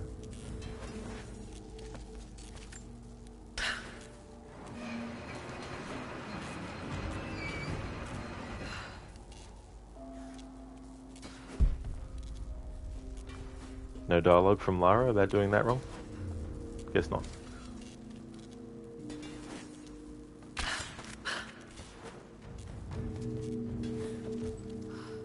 AC, thank you for redeeming. Rest in peace, Lara.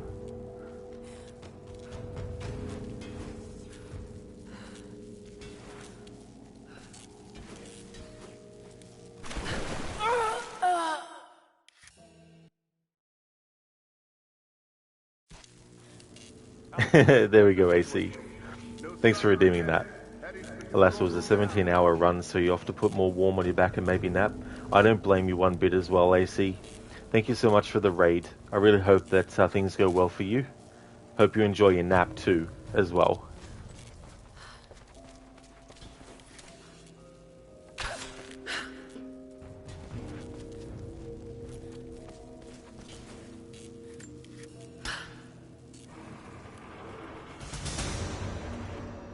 There. Sleep with the fishies, oh zappy, snatch.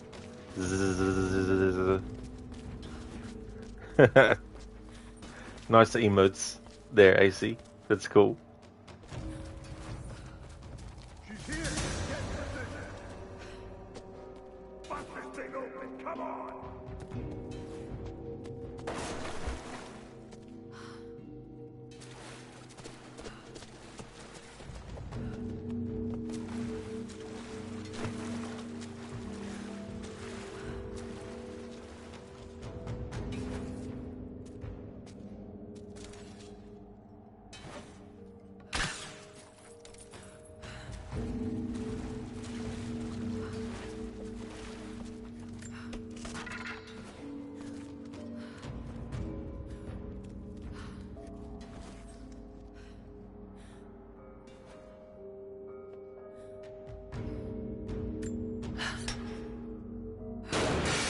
Shit! No! Come on. You're gonna die! Shit.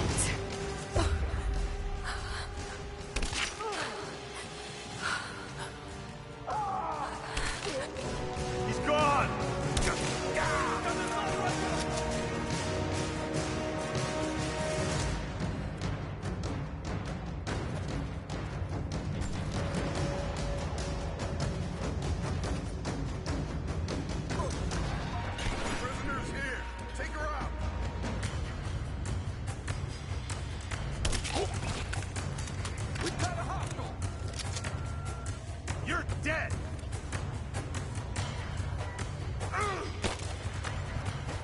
It's over!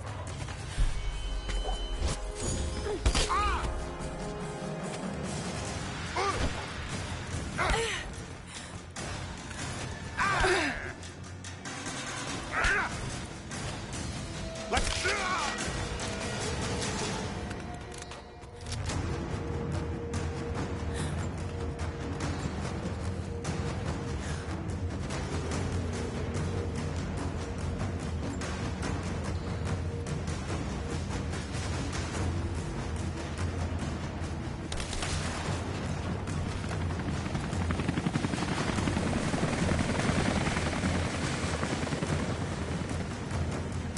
Taking fire!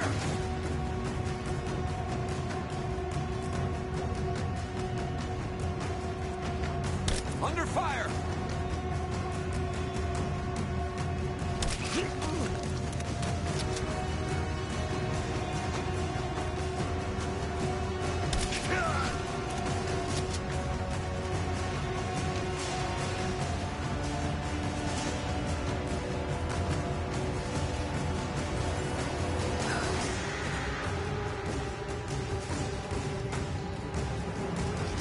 It's over!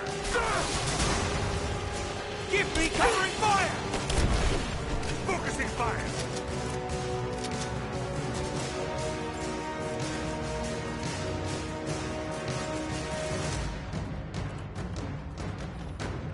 Hold this position! Push them back!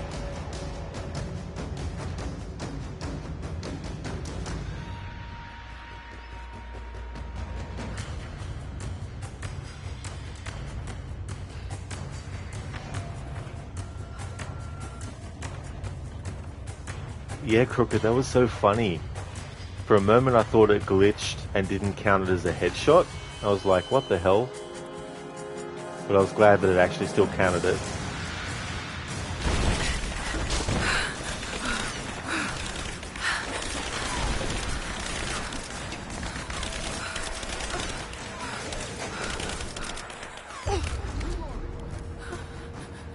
If you're doing a bow-only challenge, this game in this part forces you to actually do the crafting of the explosives. But then once you've actually thrown this, after the tutorial for it is finished, you can go back to using just your bow. When you get a new weapon, you can actually just wait for the slow motion part to stop and then switch back to your bow. But for this, you actually have to hold down the crafting explosive for this little part before you can switch back to your bow. Hold R1, crafting explosives. Craft handheld objects, bottles, cans, and jars into deadly throwable weapons.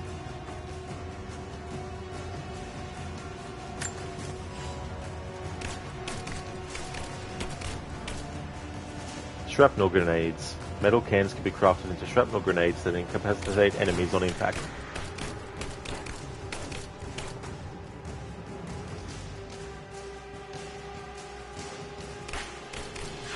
Advancing, cover me! I got you covered!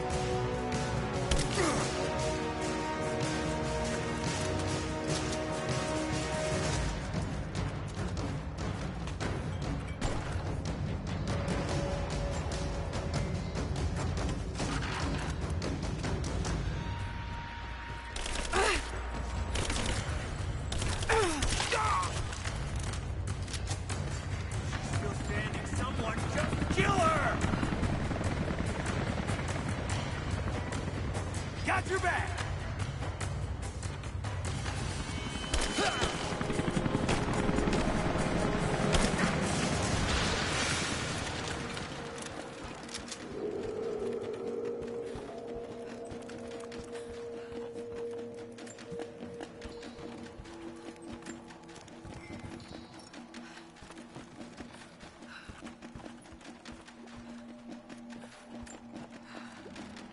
As we push deeper into the valley, I find myself staring at the ruins and pondering my own mortality. These structures have been here for ages, waiting for this moment. I can feel their anticipation. The stone itself wants us to succeed. And what is there to stop us? Non-believers, the fearful, and the lost. those that hid the source from Trinity for so long. We are the very people who would use what's hidden here as it was intended to be used. This world is too corrupt, too rotten, too sick to be saved by any means other than Trinity. We will have our army. A righteous man will lead it. Constantine will be that man. The Fearful and the Lost. Research notes. Another part of Anna's personal journal. She's completely bought into Constantine's delusions.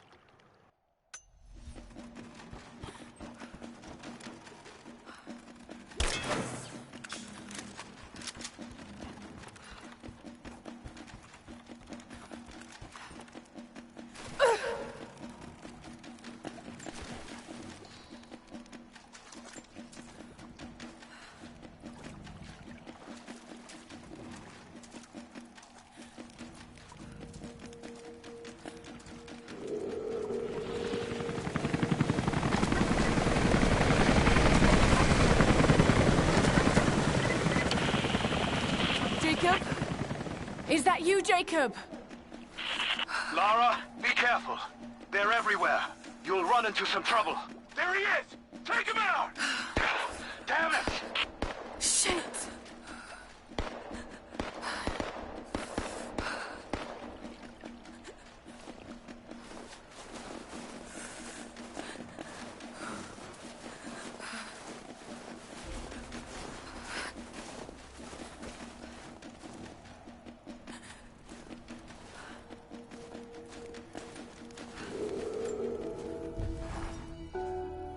For the first time in weeks, things are becoming clear. I know there's something hidden here. The Soviets came looking for it too, and now Trinity and Anna. Anna.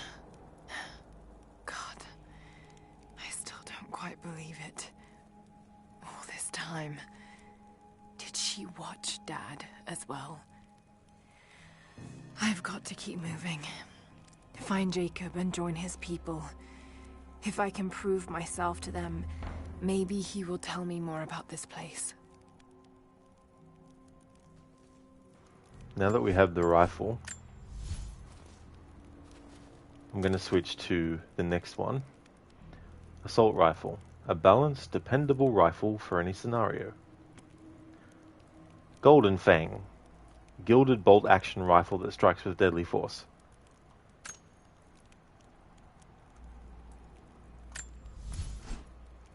We'll get the match grade barrel upgrade. Precision milled barrel allows shots to fire with no disruption in trajectory for increased damage. Lucas dang Russians. Constantine, Anna, they want the source for their evil soup.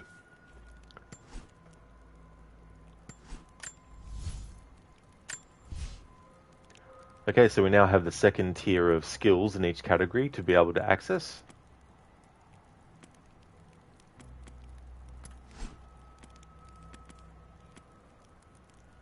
Finesse. I want to get this. Earn bonus XP for successively chaining headshots, stealth kills, or death from above kills. Longer chains increase bonus multipliers. Sheila, this barrel has higher precision, Gareth. It does indeed, dude.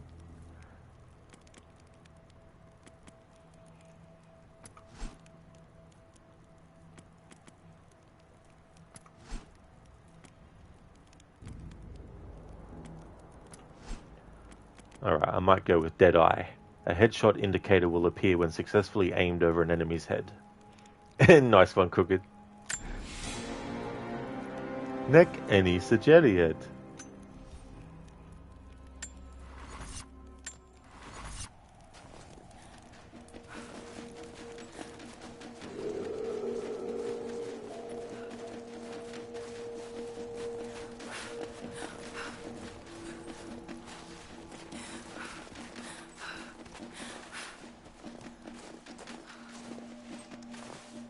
Hit the light, now!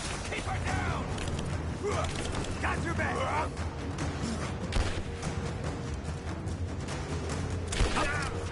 Man down!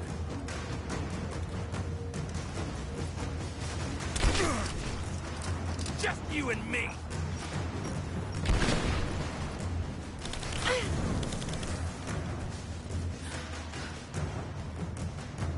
Grenade out!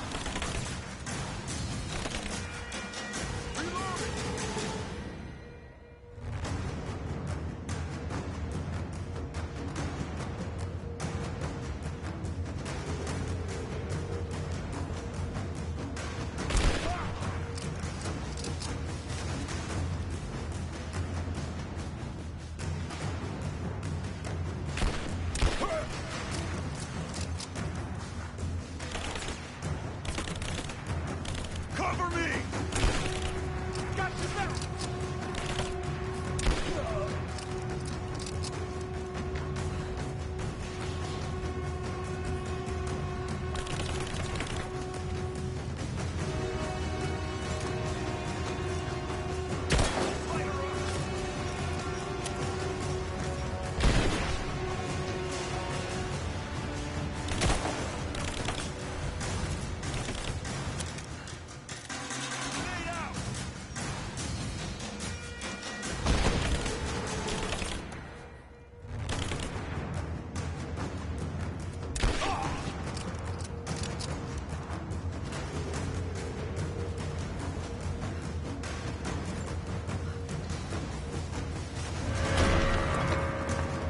Hostile spotted. She's alone. Move out. Make it quick. I'm gonna check it out. Moving into cover! Watch her out! Yeah! Man down!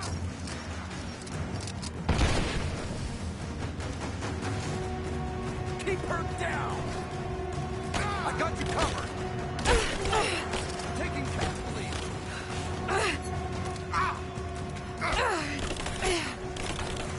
Let's go! Taking position! Got her! Keep firing!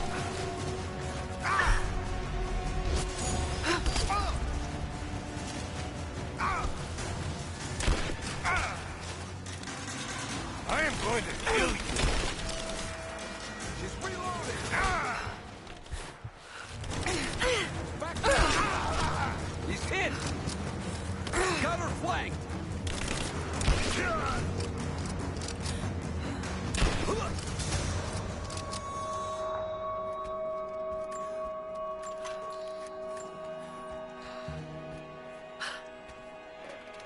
Crooked, look at Yahoo. Sheila, you might be replaying Origins right now. Oh, you might be? Oh, dude. That's such a good game. I don't blame you for wanting to replay it. Crooked, look for now. Catch you next time, Cinny. Hope to rest the rise goes well. Thank you so very much, dude. Thank you very, very much. I hope that you have a good one. Thanks for being here. Would like to really recommend people check out Crocodile's channel. He's doing a playthrough of Ghost of Tsushima. He's playing on lethal difficulty, which is the hardest mode. Essentially 1, sometimes 2 hits and you're dead. And he's doing that as part of a historical order run of so many different games across different franchises and genres.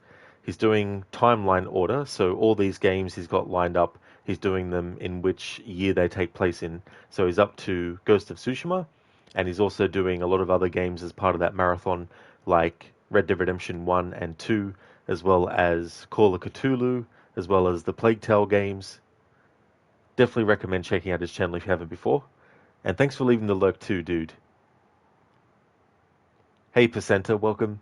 Finally a game that you're playing that you've played yourself. Oh, very good. That's nice. Yeah, I'm doing phase 1 of celebrating the game's 10th anniversary. So I'll be doing different phases as the year goes on at various points. But I thought I'd do 100% first.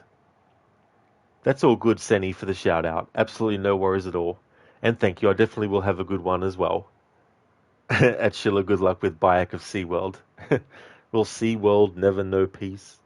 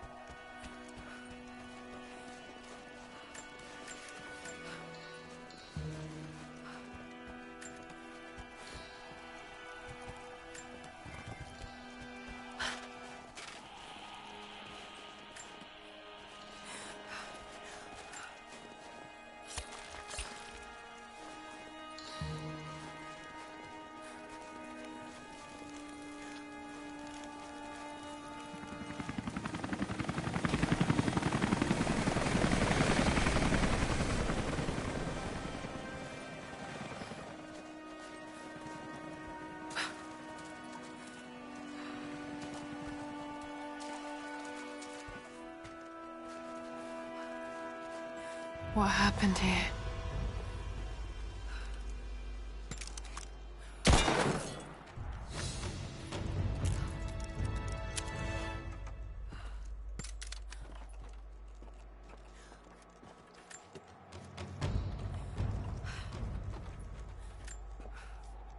As we push deeper into the valley, I feel reassured that this is the work I was chosen to perform. My stigmata itch with sensation. It is a constant reminder of my higher purpose, of my singular position in this higher purpose. I was a child, innocent to the evils of the world. Then, one night, I woke in such pain, a scream on my lips. Blood dripped from my palms when I saw it. I was terrified. It marked me. It meant something. I cannot shirk this mission any more than I can shirk my own hands. Wounded. Operational report. Oh God, someone did this to him. Someone pushed him onto this path when he was a child. Yes, that's the first time in the playthrough that the game itself has referenced the stigmata, which I was talking about, where Anna was the one who actually did that to him. Sliced his hands when he was a child and made him think that he got the stigmata.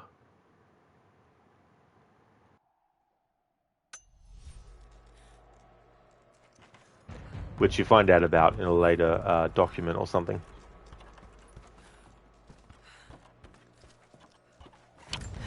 Jacob, I think I'm close to the train yard. Are you there?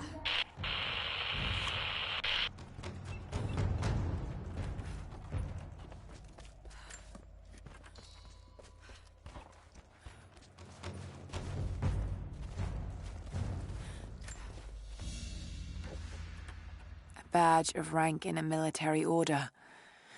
Trinity.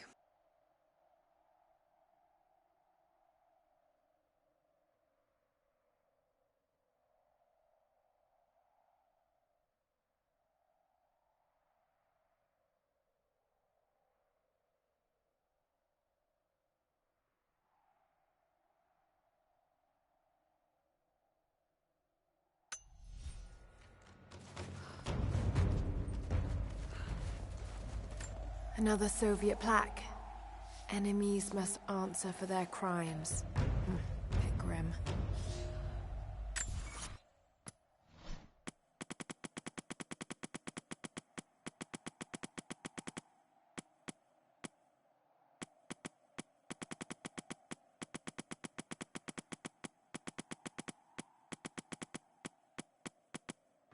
Alright, so the new Soviet crest that we got was Warning for the Unjust.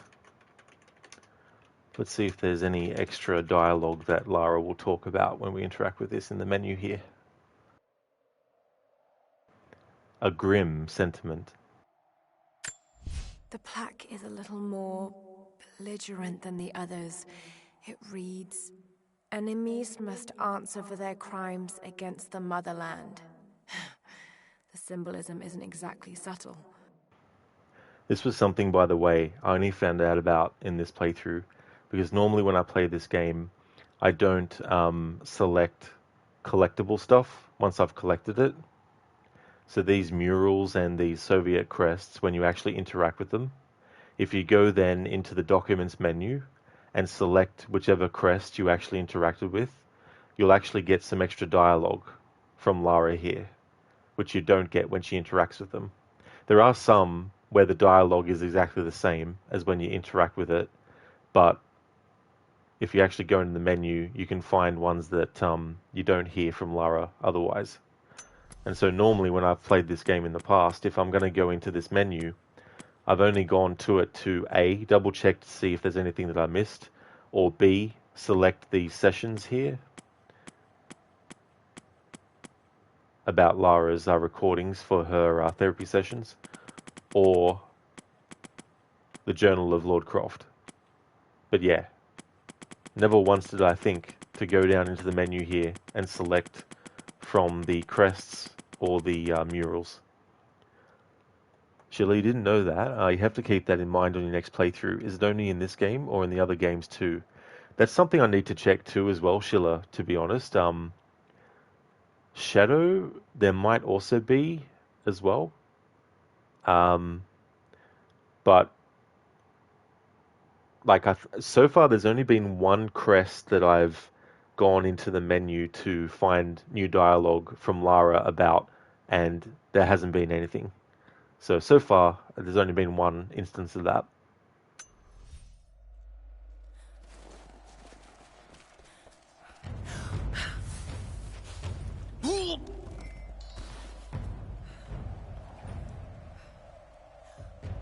Jacob has some really cool kills that he does in this game. I've already done clips of them in the past, but the first one of these is coming up.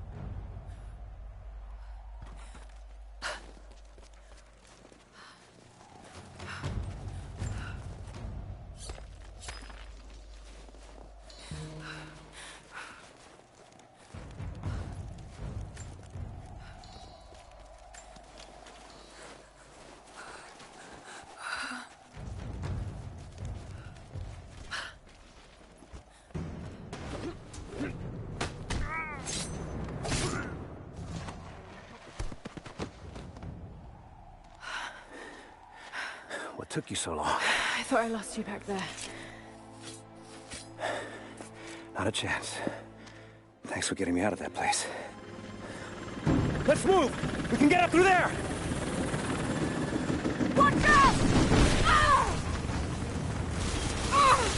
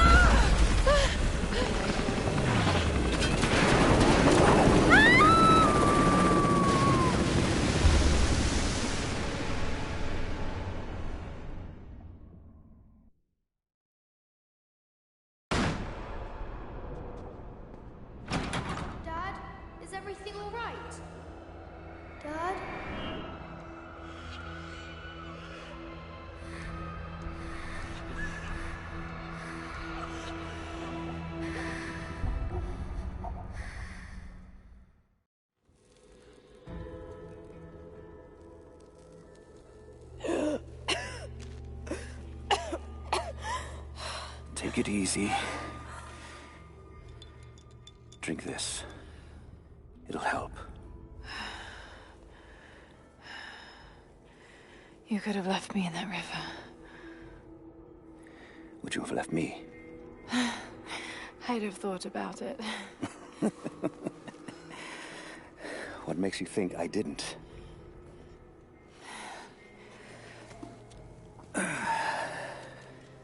So what makes you risk so much to come here? The divine source.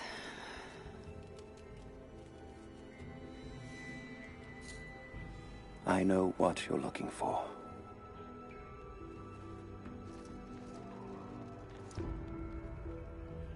But I want to know why. When I was young, it was just my father and I. He was an archaeologist too. In his last years, he was obsessed with myths about immortality. Of course, no one believed him, including me.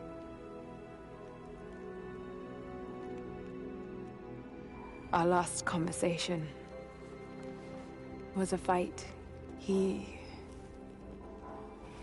took his own life. I thought I'd come to terms with it, but... Something else happened. And I saw something that I thought was impossible. It changed everything. I realized my father was right. He died alone and broken. But he died for something. So you believe the divine source is real? I honestly don't know. But if there is any truth to it, I have to find out. It needs to be researched and studied. It could make a difference to the world. It's not something to be hidden away. A difference is not always for the best. Would you wish Trinity to have the secret to immortality? Of course not. Then I would ask you not to abandon your quest, but to alter its path. Join me and my people. Help us repel Constantine and Trinity. Then after that's done, and you leave our valley untouched. But knowing that you've done the right thing. No. I'm sorry. I can't do that. Can't. Or won't. I'll fight Trinity with you, but my goal remains the same. If I give up now... You'd feel like you'd be letting him down. Not just him. I need answers, Jacob. I need to understand. You're leaving. Right now, my concern is for my village. It's over the mountain pass. A day's journey on foot. But there may be a faster way through the old copper mine. You rest. I'll be back soon.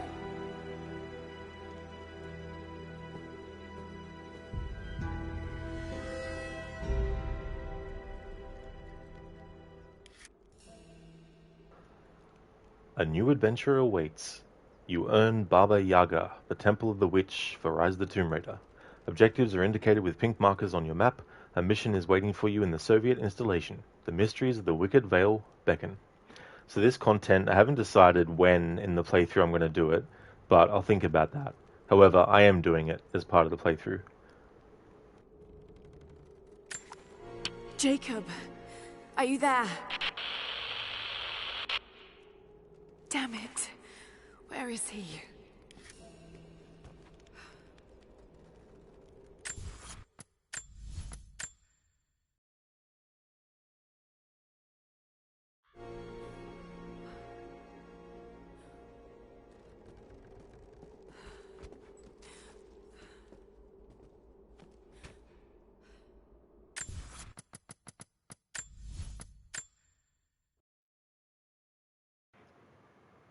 Oliver, a refreshing swim. Oh yes, very refreshing, with a lot of debris everywhere and all that kind of fun stuff. Hey Zeus, Rise of the Silver Surfer. Nice one. Oliver, definitely going to get pneumonia from this. Yeah, it's actually something that I think about as well, which I'll go over in a moment. Zeus, you need to play 3 again. You beat the first 2 twice. Oh, very good. So what'd you think of those 2? Oh, I mean, you've played this before. Sorry, the 3rd one before. So what'd you think of the trilogy? Hey there, Gizleg. Thank you so much for the raid, dude. Sorry about the timing. I'm going to be ending the stream now, but still, thank you very, very much for that raid. Would like to definitely recommend people check out Gizleg's channel. He's doing a playthrough of Warcraft 2, Tides of Darkness. He's also a fan of games like the Like a Dragon series, as well as Assassin's Creed. Also doing a playthrough of games like Black Myth Wukong as well. So a great streamer, so definitely recommend. Dr. Darling, Rod finishing this tomorrow? There is no way I will be finishing this in tomorrow's stream, that's for sure. It's probably going to take another 3 or 4 streams, I'd reckon, given what I'm doing. Listening to all the dialogue as well and all that kind of stuff. So Oliver, when you said about the pneumonia, about Lara getting pneumonia from this whole thing, this is a spoiler for Jacob in the game. Jacob is the prophet that has been talked about. So he's immortal. He has the ability to bring people back from the dead. Not long dead, but if you've just recently died, he can bring you back to life. So my theory is that when Lara actually falls unconscious in the water and is falling to the bottom, that she actually dies. But he's able to get to her quick enough to be able to actually bring her back to life. But of course, he doesn't want to tell her that that's what he's done, because he doesn't want her to know that he's actually the immortal prophet. But that's the theory that I have, that Lara actually died, and he got her out of the water and brought her back to life. Watch the blacksmith pick up a molten hot ingot with his bare hands. Asked him what his trick was. He laughed and said, "Pick 'em up by the corners. They're only 90 degrees." Nice one, Dr. Darling. Thanks for redeeming that as a Narnia impression. And me too, it'll definitely take time.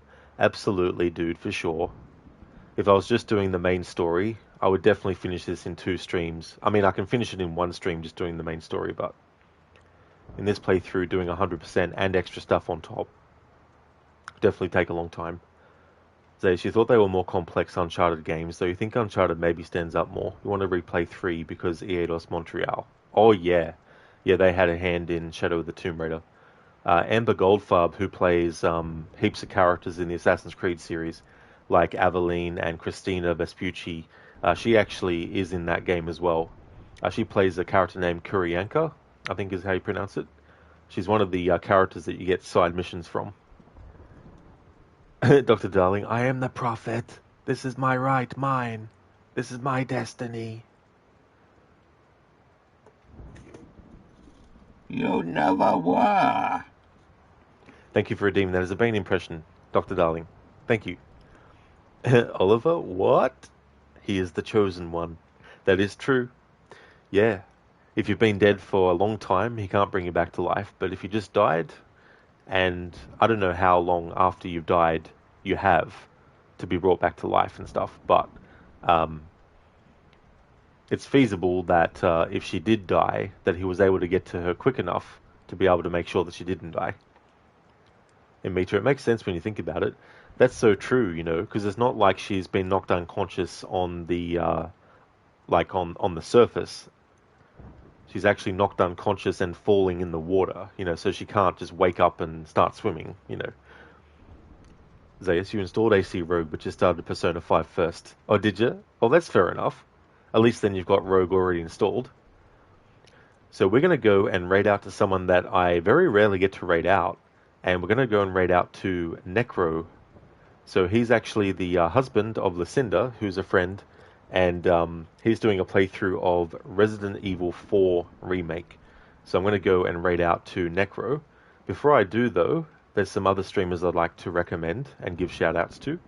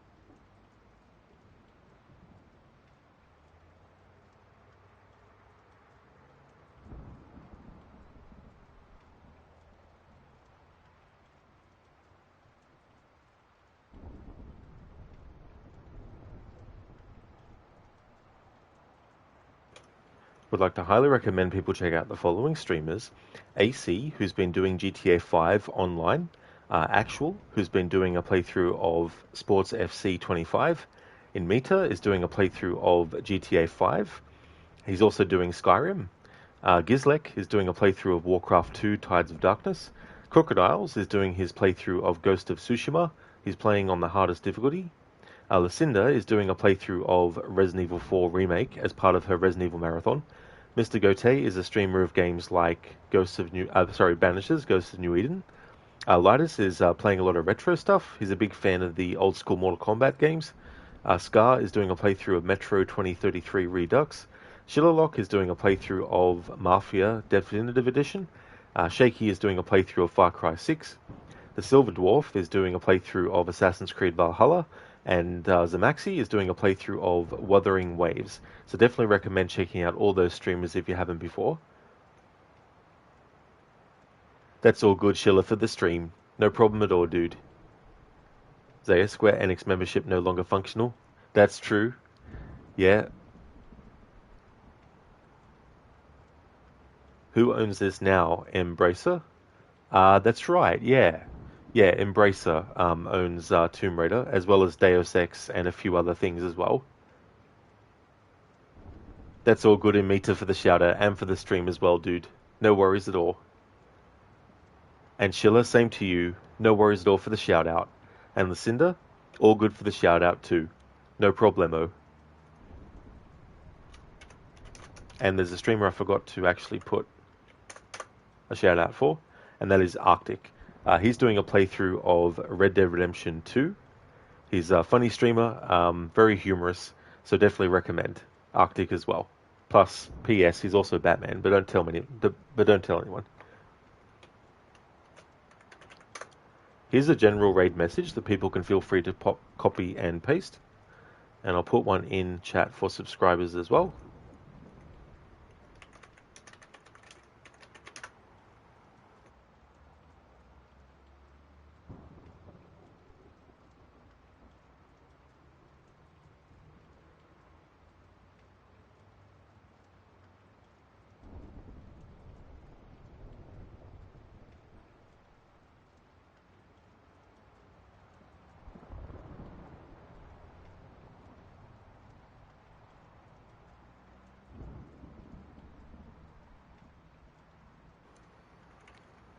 Oliver Silverdor, thanks you for the shout out in front of all the gods. Oh, very nice, Oliver. That's no worries at all.